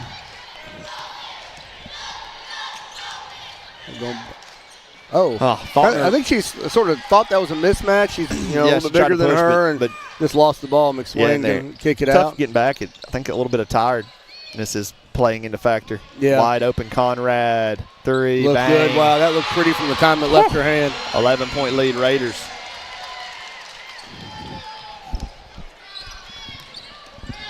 Go straight down the lane and get the. Doesn't get the end one there. Going to head back to the line. Gary Carney tuning in. Gary, the referee. How about that? Yeah, Come on, Gary. Come on, Gary. That's all he hears. He's a good guy, good ref. We appreciate Gary watching and his service throughout Cullman County Schools over the years. And Well, how about this? We got one named Eric Phillips asking the announcer said they're funny. We appreciate that. It's Richard Orr and Danny Weaver. Most people think we're morons and would rather turn it on mute, but we appreciate that, Eric. Hey, 1 out of 10 ain't bad. So yeah, really. We're going to take that.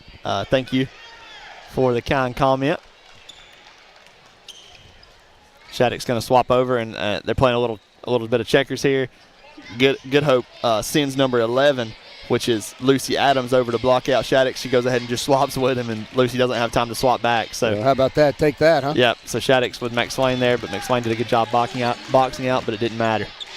And put the pressure on just a little bit, light pressure.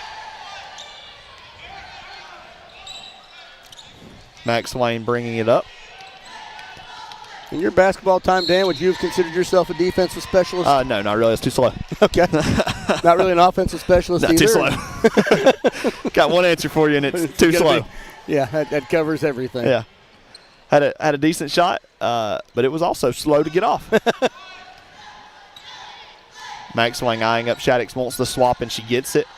Pulls it back, and she has the matchup she wants. Oh, nice look. Oh, but get that out of here. Not today. Oh, Faulkner hits the deck. Well, she slid 8 feet. That was impressive. She's hit the floor, got hit in the stomach, the shoulder.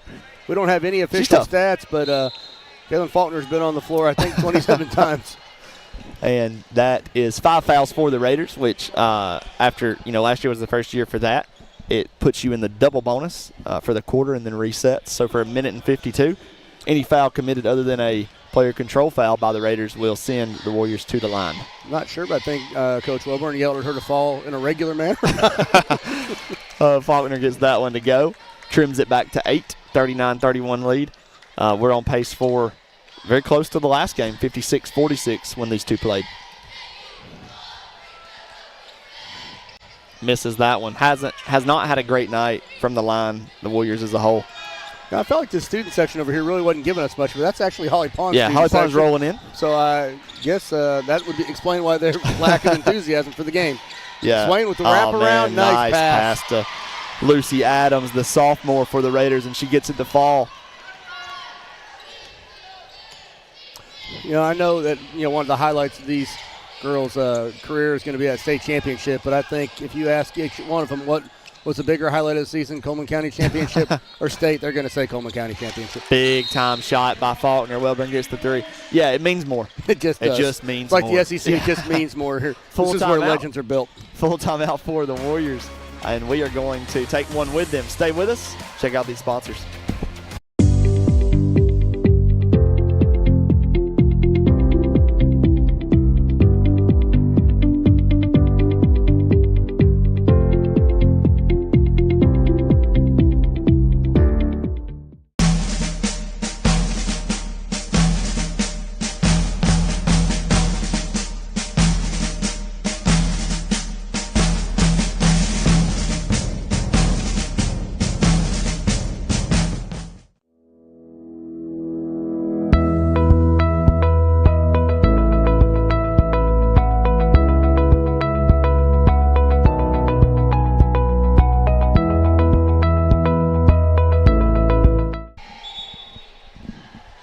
Welcome back to Traditions Bank Arena, Tom Drake Coliseum, Wall State Community College.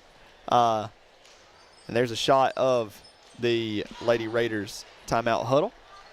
We have 57 entries into our Rock the South halftime contest of the last game. You must be present to participate, and you must be over 21. So if you're planning on coming or you're listening to this, surely you're not in the crowd, but you may be. I'm not sure why you'll be listening to us if you're here, but don't want to miss the action. Don't want to miss the sweet voices of Danny Weaver and Richard Orr.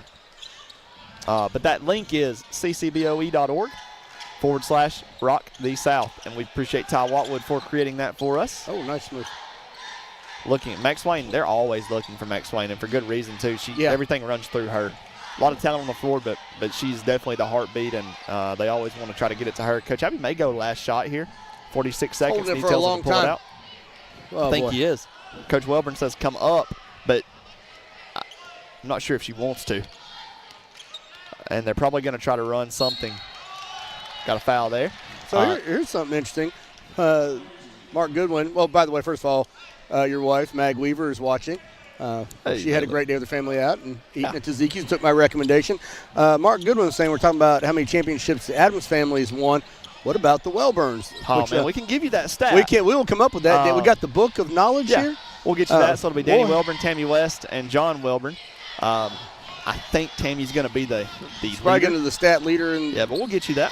Braggart. Now, I guess we could also throw in Mason. Did he win one? Has he won one? No. But the Warriors we're not going to give him. The Warriors have not won one since 2012. Stepped on the line with 10 seconds left. Danny's doing a count right now and got a few. So Danny Welburn has 3. Okay. So moving over to the girls' side, John Welburn has 2. We're up to 5, and then Tammy Tammy's West got 37. Has, 1, 2, 3, 4, 5. Tammy West has 5. Nope, 6. There's another one. That's 11 from the Welburn so 11 family. From that family, and they are the Cullman County record holder of that. Now, I was going to say Randy and Judy Jones probably have a lot too. That ends the quarter. Good Hope leads 7. Really close one here as they battled back, but we have a foul. So Shaddix is going to head to the line. Stand there by herself. Nope, they're going to bring everyone back. Justin Abbey's going to put .3 on the clock. They don't have to go down there if they don't. Oh, apparently people are not able to hear us as well, and we don't want to deprive them of that. I'm good. So they just muted you. I think I'm still live. Richard's not. Something with the volume. I'm just going to go ahead and adjust it down here. Shaddix gets that one to fall. And he's going to push the kids back. Anytime there's a foul called and it's right there at the end, and if Gary's still watching, he can correct me if I'm wrong, it's always .3 is what's put back on the clock. Shaddix hits both, and they're not going to get that off. Conrad throws it up. Passes Cesar Macias at Macias Media, and he does a nice catch. Old wide receiver there. Fading away, looked like an OBJ catch. Now we are going to take a break. Stay with us as it is a 5-point.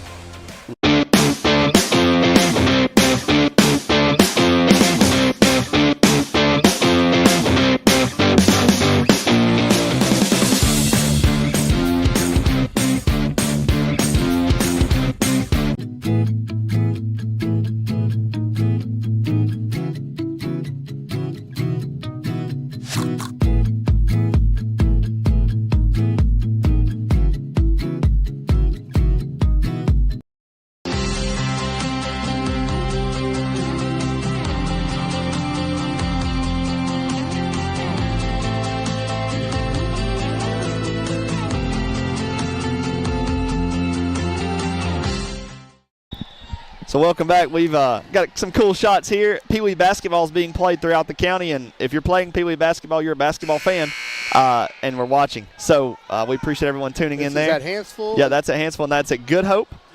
So everyone kind of checking on teams throughout the county. The Good Hope faithful there rooting on their squad. And they probably have it on mute there, so they're not getting the whole experience, but they are getting to see the game, and we appreciate Ty, Chris, Bird, all of our camera folks, Chandler, Allison, Jessica, Leah, Brittany, Mandy, all doing that work to bring it to you everywhere. So someone has texted me, Brody Quick to be exact, and he wants the all-time leader of county championships. So we'll get that stat between games here and bring that to you. I'd like to know that too. That might be a Johnny the Flash question. Johnny probably knows it right off the back of his hand. We may get that one without even looking at the book. Yep. Alan Dunklin, Alan the Dunklin, Sarge. our AD. I hadn't mentioned him. Appreciate AD and all the work he has put into getting this tournament together. And also his right hand, I was going to say, man, nice layup by McSwain. TJ Franey, who has secured all the sponsors, which you see hanging around you see on commercials. Traditions Bank's our lead sponsor, Rock the South, all the ones you see around the Coliseum and on commercials. We appreciate them being able to make this happen for us. Need a trainer. Bo Shirey is over there. Yeah, and it's going to head to. Took a shot to the nose. Looks like she's running away from Donna the trainer. Chambly. Oh, okay. I think may have a nosebleed there. Encore Sports Medicine down there to do their thing. Yeah, giving a shout out to AD as the athletic director at Holly Pond. Anytime I have a question, he's a phone call away. Doesn't matter when, and he always, has a very logical answer for it, and that's just a blessing for me for sure. Even when he was a principal and assistant principal, he was kind of a athletics answers guy. Yeah, he keeps up with it. Yeah, so he was good. Max Swain creates another turnover, and it's going to go to the Warriors. They lead by 7. Shaddix has got something jammed up her nose trying to stop the blood, and she's checking into the table with a great big ball of cotton jammed up her nostrils. Yeah, and Wilburn's not going to keep her how long. No. No, it's you get air on your own time. Golly, she totally wrapped her chest there, but no call. Faulkner pulls that one down, gets it to her sister, and she is going to get the call. Well, now she's just running the totals up of being on the floor. She's just showing off.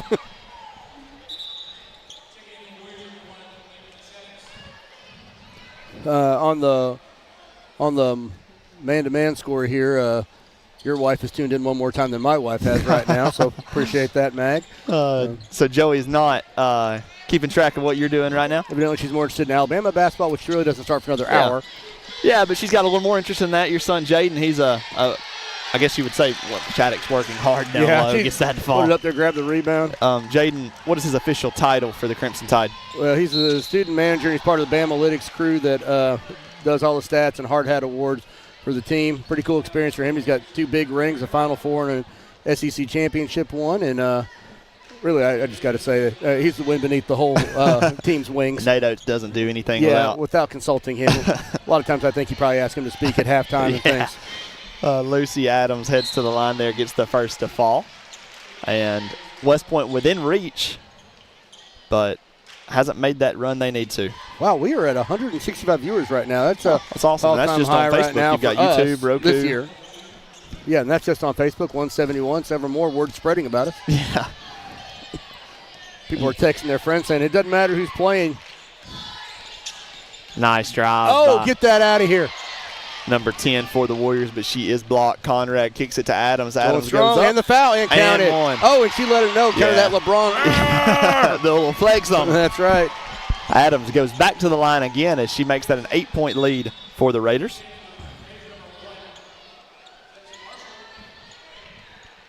That was a nice take.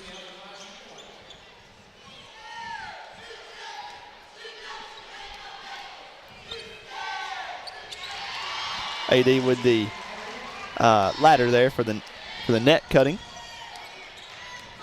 After the game, we will have the award ceremony, but the nets will not be taken down until after the boys' game. Which makes sense because they're going to kind of need them. Yeah, let's just play without them. Be like old playground basketball. Shaddix nose is stuffed from the blood earlier, and she gets a turnover. Wilburn was not happy. Oh, nice pick. Faulkner working hard, gets it back. Going all the way. Going to go up get the on foul. Yep. Jolie and draws the foul.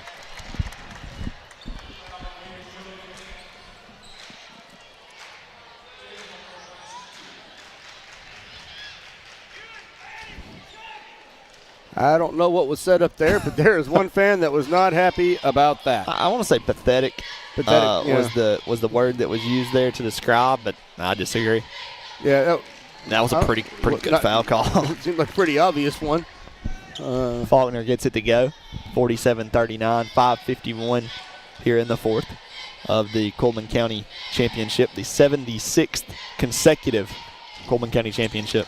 My friend Kevin Brown is tuned in to watch, and appreciate him joining. He lives out in the greater Hanceville area, or closer to Hanceville. So he's more a dog? Cullman. No, he's not. He's Cullman through and through, but he's still tuned into some Coleman Lucy County Adams action. No, nice block. just kind of taking over for the Raiders, and there she gets it back again. They're Nice showing off. pass to Conrad. That's sweet. She knew it too. Yeah. I think she did kind of a Curry walking. Abby wanted a timeout, but they had already inbounded the ball. Okay, we're going to get it. Get a full.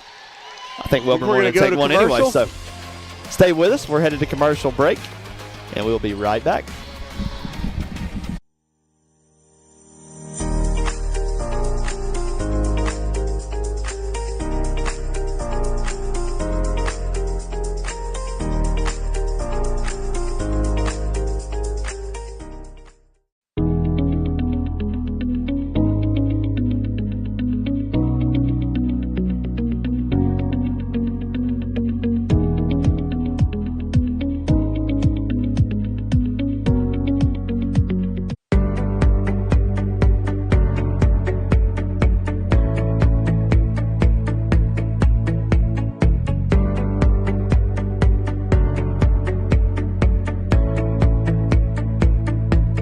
Got it. Yeah, I'd say so. And we are back live here. Thank you for staying with us. Looking at some of our banners throughout the arena that have sponsored this, Encore Sports Medicine. They provide every trainer for every school and do a really good job doing that. We really appreciate all of our trainers. You've got, of course, the Rock the South banner, the Cullman Electric Co-op banner, J&J Homes, Traditions Bank. We've got our CCBOE banners so that you know it's on our TV platforms. So West Point has got 5 minutes and 20 seconds to make up the deficit, and they're going to have to do some things to slow the Raiders down. They started off cold in this game, but they, as expected, it wasn't going to stay that way.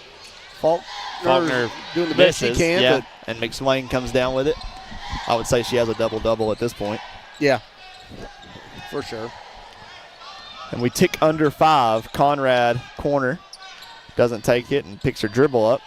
So let me ask you right now, if you're voting right now, who's your player of the game? I mean, McSwain, everything runs through McSwain. Everything goes through McSwain. Sophie Conrad has played really well. Yeah, Sophie's played well. Lucy Adams has played well. Jolie is, hardest working player on the floor. It's really, really hard to pick. I guess who would you pick? I'd like to see your unofficial stats. I haven't marked a point in a quarter and a half. No idea. Every person on Good Hope has somewhere between 0 and 49 points. I mean, if you're looking and you say, if I take this person out of the game, can they still win? Probably McSwain. I would say McSwain, and I think that's the best way to go about it. Every possession goes through her. Yeah. Defensively, she's there boxing out. She's playing good defense. Caleb Elrod, our Parkside principal, is tuned in. And shout out, Caleb. Yep. Holly Pond and Fairview guy. It's kind of hard to be both, but he balances that out pretty well. And his kids go to Fairview. He went to Holly Pond. And he's at Parkside. He works the a bit of a love triangle there. Yep. Can you say that on air? Bartle's watching. Cynthia Bartle tuning in. Katie Davis giving us her Lucy Adams or Jolie McCann for player of the game, which is it's hard. I mean that too, yeah. Like you said, McCann's the hardest working one. Yeah. Hardest. And I mean, you take McCann out, and it's like, can they still do it? Because then Shaddix has the lane. McCann's kind of clock. Look at her boxing out right there. She draws the foul. Katie Davis, a loyal listener, and her son Wyatt was at Good Hope Primary, and when I was out there, and Good Hope Elementary, and a great kid, one of the better kids I've ever been around. He'll be a very successful adult, and excited to see his future. It's pretty high praise. He's really, really good kid. Frankie Fincher tuning in. We gave him a shout out earlier today. Must not have been watching. I missed him the other night. We talked a little bit about your vacations, Frankie and Teresa, and how we are envious of those. That's right. Angie Yarborough turned in. She's looking forward to the net cutting that will take place at the end of these ceremonies. Those are always fun. I know, very memorable for anybody that was at a county tournament at Fairview. Jolie gets that one to fall. If you're listening and you're on Facebook, you can comment there. Give us who you think the player of the game would be. Each side. Like saying, don't be biased if it's your cousin. Yeah, I know. we'll see right through that. Yeah, we'll see right through that. Got Superintendent Shane Barnett coming by here looking pretty sharp tonight. He'll be handing out the hardware to the winning teams. Well, actually, I guess both, really. Yeah, I'm going to have to ask him. I think those are Jordan 4s. I think that's my favorite pair of shoes he's worn this tournament. Jordan 4s. Dr. Barnett. Hey, Dr. Barnett. Are those Jordan 4s? You got on Jordan 4s? Yep. You got some blue Jordan 4s with his blue suit. Looks pretty sharp. Yeah, it looks really good. He knows it. Look at he's strutting away. He's strutting away. Faulkner back door gets it. Fouled. And on the floor. Yep. 11-point lead for the Raiders, and they're not in the bonus. West Point is now going to send the Raiders to the bonus anytime they foul. And number 22 checks in because number 1, Lexi Marshall, has fouled out. It was a good game by her. Yeah, number 22 is now checked into the game. That's Molly Johnson. She is a junior for the Raiders. So Dan and I made the big mistake the other day of not recognizing one of the best players on the floor fouled out. It was early. We weren't. Yeah, we were. Just, nice steal by McSwain. Steal. It's going to be McSwain on Faulkner. What did they do? A normal layup. Gets it. It was a normal layup. Although she did swing wide. Yeah, she faded a little, and she gets it to fall. Faulkner drives, does not match. Gets her own board, kicks out. Shaddix wide on the floor, and guess who comes away with it? It's McSwain. Her and Conrad, the 2-on-1. Conrad, the 8th grader, up. Foul. Doesn't get a call. No foul. No call. Apparently she was not, although it looked like she got clobbered in there. I don't know how long I could take that hunk of cotton stuck up in my nose if I were Shaddix there. That looks incredibly awkward like and uncomfortable. Like we said earlier, it's the Cullman County Championship. And it just means more. That's right. I'm sure that's trademarked. Shaddix, deep 3, college line, nailed it. The life that the Warriors needed. Welborn gets a timeout. 53-43, Raider lead. And there is we are going to go to go ahead and go to commercial. We're going to go to commercial break. Check out these sponsors.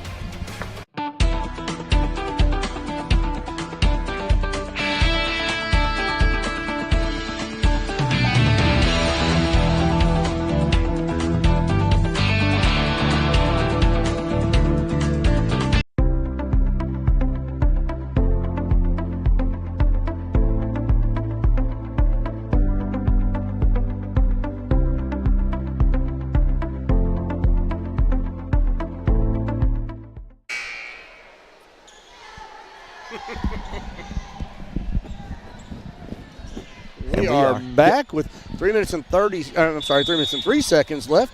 10-point lead by Good Hope.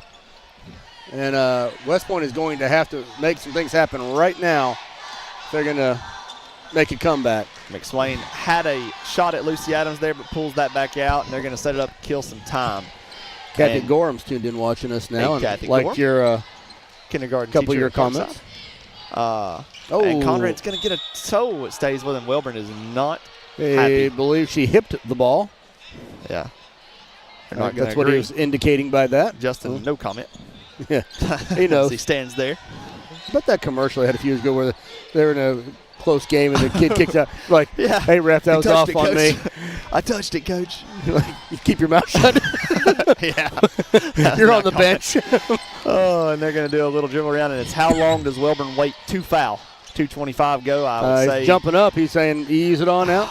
And it's, 10 points is a big margin. Shaddix with that length, a volleyball-style block to Faulkner. Going hard to the basket. Faulkner drives. Throws it up. Nope. Missed it. Shaddix going to get that rebound, though, and put it up. They're going to fight back. All the work there. Cut it to 8. She's got some long arms. Yes, she does. And it's going to be a little bit of a trap here. And it's hard to throw it over her. Look how long she is. Got a wingspan. Get a timeout, I believe, by Coach Abby. It's a 30-second. We're going to stay here. You're going to get to listen to us for this. We talked about Pee Wee teams watching, at home earlier. I know today was the last regular season game for the Broncos, and I think they may have some makeup games next week, but it's really close to the end.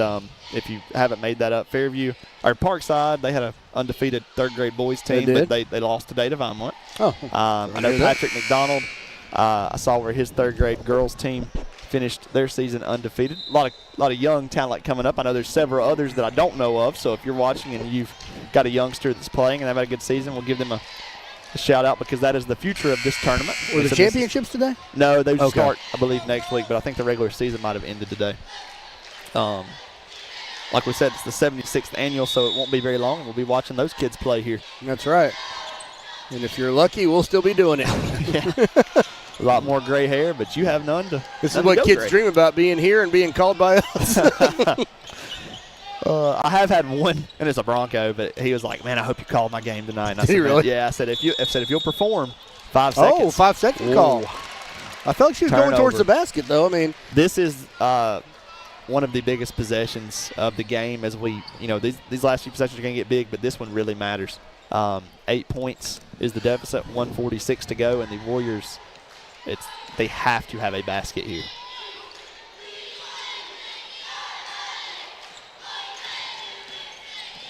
Kick down to Faulkner. Faulkner goes up and one. Yeah, Gets that it was to a big fall. possession.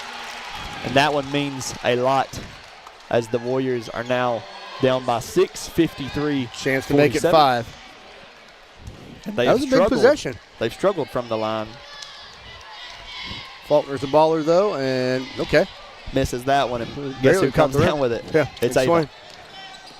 And they're doubling her, almost tripling her. Conrad with the ball.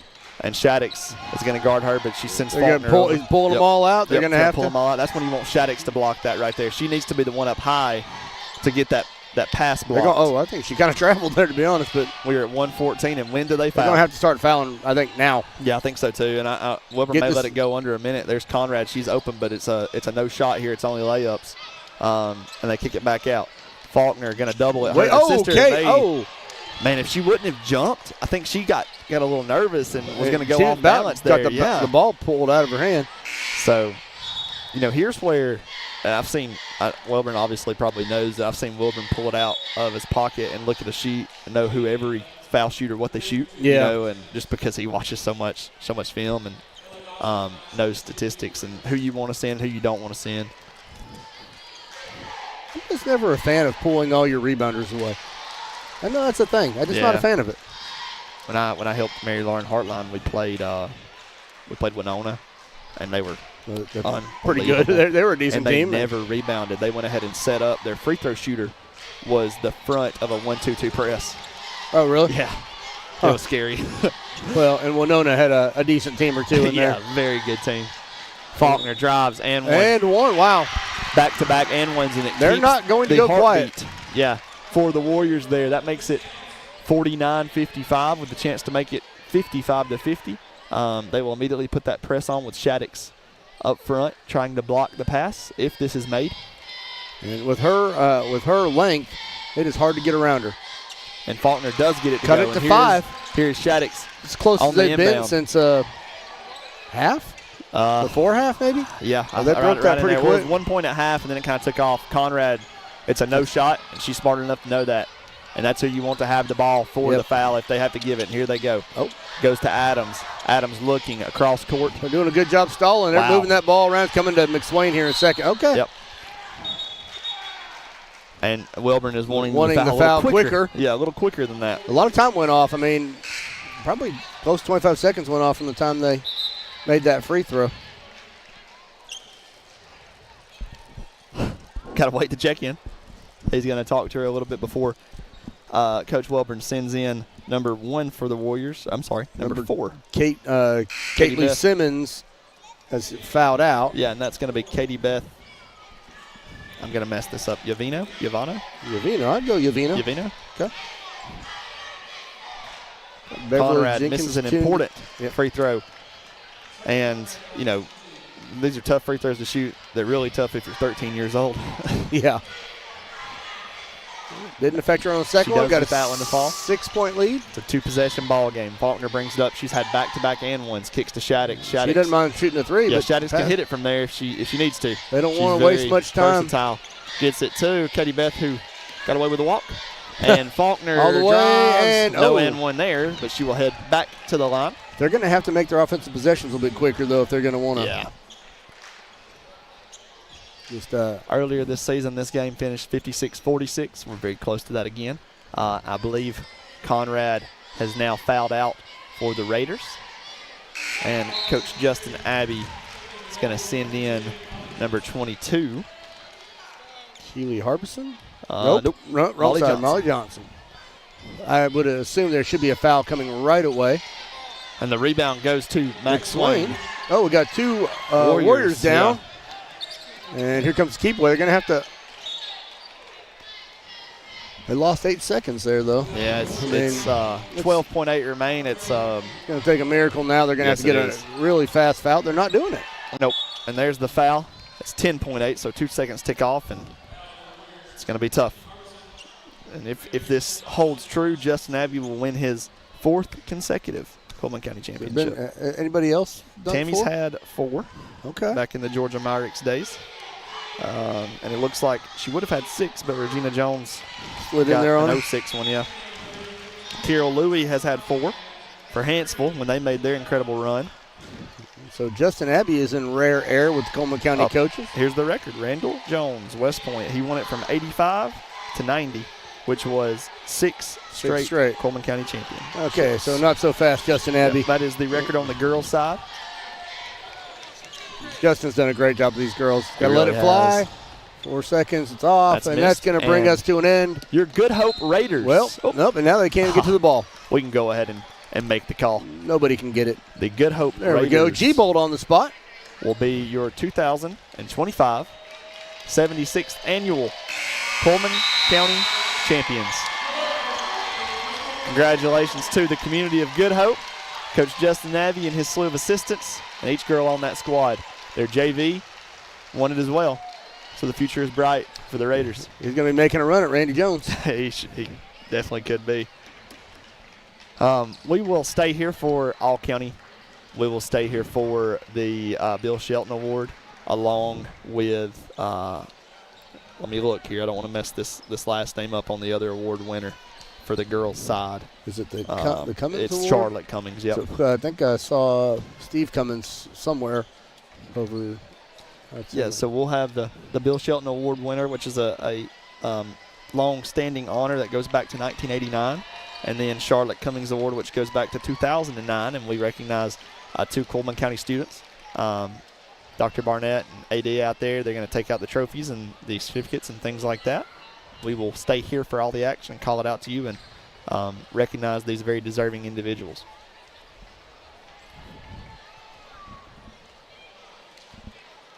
They should actually. They'll have. I think he's going to be wired in with our microphone over there. He's got it set cool. up. That makes my life a whole lot easier. Yeah.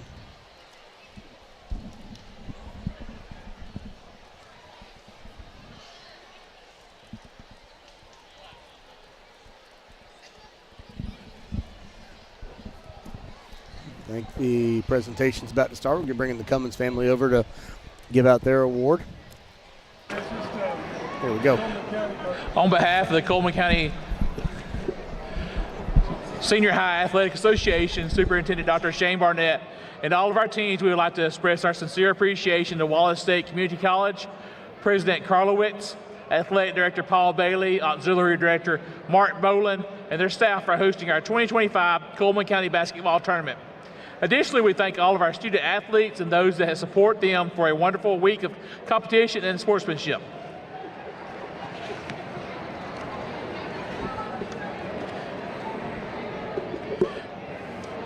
We are first going to give out the all-county tournament selected by the media. From Vinemont, Reagan Robinson.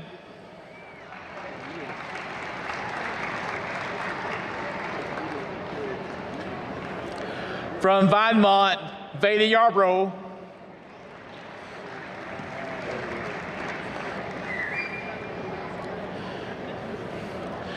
From West Point, PB Fail.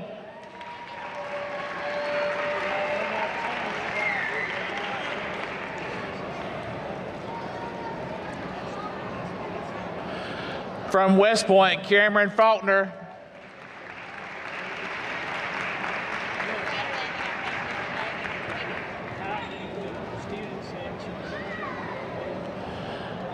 From Fairview, Whitney Quick.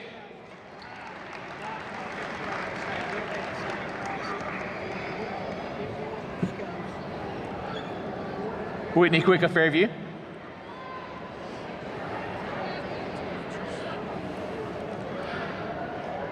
From Fairview, Darby Nichols.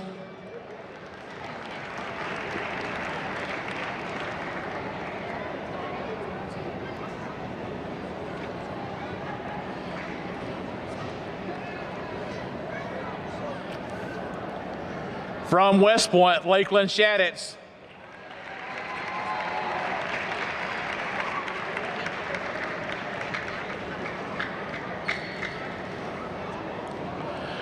From Good Hope, Ava McSwain.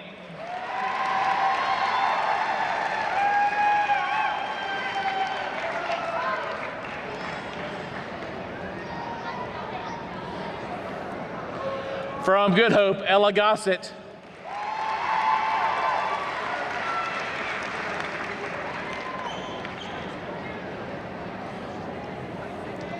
This is your all-county tournament team selected by the media.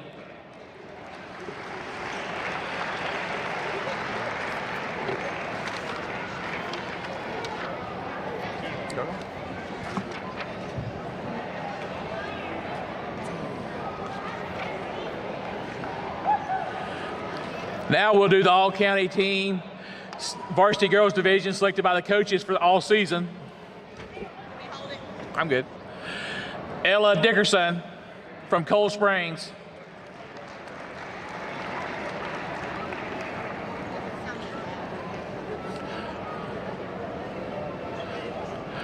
Darby Nichols of Fairview.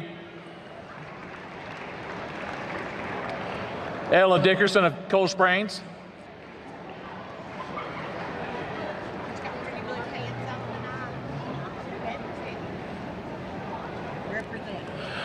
Whitney Quick of Fairview.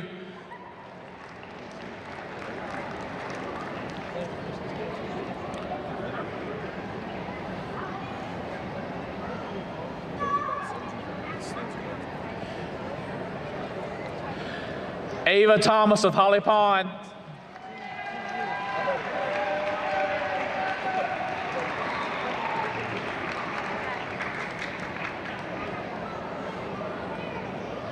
Madison Buds of Holly Pond.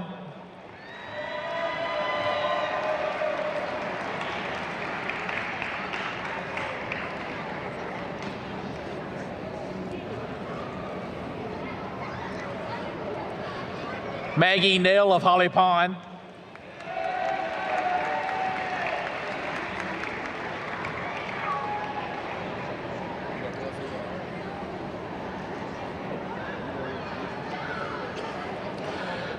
Reagan Robinson of Vinemont.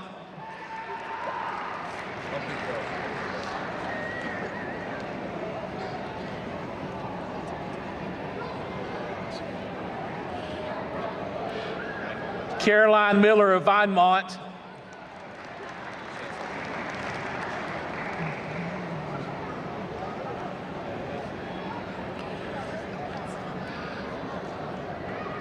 Morgan Flanagan of Vinemont.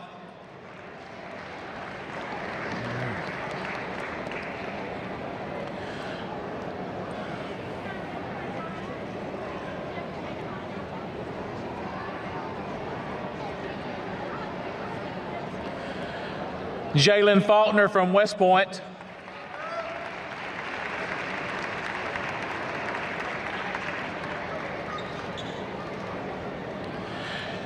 Cameron Faulkner from West Point.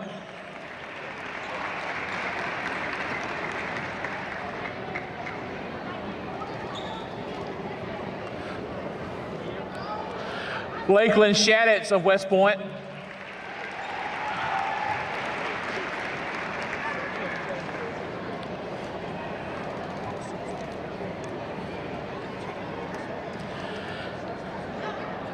Ava McSwain from Good Hope.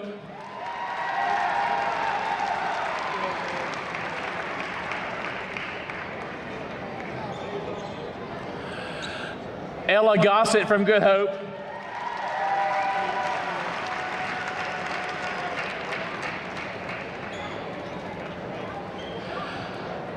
Jolie McCann from Good Hope.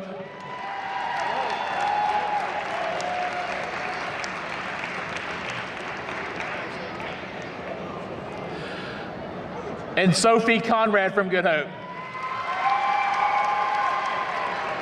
This is your 2024-25 All-County Basketball Varsity Girls Division.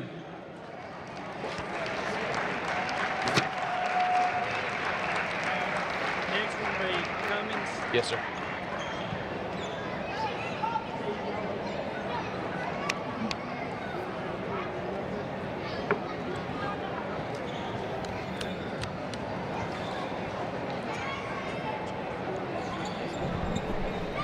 And there are your 2025. I believe that was the all-county team there. And we still have our award winners for the Bill Shelton Award and the Charlotte Cummings Award, which will be coming up next. We will kick it back over for those awards. Up next, we have 2 special awards. Our first award we'll be giving out is the Charlotte Cummings Memorial Scholarship. Here to present that award is Charlotte's husband, Robin Cummings, and her 2 sons, Steve and Jason Cummings. For those of you who don't know, Charlotte owned a sporting goods store in Cullman, Cummings Sporting Goods, for many years. She would provide the kids at the CDC every Christmas shoes. The family awards a scholarship to a female athlete in her memory each year. This year's Charlotte Cummings Memorial Scholarship goes to Miss Kennedy Graves of Cold Springs High School.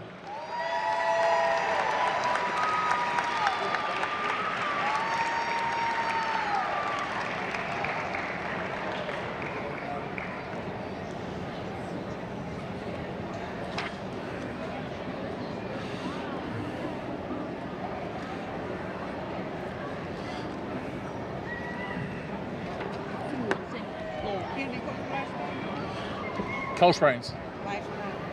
Graves, Graves, Kennedy Graves.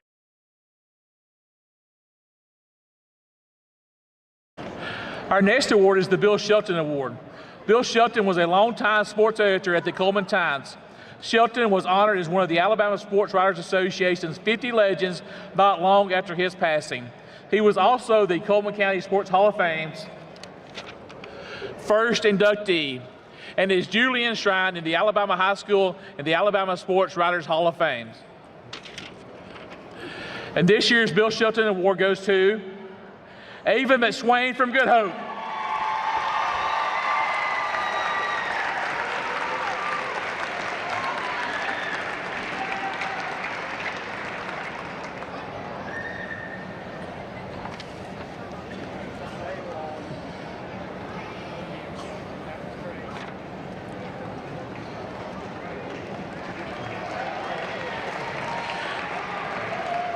Our next is Team Awards.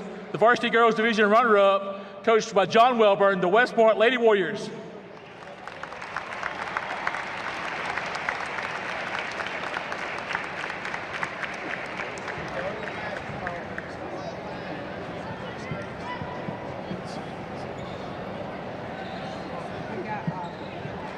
What? Do what?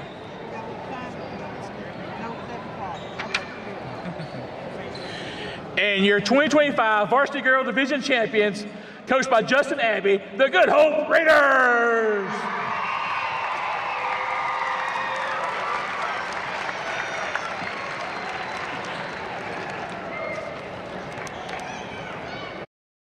Take it back for And we are going to take a short break here as we celebrate these award winners. That was Ava McSwain with the Bill Shelton Award. Kennedy Graves won the Charlotte Cummings Award from Cold Springs. And then Dr. Barnett gave the trophies away to these 2 very deserving teams. The Lady Warriors, who were your runner-up, and the Lady Raiders, who were your county champion. These 2 teams will be playing for a lot more. Follow them in the postseason on their quest for a state championship. We will be right back for the Boys County Championship, and it's going to be a good one.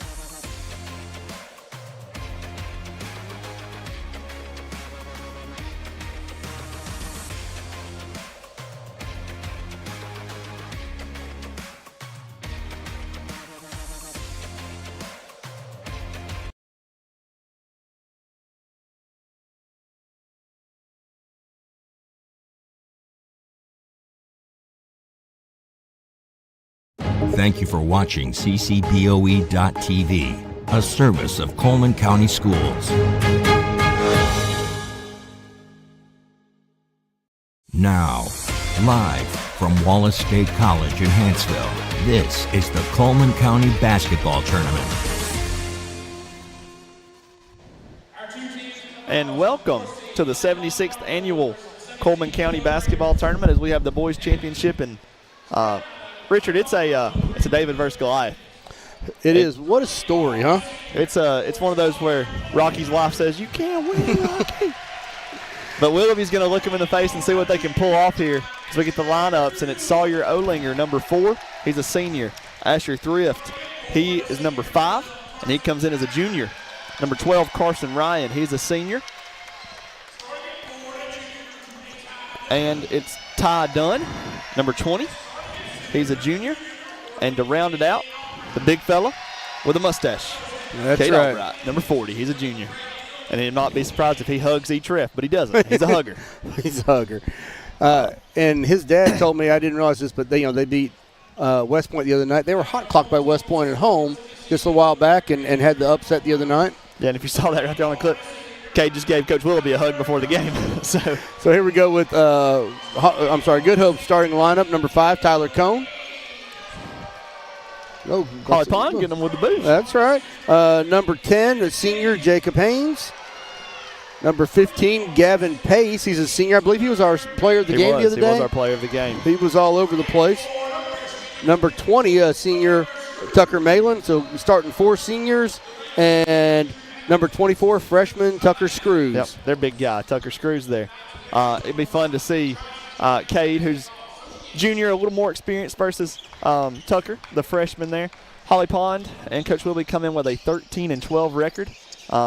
This game early in the year was a 67-53 victory. Holly Pond did lead, I said 30 minutes last night, really probably 26-27 of that game.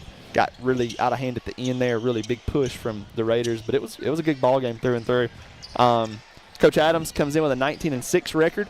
Some of those losses are from out-of-state teams, and they are the number 6 team in all of Alabama for classification 4A. The tip. And that is, not going to head out of bounds. Screws corrals that ball, and here we go. We are underway for the final game of the Cullman County Tournament this year.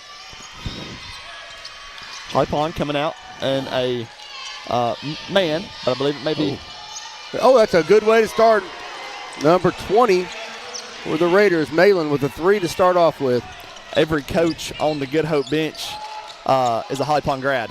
How about that? Yep. Well, I guess if you're not from Holly Pond, you can forget applying for those jobs, huh? Yeah, Holly Pond only there.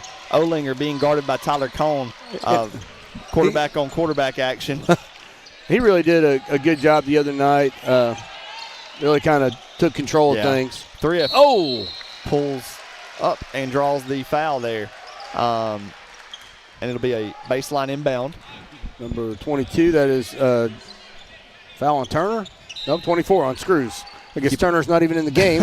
Tough to give him one. You going to keep up with fouls here? Well, we got him up there. I got 3, missed it, rebound. Kate tries to get it, knocks it out.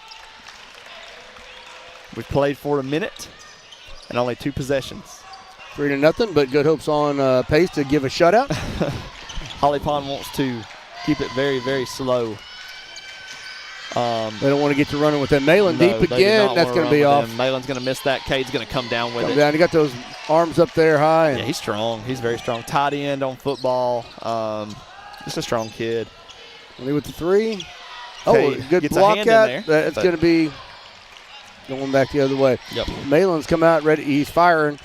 And I think he's going to keep that going. 1 for 2 from 3-point land. Both of them been really deep. Cone, Olinger guarding. A little bit of a mismatch in size there. A drive Jacob hard. Haynes lays it in. Nice take. There's some big boys down there waiting for him, but he got it. Yeah, he got that one in and did a really good job to finish that. He used to wear goggles, I believe, when he was younger. In middle school, I think he put on a really good show in a county championship one time, and so I guess he's got some contacts now. That's probably a good call. Yeah. Anytime you can upgrade from the from goggles to 80s contacts. Rambus style. Nice back nice cut. And take it. Wow, Olinger. That was a nice move. And that's who I was talking about. I texted earlier back and forth, and he said he was hoped I would finally call one of their games. So 2 points there for Olinger. Yeah, I've known that family a long time when he was young and chubby.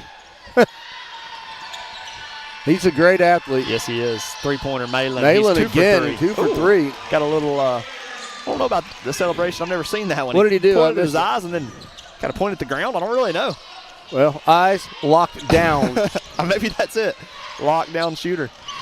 That is back to Olinger. Cade going to flash low. They're going to look to him. Everything wants to go through the middle with this Princeton offense that Willoughby's run. He likes to get everything through Cade, and that's not Cade your was shot. going to pull up on the 3. Olinger will take it. Oh, it looked good, too. Oh, man, and we've got he's off and running. Don't dunk Sawyer. Oh, not in my house. Sawyer says no, sir.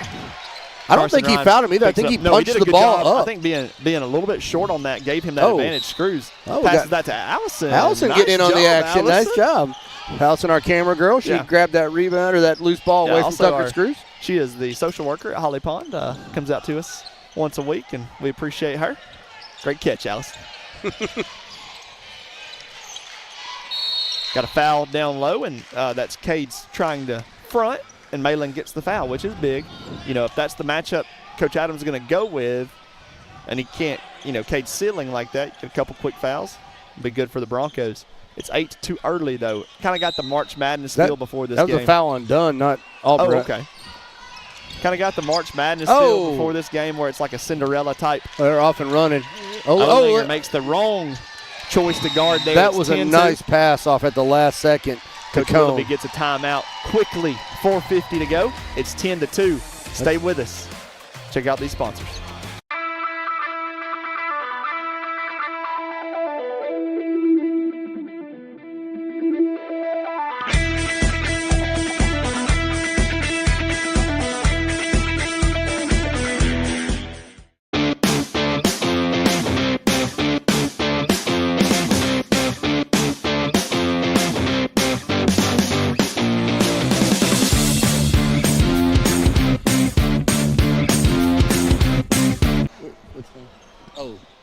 The crew over here, yeah. Oh, okay. Welcome back to the 2025 Cullman County Tournament. Kind of had a guy we found in the crowd, kind of dressed like that rock meme where you go the black turtleneck and the chain, khakis. Got a good chuckle out of that. He's come here dressed to impress. Yeah, it's the county tournament. Well, he brings out all the stars. Yeah. Wonder if there's any. I wonder if we did like you were a past MVP or something, stand up, and that'd be cool. I bet there is a lot in attendance. A lot of probably so past award winners. The 3-ball Three-pointers off. missed, and the Raiders collect the rebound. Rebound by Pace, who is and pushing the pace. Stop the bleeding. See what I did there? The last name. Yeah, I like that. Thank you, appreciate it. No look across. And Pace is a shooter. He hit a few last night. And he did again. And gets that one to go. That was coming off the no look from Malin. That was impressive. And Coach Willoughby is going to send in Fox Westall. He's going to check in as the Broncos are desperately needing nice a move around basket, and they get it. That is number 20 for the Broncos. Only their fourth point. Couple stops. It's not going to be long before Willoughby is going to be very animated, I think, because they're down. And he's collecting it, holding it together right now. Calling on Albright. Kicks out. Haynes, deep three-point. That's going to be an air ball. Yeah. Leaves it short. Talking about those lines earlier, the white line is the high school line, but it's so hard to distinguish those two that probably 75% of the shots through this tournament have been college line. That one needed to be at the high school line. It was a little bit deep for him. There's a good shot of Olinger's mustache. Oh, it is. Which have, I think mustaches are making a comeback. Not sure they should. I mean, not without being paired with some other facial hair. Facial hair for guys is that's the best makeup we have. For sure. Cade Albright up top. He wants the 3, I think. Yep. But he's going to pass. To Westall. Nothing there. Fox got away with a carry. And there's a cone. This guy wants to dunk. He did. He lost the ball and I think no foul. Yeah, I think he got away with the walk, so they gave a no call on the foul. I think he was thinking about going up for it, but kind of lost control of it. And that's one thing there's a Willoughby shot. There we go, up close. Haynes going back to the corner. Pace really, really deep. leaves it short. And again, just like you said, outside the college line. Way out there, and it's short. You know, they're not used to it. Of course, depth perception a little bit. Everybody's Curry these days, so. Yeah. Cade really is working his tail off down there. Yeah. The freshman doing a really good job containing him, though. There it is to Cade. They're doubling him, and he draws the foul. That was a foul. Got it off the side of the backboard, but it doesn't matter. He's headed to the line. Yeah, and he needs to really hit these because that looks like a look they can get to him. That is 2 fouls on Tucker Screws, so that's good news for the Broncos. Yes, it is. As he's the tallest player on their roster. And he's the youngest player on their roster. Cade gets that one to fall. And there's, I'm going to say, I thought they were keeping him in there. No, they're going to pull him out, and I think you'll see Malin guarding him now. But they doubling when he touches the ball down low. And Cade misses that one, and the rebound is by Malin. Pushing it up. He's looking to shoot already, you can tell. Cone nice drives cut. in, misses. Cade rebounds and gets it to Olinger. Olinger missed some games earlier with a busted eardrum this season, so really they were happy to have him back got a little the air after ball. Thanksgiving. I think he kind of thought he was going to get the foul off that bump there. Yeah, but didn't get it. Didn't get it. 13-5, 2:26 to go. Raiders in control. So Tyler Cone, I assume he played football. Yes, he did. He was a wide receiver. Oh, no, Cone was the quarterback. Malin was the receiver. Yeah, he's They're pretty. Yeah. They're a lethal duo. Lost it, yeah. Oh, Willoughby really wanted it. I think he kind of deserved there it. We there go. we Ball, go. We'll get one. Ball don't lie. That's right. Ball don't lie. And Drew Adams does not agree with that call.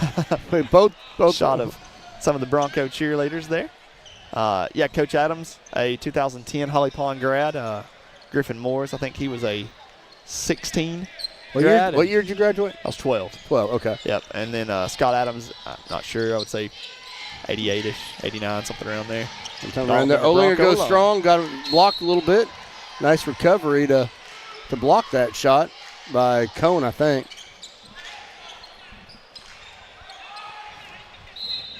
Sandy Chambers tuned in watching her Broncos. Gonna open three. That's thrift. Missed it. Air ball at Cade. No, that was an alley-oop. That was not an air ball. That was an alley-oop. Yeah, and we're back to a little bit of a game here. Albright with his third point. Let's cut the lead to 6. I want to correct myself. Drew Adams was a 2011 grad. Oh, okay. Cade. Oh, my man. goodness. But he got fouled. That was kind of exciting. That came out of nowhere. Yeah. You don't see a lot of high schoolers just driving straight down the lane trying to dunk on somebody. Almost put him on a poster. That's right. Let's get a replay cam there. Going to run that one back. There we go. Let's see what we got here. He got up there. Oh, replay of the lining up for the free throw. A high five. That's not the replay. We'll get that replay when in a second. We don't miss these free throws. We'll get that replay soon. He made the free throw. Yeah, hey, check out his shoes. They've got tassels on the back of them. What on earth? Yeah, they're brown with you see the tassels? I do see the tassels. Looks like moccasins. Yeah, it's like Nike moccasins. And NBA socks. It's Raider. That's Raider style. Those are like flying in the wind when he runs. Never seen that. No, I like that. I don't think he had those on the other night. No, I don't think so either. Those are specially made here for the championship. Kyle Maxwayne and Pace check in as Owen Armstrong and Jacob Haynes go out for the Raiders. I'd like to see a Bronco come in with the equivalent of that with a horse tail on the back of their shoes. Not going to see that one. I think got a variety of shoes out here, even some purple ones. Carson Ryan, I don't know if that's a tribute. His dad was a Fairview alum. They look to get to Cade. Nice Cade finishes, and it's the Cade Albright. Reverse layup. Not everybody likes those. No, we know some that don't. 15-9 Raider lead. Broncos within reach, and they're looking to get the Cone inside. Cade behind him, not fronting.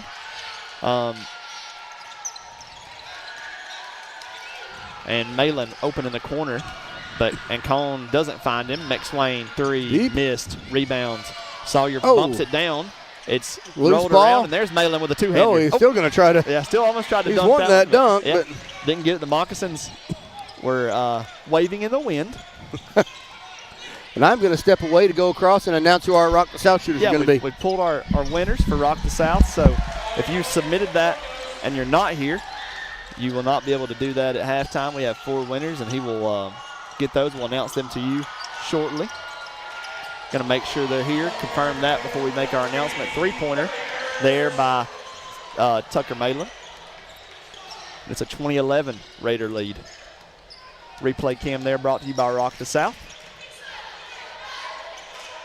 See a lot of the ball go to the top right there to Albright. Like I said, Princeton offense, got the post go out, gets a little bit of ball movement, and then he goes down to post. Olinger looking to Albright, doesn't get it to him. It's a turnover. Raiders look to push up. 3-pointer will not count there, and it is 20-11 Raider lead. We're going to take a short break before the second quarter. Stay with us. Check out these sponsors that support our students.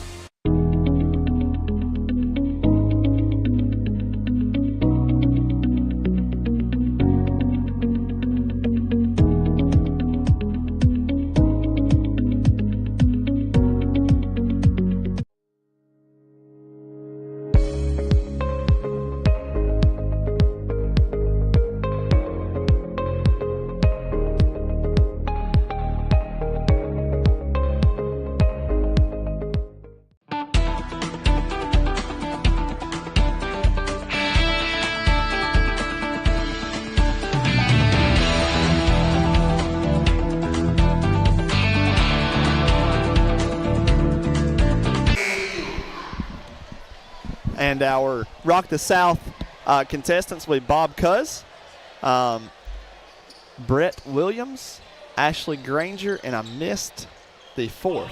So when Richard gets back over here, we will get that 4th.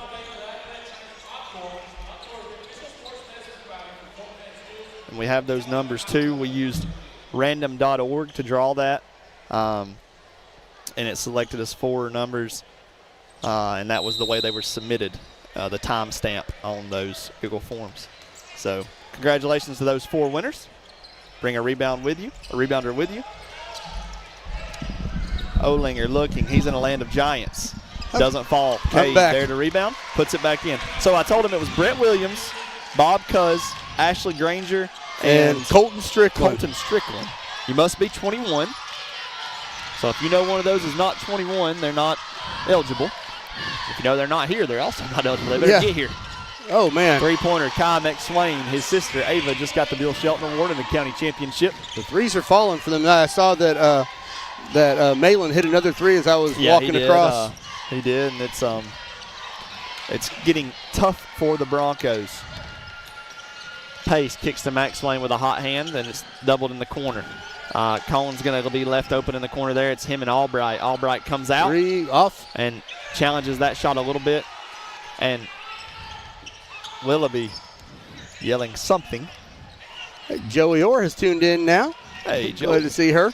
Appreciate you. Checking out. She's stepping away from Bama basketball to catch some real action. Also got Danielle Markham from Central Office. If you got your W-2s this week, you can thank her. Yep, got mine. Hanging on the fridge. Appreciate that, Daniel. Hanging on the fridge. Yeah. Good work. You got a star on it like your parents hung it up on the refrigerator. Yeah. That's good. Kelly Allen says he may sing at Rock the South this year. Not on the stage, but in the crowd.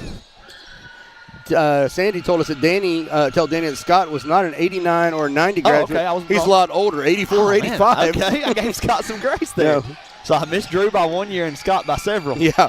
Scott would probably appreciate that. A lot of green throughout the crowd. If you're looking, a lot of Broncos came out to support. The green's easy to see. And some red sprinkled in there too. Good crowd tonight here. It's harder to tell the Good Hope crowd except for the complaints from the non-fouls we're getting.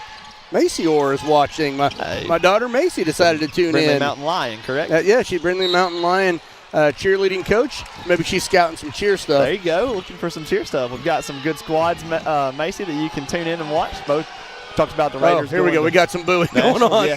It was an odd call there. Cade got up, and Cone got under him a little bit, and they called a contact foul on the baseline. I think they were wanting an out-of-bounds call. Who got that foul? Cone. It was his first. Allegedly. Again, as we've said every other game, our stats are rough estimates of what's going on. Cade doubled, goes up, left hand finish as well. This one's accurate. He's got 9 points. And he's carrying their team right now. Yeah, he is. He is completely carrying the Broncos on his back, and the Raiders don't have much answer for him. But it's hard when it's a Cade 2 versus a Raider 3. And there's another 3. Another 3, and it goes in. That is Tyler Bird with his first points. And a tool that Cade doesn't have in his toolbox is the big guy that can shoot. We don't know that. We haven't seen it yet. He's not going to shoot a 3. Maybe it's, he had a cutter, but Olinger pulls up, and that's going to be. It's a 2 versus a 3. I feel like that's money every time he takes that. And I'm not saying Cade can't shoot. Willoughby's not going to let him. If he does, he might come out. Yeah, probably. He's not going to pull him, but he's going to yell at him. Up. Nope. Haynes misses. Thrift, rebound. Holly Pond's tall. Olinger on the shorter part of the roster, but the rest of their squad's long, tall, and that helps them. Ryan, that three's going. That looked good, but there's Cade. Cade and he misses that. No, he's zooping him. It stays with the Broncos. Staying right there. Willoughby calls out a play and puts his arms back in the cross position. His favorite sideline position is jumping, and his second one would be arms crossed. And I think Drew's favorite position is scratching his head so he can flex a little bit, because he just did that. He scratched, and I think he was flexing a little hard trying to impress the crowd. Impressed me. We've mentioned this a couple times, but y'all are not workout partners. No, he can't keep up. But he does work out the same facility as you. That's right. Use the same machines. Not exactly.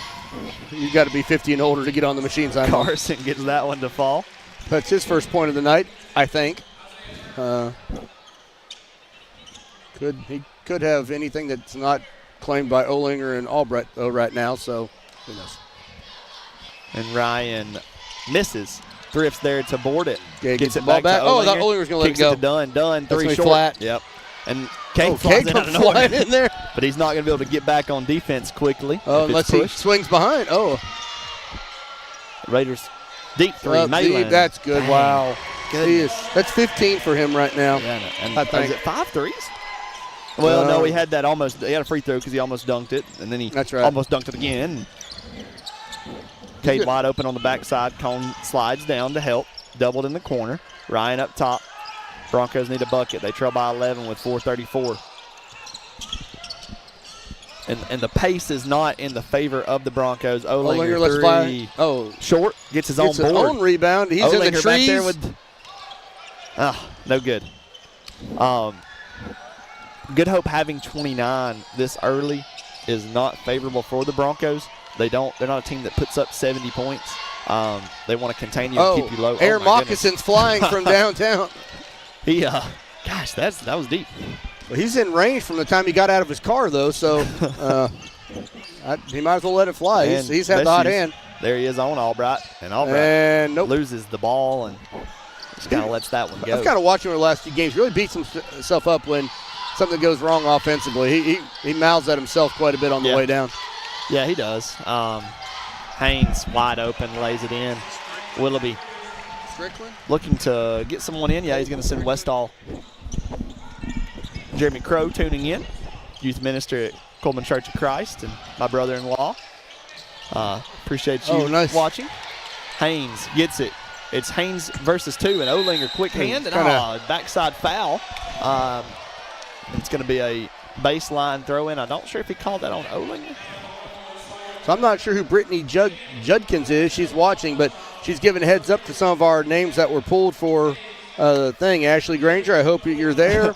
And Colton Strickland, they pulled your name for the ticket, so hopefully they are there. You've got a minute and 22 seconds you need to get be there. Over behind the scores table with 2 minutes. Yep. And you'll be playing for Rock the South, 2 3-day tickets and a hotel package for 2 people. Here's one of those possessions that seem to matter. Broncos are trailing by 13 with the ball and need a bucket to stop the bleeding. Olinger.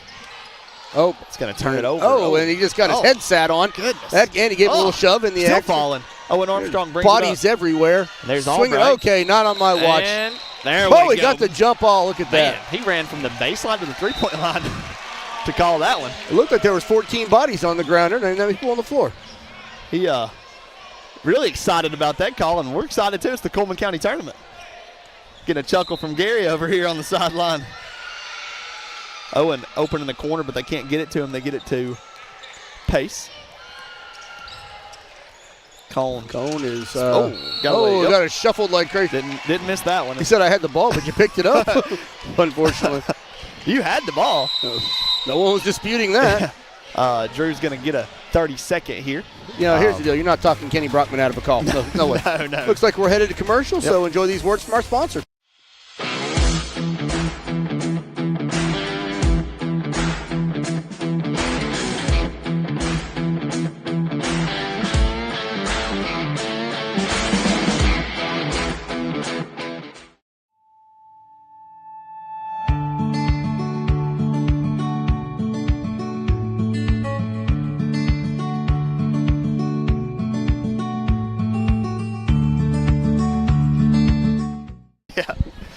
Welcome back. Our Rock the South winners were Bob Cuz, Colton Strickland, Ashley Granger, and Brett Williams. I see Bradley Williams. Maybe he goes by Maybe he goes by Brett. I don't know. Says he already left, but it was Brett. So we'd like to confirm that on Facebook. We do have an alternate list that was pulled from random.org if needed. I didn't call those names, so we're probably just going to go with whoever shows up over there because I don't know that I had that much time. Well, they've got 37 seconds. I do know where one alternate is at. So. Oh, do you really? Yeah, I saw him earlier. Megan Neighbors tuning in. That's the wife of board member Carrie Neighbors, and Megan leads a lot of things throughout the county. I was on the Chamber of Commerce deal with her, and great lady, great family. Appreciate you watching. Sawyer Olinger 3 corner, missed it. Kate Albright pulls it down and goes off Haynes' head, and he gets it. Raiders up pushing ahead. Up. It's going to be an oop to Cone. Well, doesn't dunk it. No, but it's still pretty fancy. Yeah, well, fancy. Pressure from the Raiders. Miss Cuz just texted me. Bob is from Holly Pond, and she said, please help Bob if he throws his back out. Is that? Bob is in the Auburn sweatshirt down there. Is that Heartline, his rebounder? That is Mary Lauren and Rachel. He brought dual rebounders. 2 rebounders. I like it. Yeah. All right. Megan Grigsby's tuned in now, and I'm going to head that way? Well, I'm getting close. Yeah, I'm going to head over there. Yeah, so if you need the alternate, I'll hit that as quick as I can if you want to shoot me a text. Who is it? Our alternate list here is Joe Bryan. You know him? First alternate, I do. Yep, he is from Fairview. I saw him earlier. I don't see him now. You got his number? I don't, but he's a Fairview guy, so somebody listening does. Okay. Hey, maybe I ought to tell him to head down there just in case. Just in case, if someone wants to text Joe Bryan and let him know he's not on there, so he's not super excited when he gets down there and don't want to disappoint him, but he is the first alternate on that list. Miss there. Carson kicks it, and we're off and running. Cade back to Olinger. Olinger on Malin, and he gets it up. Olinger has to do a lot of fancy things to get that shot off. He's, a disadvantage when it comes to post things, but he's crafty. Got a Mark Sears mentality in the paint. Missed shot there, and it comes down with Fox Westall. Holly Pond down 13, pushing, which is not what they're known for. And it resets to a half court. And they'll run through their offense. Thrift, corner 3, need it, got it. 3-pointer for Thrift and the Broncos. And that cuts it to 10, 53 seconds to go. Raiders bring it up. Broncos need to stop. Willoughby playing harder defense than some of his team right now. And there with the energy. It's a 2-on-1. Thrift and Olinger on Max Swain. Kicks it, but there's Pace to get it. Pace stepped out. Turnover, Raiders. And looking over there at Mr. Orr and the Rock the South contestants, I see 1, 2, 3. I think we're missing one. So if someone wants to text Joe Bryan, he might have a chance if he is here. And he's our first alternate. I don't know if we have a set up. Looks like we may have our 4th guy walking down now. So we may have all 4. Turnover. Nope. And I don't know if we have a good replay shot of there. That's a tough spot to replay anyway. Willoughby doesn't challenge it much. Goes back to his defensive stance. Drew's going to call last shot. I think Willoughby's content with a 10-point deficit at half, and he's held him to 33, and he's held him well these last few minutes. Max Swain to Malin. Malin stutter steps, gets it to Pace. Pace deep 3, it's online, it's good. 3-point basket for Pace and the Raiders, and they lead 36-23. We are going to stay here for our cheerleaders. We are going to stay here for our Rock the South challenge. So I believe the Holly Pond squad will come on first. They are led by Michelle Bolahanis. She's our varsity cheer sponsor. Jackie Black, Mia Dotson are our, I guess, the other sponsors with that. They help with middle school and JV. And Bree Albright, the bookkeeper for the Broncos, helps as well. They will head to Nationals. We're going to kick it over to Drew with Ms. All right, it is a halftime of the varsity boys, and we've got Drew Adams with us right now. And I've got G-Ball with me again, and she's going to ask him a few questions starting in the second half. What do you need to do to keep up extending your lead? Yeah, well, first of all, we got to get some stops. It seems like every time we get it to 13 or 15, we give up an open three or we don't box out and give up a rebound. So offensively, we're okay. It's just coming down to getting stops down the stretch. Thank you. Good luck in the second half, Coach. Thank you, Coach Adams. Don't want to hold you up long. We'll let you get to your guys. Great job, Miss Gorham and G-Bolt. Got to get some stops. And, you know, you let a team like this hang around. They are dangerous. We talked about before, they have nothing to lose. They're 13-12. They're not going to win their area. They have a shot, to make that run in the postseason. But this is big. And there again are your Lady Broncos. A good shot of Sarah Grace Brown. Cheerleaders have worked very hard this week. Multiple games when you talk about JV games and varsity games.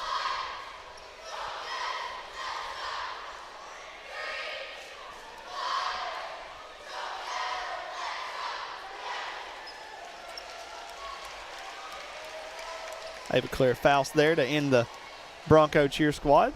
Both of these squads will head to Orlando for Nationals. We wish them the best of luck. Here come the Raiders. They are led by Brandy Lowe, multi-time county champions, and many accolades for Coach Lowe and her squad. I watched them during my time at Good Hope in the old white gym for their practice, and they put a lot of work into their craft.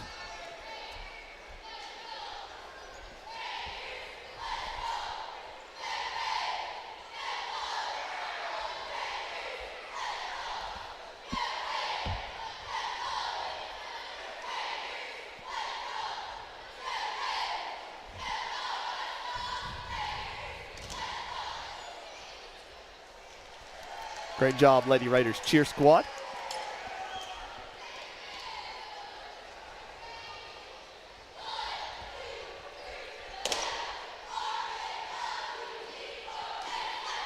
I knew a few of the Broncos just from being on staff at Holly Pond. These girls were not at the primary, the elementary when there's a few. Like I said, Paisley Armstrong and a few others I recall, but don't know all the roster of this squad. They do a really good job, and I think they have the rock on theme with the guitars. We talked about that earlier.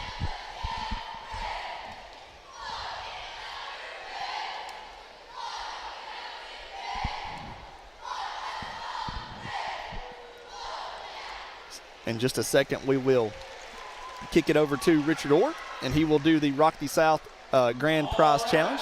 And here we go for that. He will tell us what they're doing, what they're competing for, and we will enjoy the action.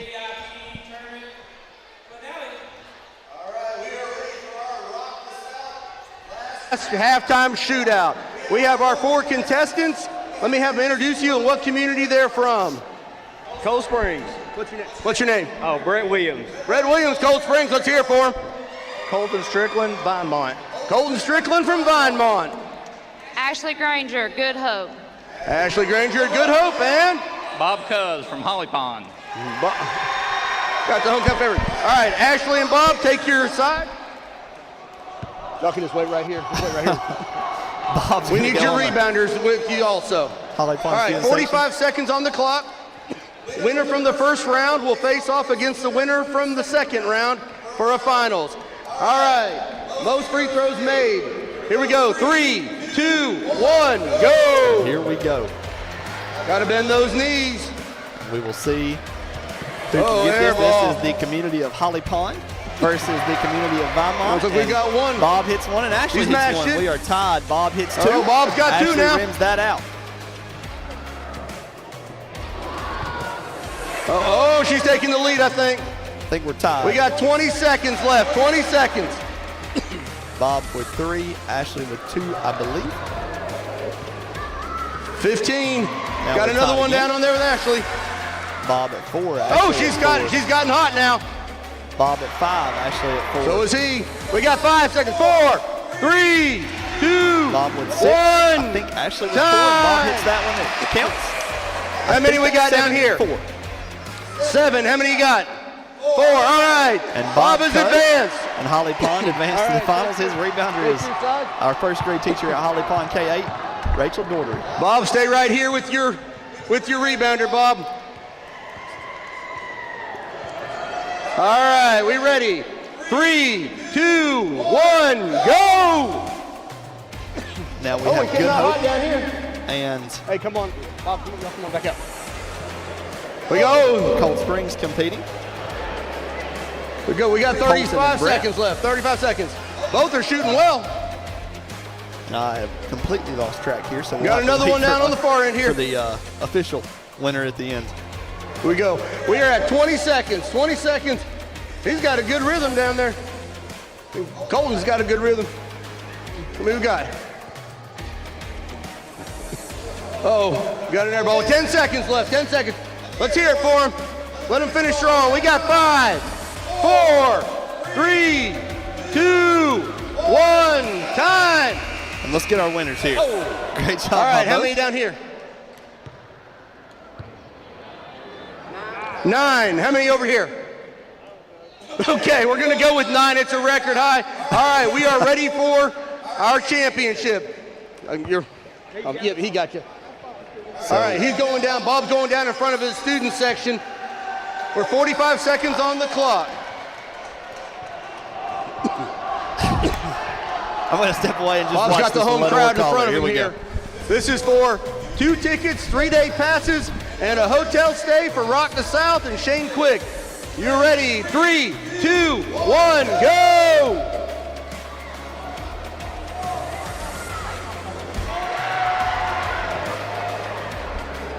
Oh, he's getting in a rhythm over here.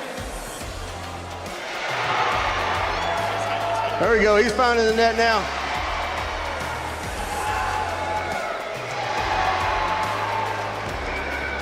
We're at 25 seconds left.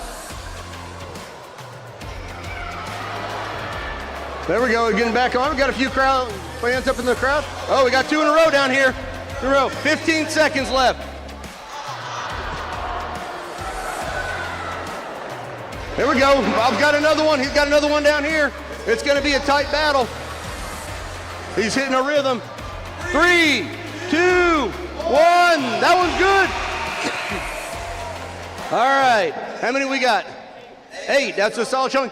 7. We've got a winner right over here. Congratulations. And our winner, I don't want to call the name wrong. Congratulations. Going to let Orr announce that winner. Get with Mandy right here. I'm going to take that ball. Thank you. There's a good shot of some Holly Pond students, and Bob had 7, and our winner, I don't know if that's Brett or Colton. We'll get that official stat in just a second. We're going to head to break. Stay with us. We'll be back very shortly for the second half.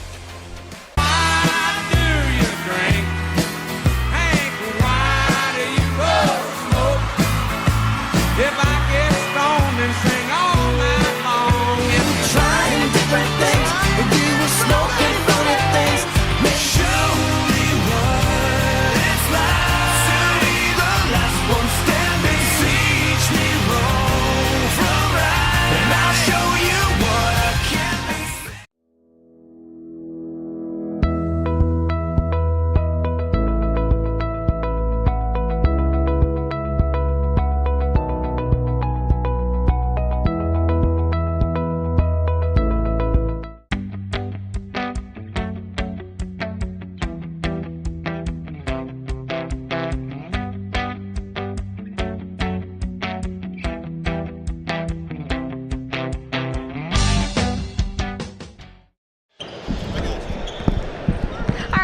Coach Willoughby.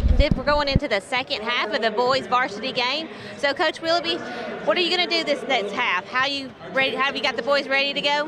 Well, we got to do better defensively, and we've got to do particularly better on the left side of our defense. And we just, players got to reach down and find an extra step of a little bit more energy, and we just got to do a better job defensively and challenge those threes. Hey, if you challenge them, they're not going. You can't hit threes at that pace. So, I believe we'll have a chance if we can just put a little heat on them defensively. I agree. Well, good luck in the next half. Thanks, Coach. Coach Willoughby, and I could not agree more with him there. I'm sure he made a few adjustments here at half. This is not his first rodeo by any means. Coached for years at Cold Springs and actually has a state runner-up in his belt for his time at Sparkman High School in Huntsville. I missed that interview because we were getting set up to have Ty join us on there. You talking about Coach Willoughby? Yeah, he talked about challenging the threes because that's kind of what Good Hope lives or dies by, and talked about his defense and how they're not doing good on the left side, and just a few other things. But like I said, he'll make some adjustments. Got a little bit of a mountain to climb. They're down 13, and we're going to be joined here shortly by Ty Watwood. He is the Cullman County media director. Would that be the correct? That would be correct. I want to just mention this also real quick. Bree Albright's keeping the book over across the way for Holly Pond, and she is out of Jolly Ranchers, and she needs some desperately. So if you are somebody in the stands or know somebody that's got some Jolly Ranchers they can hook Bree up with, please get them to her quickly. Parts call. That's what we call that at the racetrack. Parts call. All right. Some Jolly Ranchers. Not sure where all the yelling's coming from. I think that's Holly Pond student section. So Holly Pond does have an uphill battle in front of them. They're Raiders have been shooting really well, and they're going to have to really come out and clamp down if they're going to hope to get back in this. All right, let's see if we can get Ty over here with us. Any chance of that happening? Olinger and Colin Ty up with it. Nobody wants to give the ball up, and Olinger comes away with it.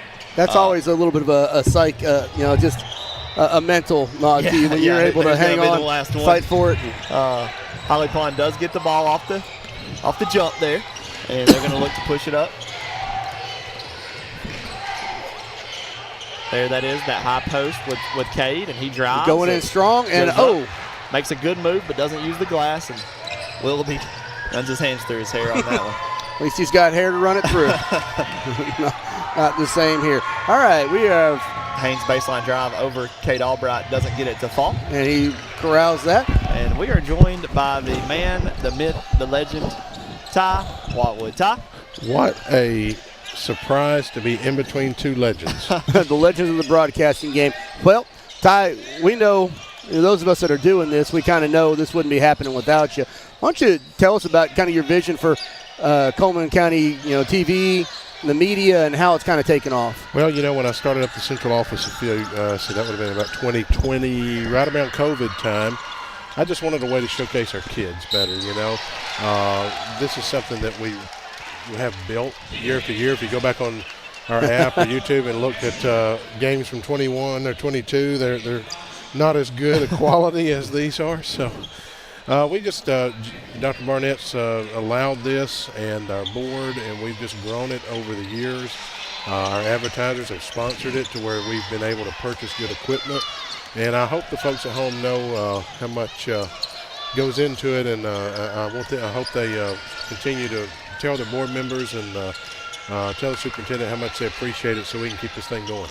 When you say the quality's changed from 2022, the first year, to now, what's different about it? What are the viewers seeing? We've added some 4K cameras. We've added 2 new cameras. That one that you're looking at right there is a 4K camera, and then that one is as well. Those are not cheap, and so it takes several advertisers to help to get the money to do it. We're trying to do it, self-sufficiently through advertising. We've got a trailer now that we haul everything in. You may have saw some of our football games we experimented with. And so it takes a bigger computer. This is all internet-based, so I worked at Fox 6 in Birmingham for about 10 or 12 years and learned a lot about how to do this. And worked with some people that really knew what they were doing. So, it can continue to get better, I think, over the years. And, we got a lot of staff that's really stepped up, working doubles this week to make this thing happen. So I know you talk about that. We'll let you kind of talk about the staff and kind of shout them out here in a second. But one of the biggest changes since like Danny and I started helping with broadcast stuff is from the first year is the ability for the replays, which has been great. What brought that? What's kind of the next step for the broadcast? Next step will be football. Trent Hardeman nice has already put in a request for a telestrator. Okay. So he can draw off plays. And so I've been looking into it. I think I can pull it off. It's going to take a little time. I like that. But that's going to be something we may have come football season. So tell us about your staff that you've had kind of working this week with you to help make this happen, because it's not done. We've kind of mentioned you and Chris and Bird, but kind of mention them and the people specifically. Yeah, Chris Chafin's a good friend of mine. He goes to church with me. He helps me do our live stream at Hansville Methodist Church, so we've been doing that for several years. Bird Johnson's a high school buddy that is good with tech. He's been helping run our camera that's been capturing the replays. Chris has been running the replays. And you got to think about that. When that's executed, that's a split-second decision that he's got to make to be able to hit the button to run that. We've got Mandy Redding that's been kind of helping on social media, which would normally be my job, but I can't do both. So she's been stepping it up big time on social media, helping. We got Jessica Gorham, who works in HR at the central office. She's running the camera, been doing the interviews. Leah Sapp works in curriculum and at the central office, been running your main camera.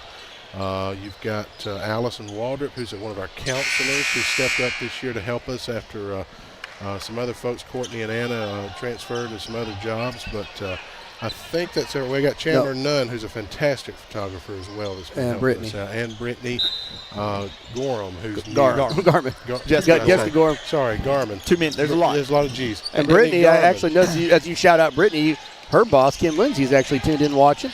Yeah, she's been a big help. And, it's a lot of stuff, a lot of people that go into it to make it look to this level. So one last question for you. What's next for CCBOE Broadcasting? Like, what would you hope to kind of expand to? Well, one thing that I really want to do, and Dr. Barnett talked about it on one of our football broadcasts, and I think we've had some folks that stepped up. We want to get a drone for our football broadcast to help show some aerial shots. Yeah, we mentioned that at the football game. So I really want to make that happen. Our trailer that's made a big difference in being able to move equipment. And, from there, who knows? We wanted to do golf last year, but golf didn't happen because of the weather. We're going to try it again maybe this time. Open for suggestions. Folks got some ideas. They'd like to see something. We're going to try our best to cover all of our county championships. It's depends on when they are, and if you don't see one, you don't get mad at us. It's a one-man show to a degree here, so if I'm in town, we'll get it done. But we're in the process of planning the rest of it out, which I think next will probably be softball, and then we'll have baseball, and we do graduation. Graduation is the first thing we did actually, because that's something that I definitely wanted to do. But it's been fun. It's a lot of work. You boys make it very stressful for me sometimes. But I do want to mention it. You say this when you're talking about the broadcasting. We mentioned last game, but as of the girls' game, there's 30 states, 10 countries. 10 countries. I can see analytics, and we're talking thousands upon thousands of views. Last year, we had 90,000 plus views. That's crazy. That is crazy. And I highly suspect we'll beat that this time. And I'll know in a day or two when all the numbers come in. But I know that people are watching. I've had, one of the people watching is Carol Louie, that coached at Hansford. Yeah, we talked about her. I've known Miss Louie for years. She was a PE coach. She almost had me in shape at one point. And so she's watching, had a knee replacement, and her and Coach Louie, Doug Louie, they would be here if they could. Yeah. And I know that they're getting to watch. And things like that make it worth it. I was about to say, I think that's what makes it so special, Ty, is getting it into the homes of people that would love anything, to be in those situations at those games, at those graduations, and they still get to experience in some sort. And to see those pictures in like Good Hope and Hansville of people watching the lobby because they're trying to be at their kids' youth game, but they're still trying to catch this, man, that just makes it worth it, Yeah. Well, as hard as time as we like to give you, I want to just tell you we appreciate you. Thanks for spending some time with us on air. Thank you for all you do to get this broadcast out there and make this happen so people can see it. Well, I appreciate you guys. Y'all do a good job. And these guys are doing this without pay, by the way. They're doing it just because they love it.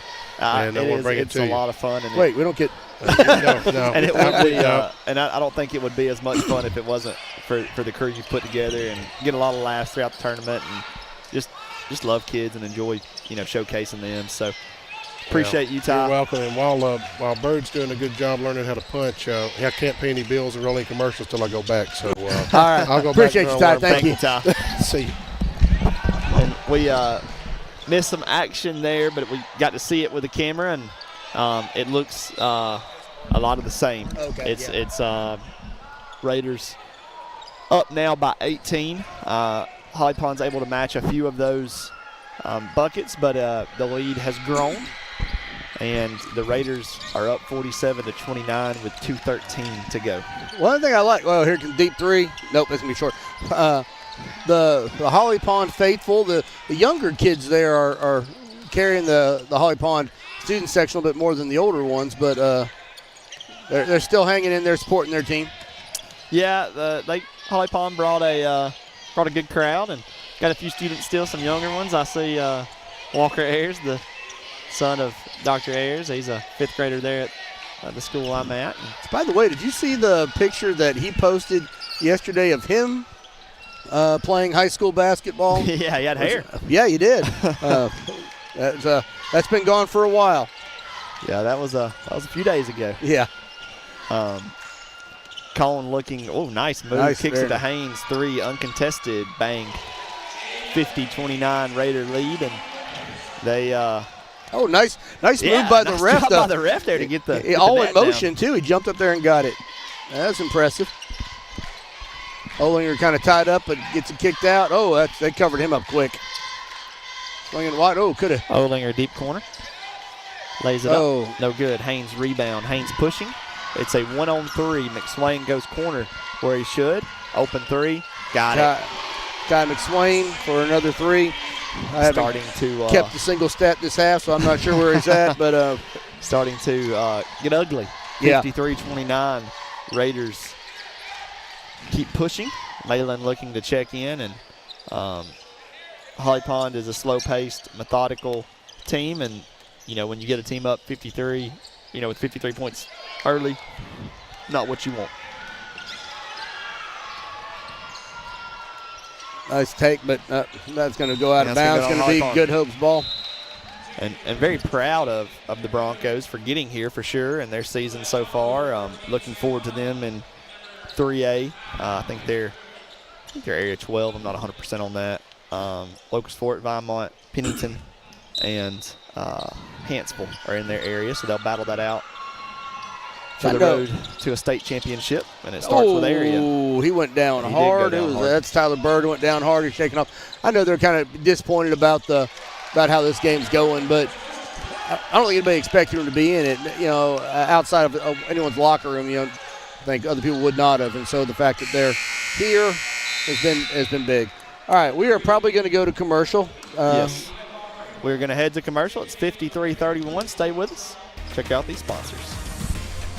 Better is not just a word, it's a vision.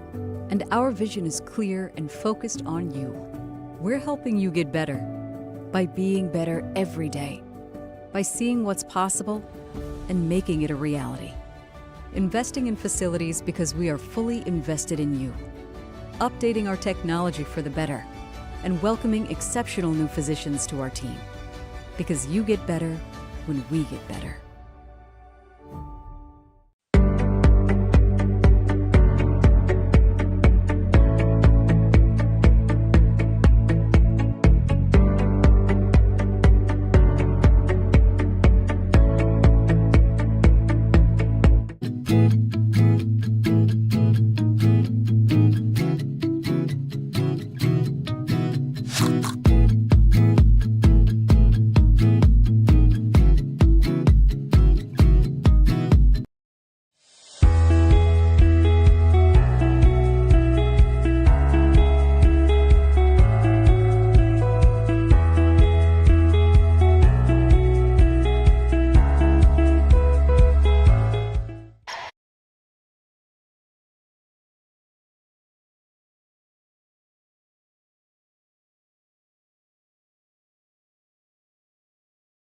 We're about to have a special visitor on the mic with us for the final quarter, Dr. Shane Barnett. Go ahead, use this one right here. I think you should be good. All right. Welcome to the set, Dr. Barnett. How you doing? Absolutely doing good. It's really competitive ball today. All right, let's try that again. How you doing? Can you hear me now? Yeah, that's much better. Yeah, it's been some great competitive ball today, and this game's getting a little out of hand here, but the boys are still playing really hard. They're playing hard, like we were just mentioning. For Holly Pond, they got hot clocked just a little while back by West Point, so I don't know that anyone really expected them to be here. So that they played big and were able to overcome that and have a great win last night to get here. No, it's not what they wanted, but great showing. A lot of teams would love to be in this position. That's right, absolutely. And I know a lot of people when they get a little disheartened when they get runner-up, but I always say, especially here in Cullman County, there's 5 other teams that would love to be the runner-up. Absolutely, absolutely. So you handed out some awards at the end of that last game. Can you tell us about who got those awards and what they mean? Well, I think it was Ava McSwain got the oh boy. She got the Bill Shelton, I believe.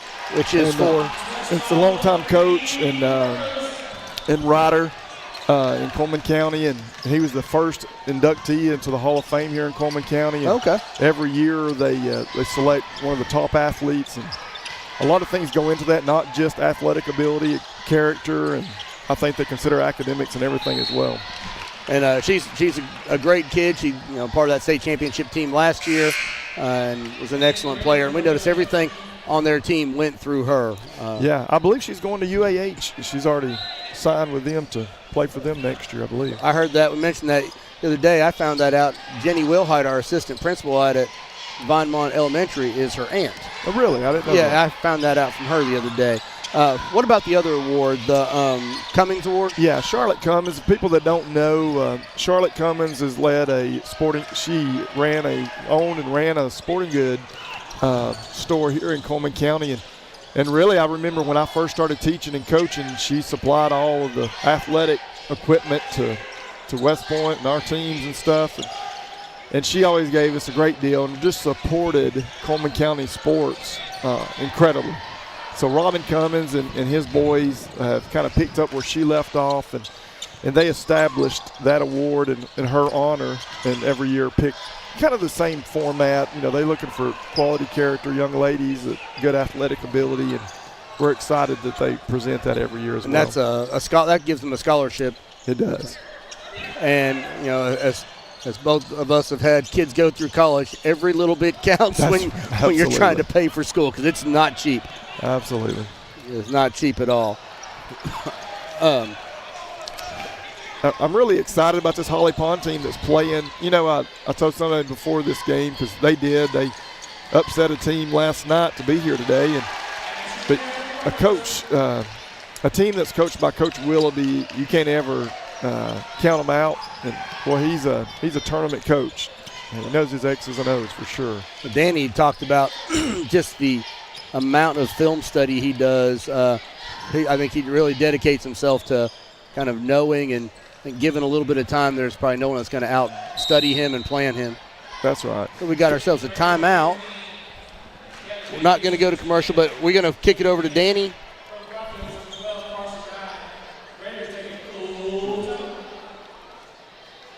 We are here with the Holly Pond students from the student section. They have won some loaded teas from Downtown Nutrition. Guys, where's the best place to get a loaded tea? Milo, just get it, Downtown Nutrition! Go to Downtown Nutrition for your loaded teas. Thanks, guys. Back to y'all. Got some comedians over there in the student section. Honestly, between Cold Springs, I think, earlier and last night, and Holly Pond, those have been the best of the student sections we've had. That's right. They've done a good job, and they haven't lost their spirit, even though their team's down by, I guess, 17 points right now. They're hanging in there, and they're going to support their friends, and might as well. What else I got to do on Saturday night? Absolutely. Absolutely. I will do a shout-out. We were talking about Holly Pond's coach. I think Good Hope's coaches are quality men as well, great coaches and great men of character. And we're blessed in Cullman County to have quality adults leading our children, leading our students, and thankful for that. We really are, and when you talk about our students, we've had some big events this year, Dr. Barnett, and things, and they've never disappointed me yet. I know you've mentioned the same thing. Our kids go, and yeah, we have some issues from time to time where kids be kids, but on the whole, our kids are really well behaved. That's right. We are blessed here in Cullman County. Do we have mischievous young men and women? Absolutely, we do. And I was too when I was their age. Absolutely. They show a lot of character, a lot of maturity. Love visiting the schools and seeing these young people. Welcome back, Dan. Yeah, thanks. Glad to be back. Kind of got hung out there for a minute. There's no dead balls there. And able to get a downtown nutrition loaded tee out to some Holly Pond students. So I do want to do a quick shout out to all of our fans of the game, student sections of the game, players of the game, sponsors, which was Milo's, Downtown Nutrition, Panera, and, of course, Slim Chickens, who helped us out and gave those so we could give those away to each of those folks. So we thank you so much for those. Yeah, we appreciate those partners in this tournament and giving some thanks. Those kids get very excited for those. I had a kid the other day that came up to me and thanked me after the game, appreciative of winning one. And I'm not sure if you may have mentioned it on my way back over, but congratulations to Colton Strickland, who won our Rock the South, our final of our Rock the South shootout tickets. We thank Rock the South and Shane Quick for their sponsorship and giving away prizes each night for that. So thank you to that. Yeah, that's been a lot of fun. Really cool to give away that and grand prize today. So great job to Mr. Strickland. We want to encourage anyone that's listening, if they are not a sponsor this year and want to be next year, they need to be sure and reach out to us at the central office. And our sponsors make this possible. I think they told me a while ago we've reached 30 states and 4 different countries already. And 10 different countries. Is it 10 different countries? Yeah, okay. Now. Yes, it's a wild statistic. And last Ty said that last year we were over 90,000 views, and he thinks we're going to go over that this year looking at and it's really exciting. Last year I had a gentleman reach out to me. He's in the military, and he's based in, I think he was based in Spain, and he had reached out and just thanked me for doing this. That's really cool. He got to watch his son. And yeah, that's awesome. That's what makes this so special. Carson Ryan, deep three. Nice shot. Good shot. I mean, we had one. Nigeria was one of the countries. Wow. Yeah, just kind of shocking. Some of the places that were tuning in. Now, if I have somebody come and roll next week from Nigeria, because they want to be a part of this. Maybe we can do some recruiting here. You know, when you look at this tournament, though, and we said it's the 76th consecutive, and, you know, not many counties get to host it in a venue like this. And that's right. I don't know of any counties that have this type platform to broadcast it. So it is a special tournament. You know, and we have a meeting after, just so all our viewers know that we meet after the county tournament and talk about how do we take it to the next level? How do we make it better next year? And I feel like over the last 6 or 7 years, we've gradually made it better every single year. And so we appreciate feedback. If people have suggestions how to make it better, share that with us. Definitely. A suggestion last year that was a simple fix, and I think I've had people talk about it this year, was that we ended each game and you had to pick a different string to go back to it. So a lot of, you know, older people, elderly, things like that, it was hard to get that back on. And I've had some, you know, my grandpa, one of them, that liked that. And it's one string, you click it, get it ready, and it keeps rolling. So it is good. Ty's done a fabulous job, and Chris and all of his guys, and Alan Dunklin and all of you guys. And we've had numerous people commentating on the games, and so many people videoing, and TJ Franny in the background getting sponsors and feeding us too all week. Yeah, that's right. I think, are we going to head to commercial? Nope. I'm sorry. We're still playing. Thought they were going to timeout. They started headed over there. 57-41, and we are trickling down on time. There's 2:17 to go as Kai McSwain heads to the board to check in there, and Good Hope's going to run as much clock as they can. They're just kind of cruising to a championship here. Been a strong showing today by Good Hope. Yeah, and Willoughby's not going to sit down, though. He's going to coach these guys till the end, and because they're playing for more. You know, this tournament's at the end of the season, and we turn into state tournament roads after this shortly. That's right. Area tournament starts this next week. Yeah, I know the Holly Ponds girls, I think they play Friday. Which was a concern, as we were worried weather was coming our way, is we couldn't delay too long because we had to get out of the way for area tournaments. Yeah, it doesn't leave much time. And he's grabbing his ankle. That's for Haynes, and that's what you don't want headed into the state tournament.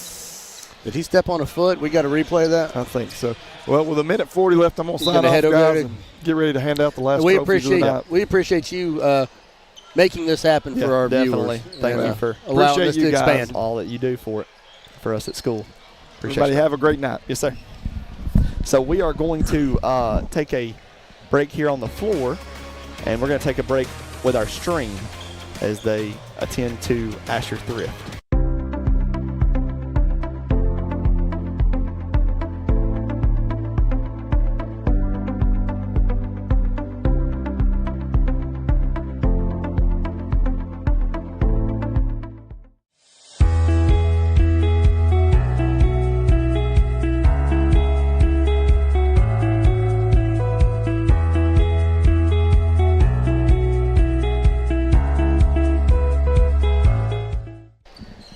We are back as they had to assist Asher off of the floor with a ankle injury, it appears. Coach Willoughby down there to check on him as he walks back, and Jacob Haynes heads to the line. Hate to see any injuries, and certainly when the game's kind of out of reach, hate to see that happen at this point also, you know. Yeah, definitely. Hopefully he'll be okay. Yeah, hope so. Hope they can get him fixed up pretty quickly. Bo Shiry's on it over there in the corner. Holly Pond actually has lost their trainer. Jordan King did a great job for us this season and took a different job. Where'd you go to? I believe he went to Ag Corps, different career path for him. So we miss him tremendously. He loved our student athletes, and I assume he's probably watching. But we're going to get a new trainer from Encore pretty soon, I guess. Looks like you're going to need one now. I still got to get that stat. I want to see who the all-time winningest Cullman County Championship coach is. So you might call this minute 30. I'm going to do some numbers. Danny's going to do some number crunching for us. Holly Pond's putting the pressure on. We've got to travel upon McSwain. A little surprised that they're down 18, a minute 28 left. They're going to put the pressure on, and I think Coach Adams trying to get a couple players in that haven't played as much this game, but Holly Pond's going to keep the pressure on and maybe make them rethink that. Deep three, it's going to be an air ball, and McSwain is off and running. Kick it out, and I think they're just going to try to waste some time and probably won't shoot a whole lot from here on out unless it's going to be free throws, but I wouldn't think Holly Pond is going to start fouling. It's going to just put a little pressure on them, and they can pass it around. But now would be a good time to, if you don't play very often, to try to get your name in the stat in the book there. All right, I've done quick numbers here, so these could be off. I've just had to do a scan and go, but it looks like we're tied with the most. And what do we got? You've got Joe Schultz. He has 7. 1967, 1966, 64. That's Fairview? 62. We got a gym named after him out there. Yeah. Dang. How many is that, 7? That's 7 for him. That's gym naming worthy. Yeah, for sure. Gym naming worthy. You've got, Coach Schultz has passed on. Randy Jones, the late Randy Jones, He's left a legacy at West Point. 2 years ago. And he also had 7. He had those 6 in a row. I'm sorry. He may be our winner here. Let's see. I think I missed one. 1, 2, 3, 4, 5, 6, 7. He has 8, so he is our leader. We're nothing if not accurate on our information. Well, his, he had 7 girls championship, and he had 1 boy. So Randy Jones is the all-time Cullman County tournament winner with 8. 2 seconds left. Drew Adams is going to get his 4th in a row. And congratulations to the Good Hope Raiders on another championship. Yes, this is another. It's actually not. He got upset in 23, so it's his consecutive, but 3 of the last 4. Gotcha. And if you want to go deeper than that, it's 5 of the last 7. How about that? Yeah. Okay. So congratulations to the Good Hope Raiders as they are your 2025 Cullman County Tournament champions, and congratulations to the Broncos as they are your runner-up. These 2 teams play next week. Okay. Yeah, they had a regular season matchup heading into postseason. I think they play on Thursday. That'll be interesting. Got to turn around and play pretty quickly. It's at Good Hope.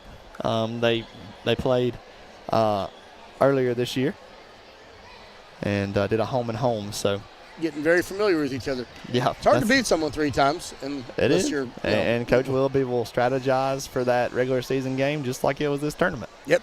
So, AD and Dr. Barnett are going to head on the floor, give away the winning and the runner-up trophy along with the Joe Schultz Award. Talking about him earlier and all those championships. He has an award named after him, a scholarship award, and then the late Eli Thomas Award. Those winners last year were Colin Brown from Holly Pond on Jill Schultz, and Cole Bell won the Eli Thomas Award. Thank you, G-Bolt. Did a great job. We appreciate you. Thank you for sharing it with us this week. Look, I appreciate it. That girl's had a blast. And G-Bolt, our student interviewer there, and she got some time on with us. That's the career path it looks like she wants to go for right now, and we want to lead her in that direction. So we've enjoyed having her off. Looks like Asher Thrift's going to get some help to get back over here with his team. For him. Yeah, he's got that ankle wrapped up with ice. And we're going to kick this over to the announcing from the gym so that we can hear the winners or the all-county awards. From Good Hope, Jacob Haynes.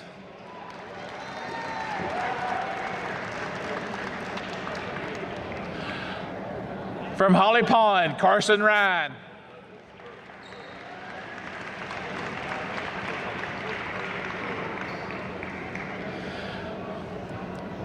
From Fairview, Carson Jones.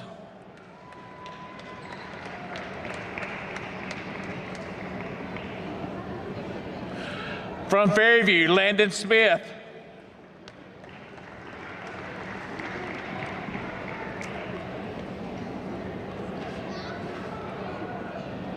Is that Carson or Landon?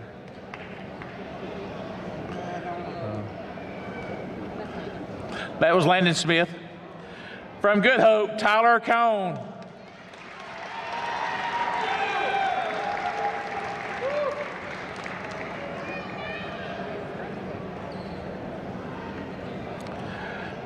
From Good Hope, Kate Albright. Holly Pond, Kate Albright.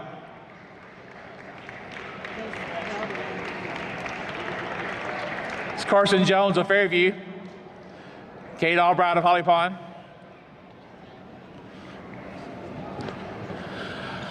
Sawyer Olinger of Holly Pond.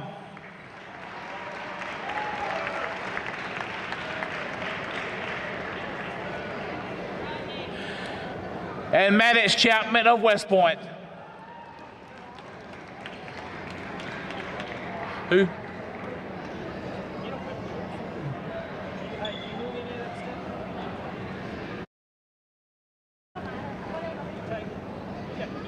Okay, he wasn't added by. Gavin Pace of Good Hope.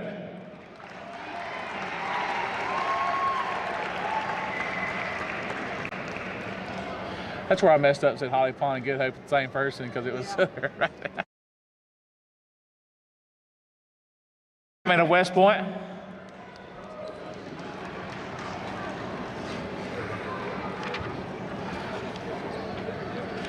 This is your varsity boys all-tournament division selected by the media.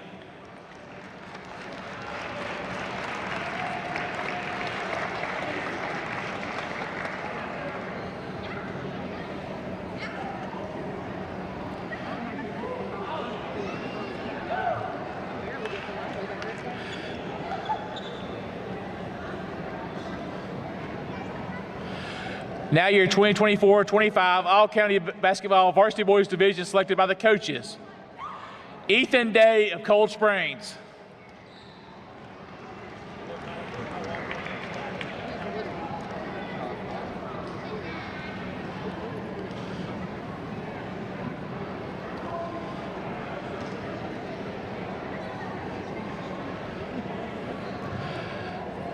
Cheston Wilhite of Vinemont.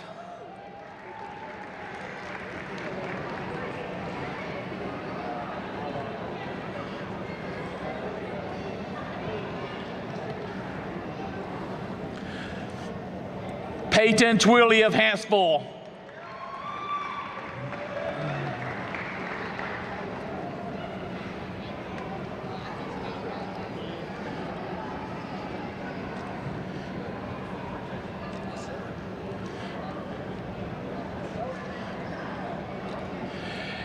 Cade Albright of Holly Pond.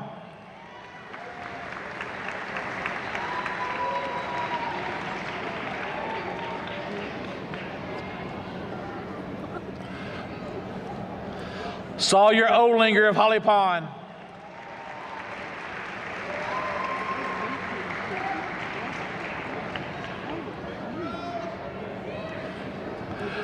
Landon Smith of Fairview.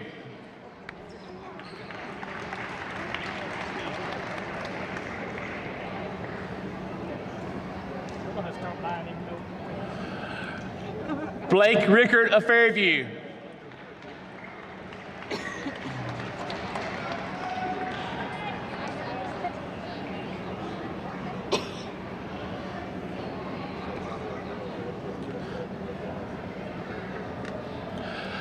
Tucker Malin of Good Hope.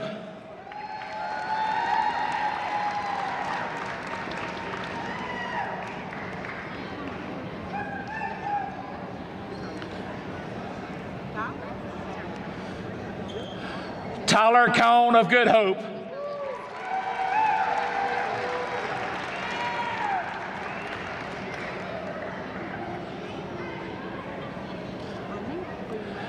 Jacob Haynes of Good Hope.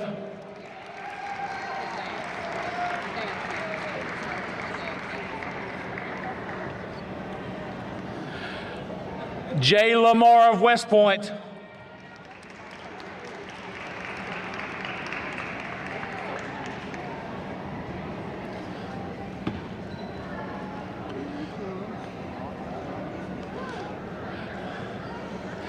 Jackson Shelton of West Point.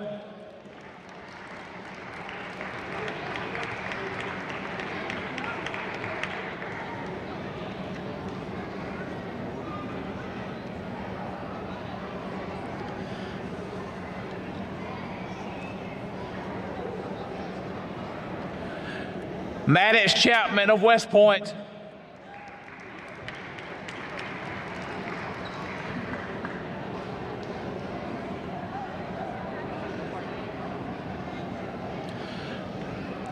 And this is your 2024-25 All-County Basketball Varsity Boys Division team.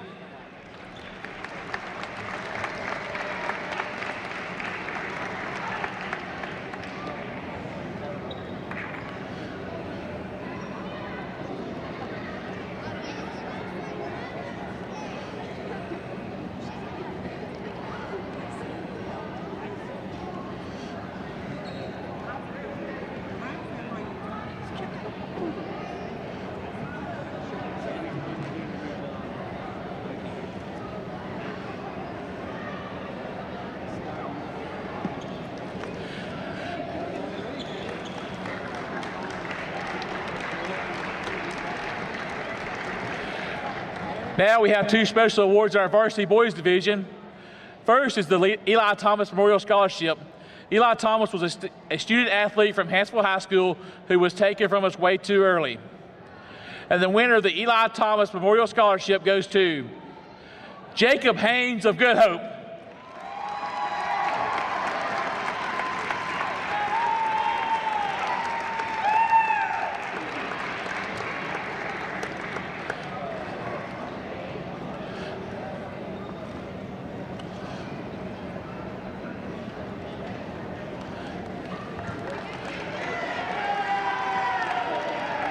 Our next award is the Joe Schultz Award.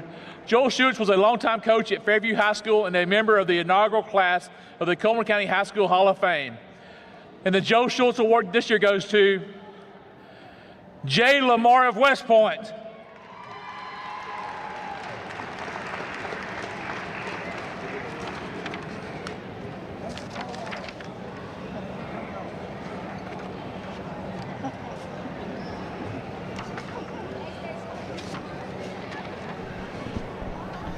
Taking the jacket off so they can sport.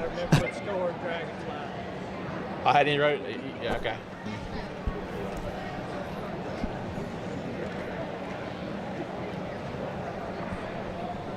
think we're staying here with us. I don't. Yeah.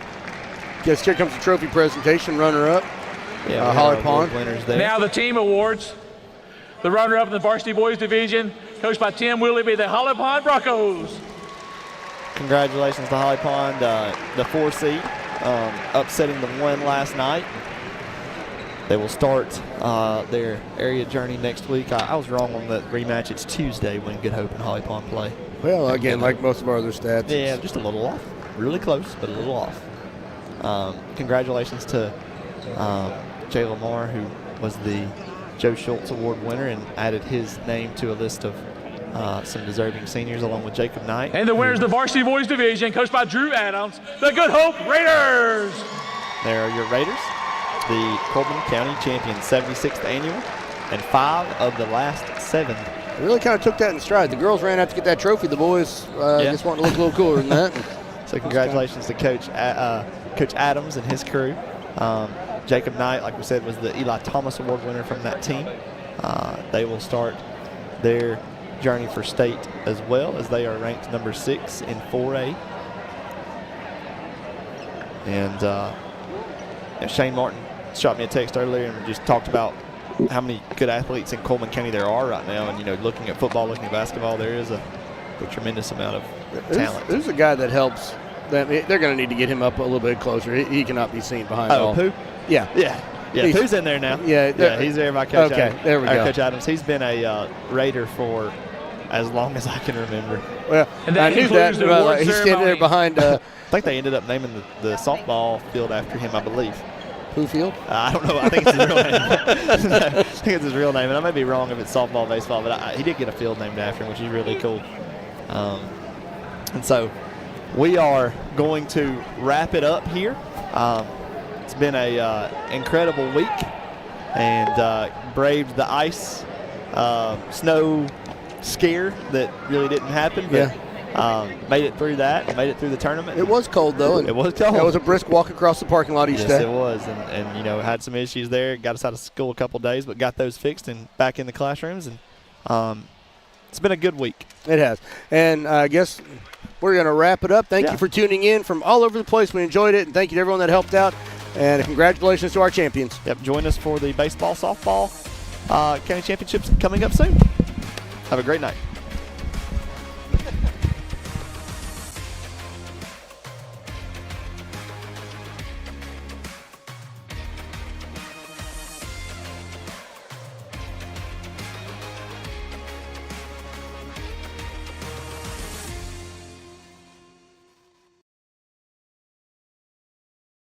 Thank you for watching ccpoe.tv, a service of Cullman County Schools.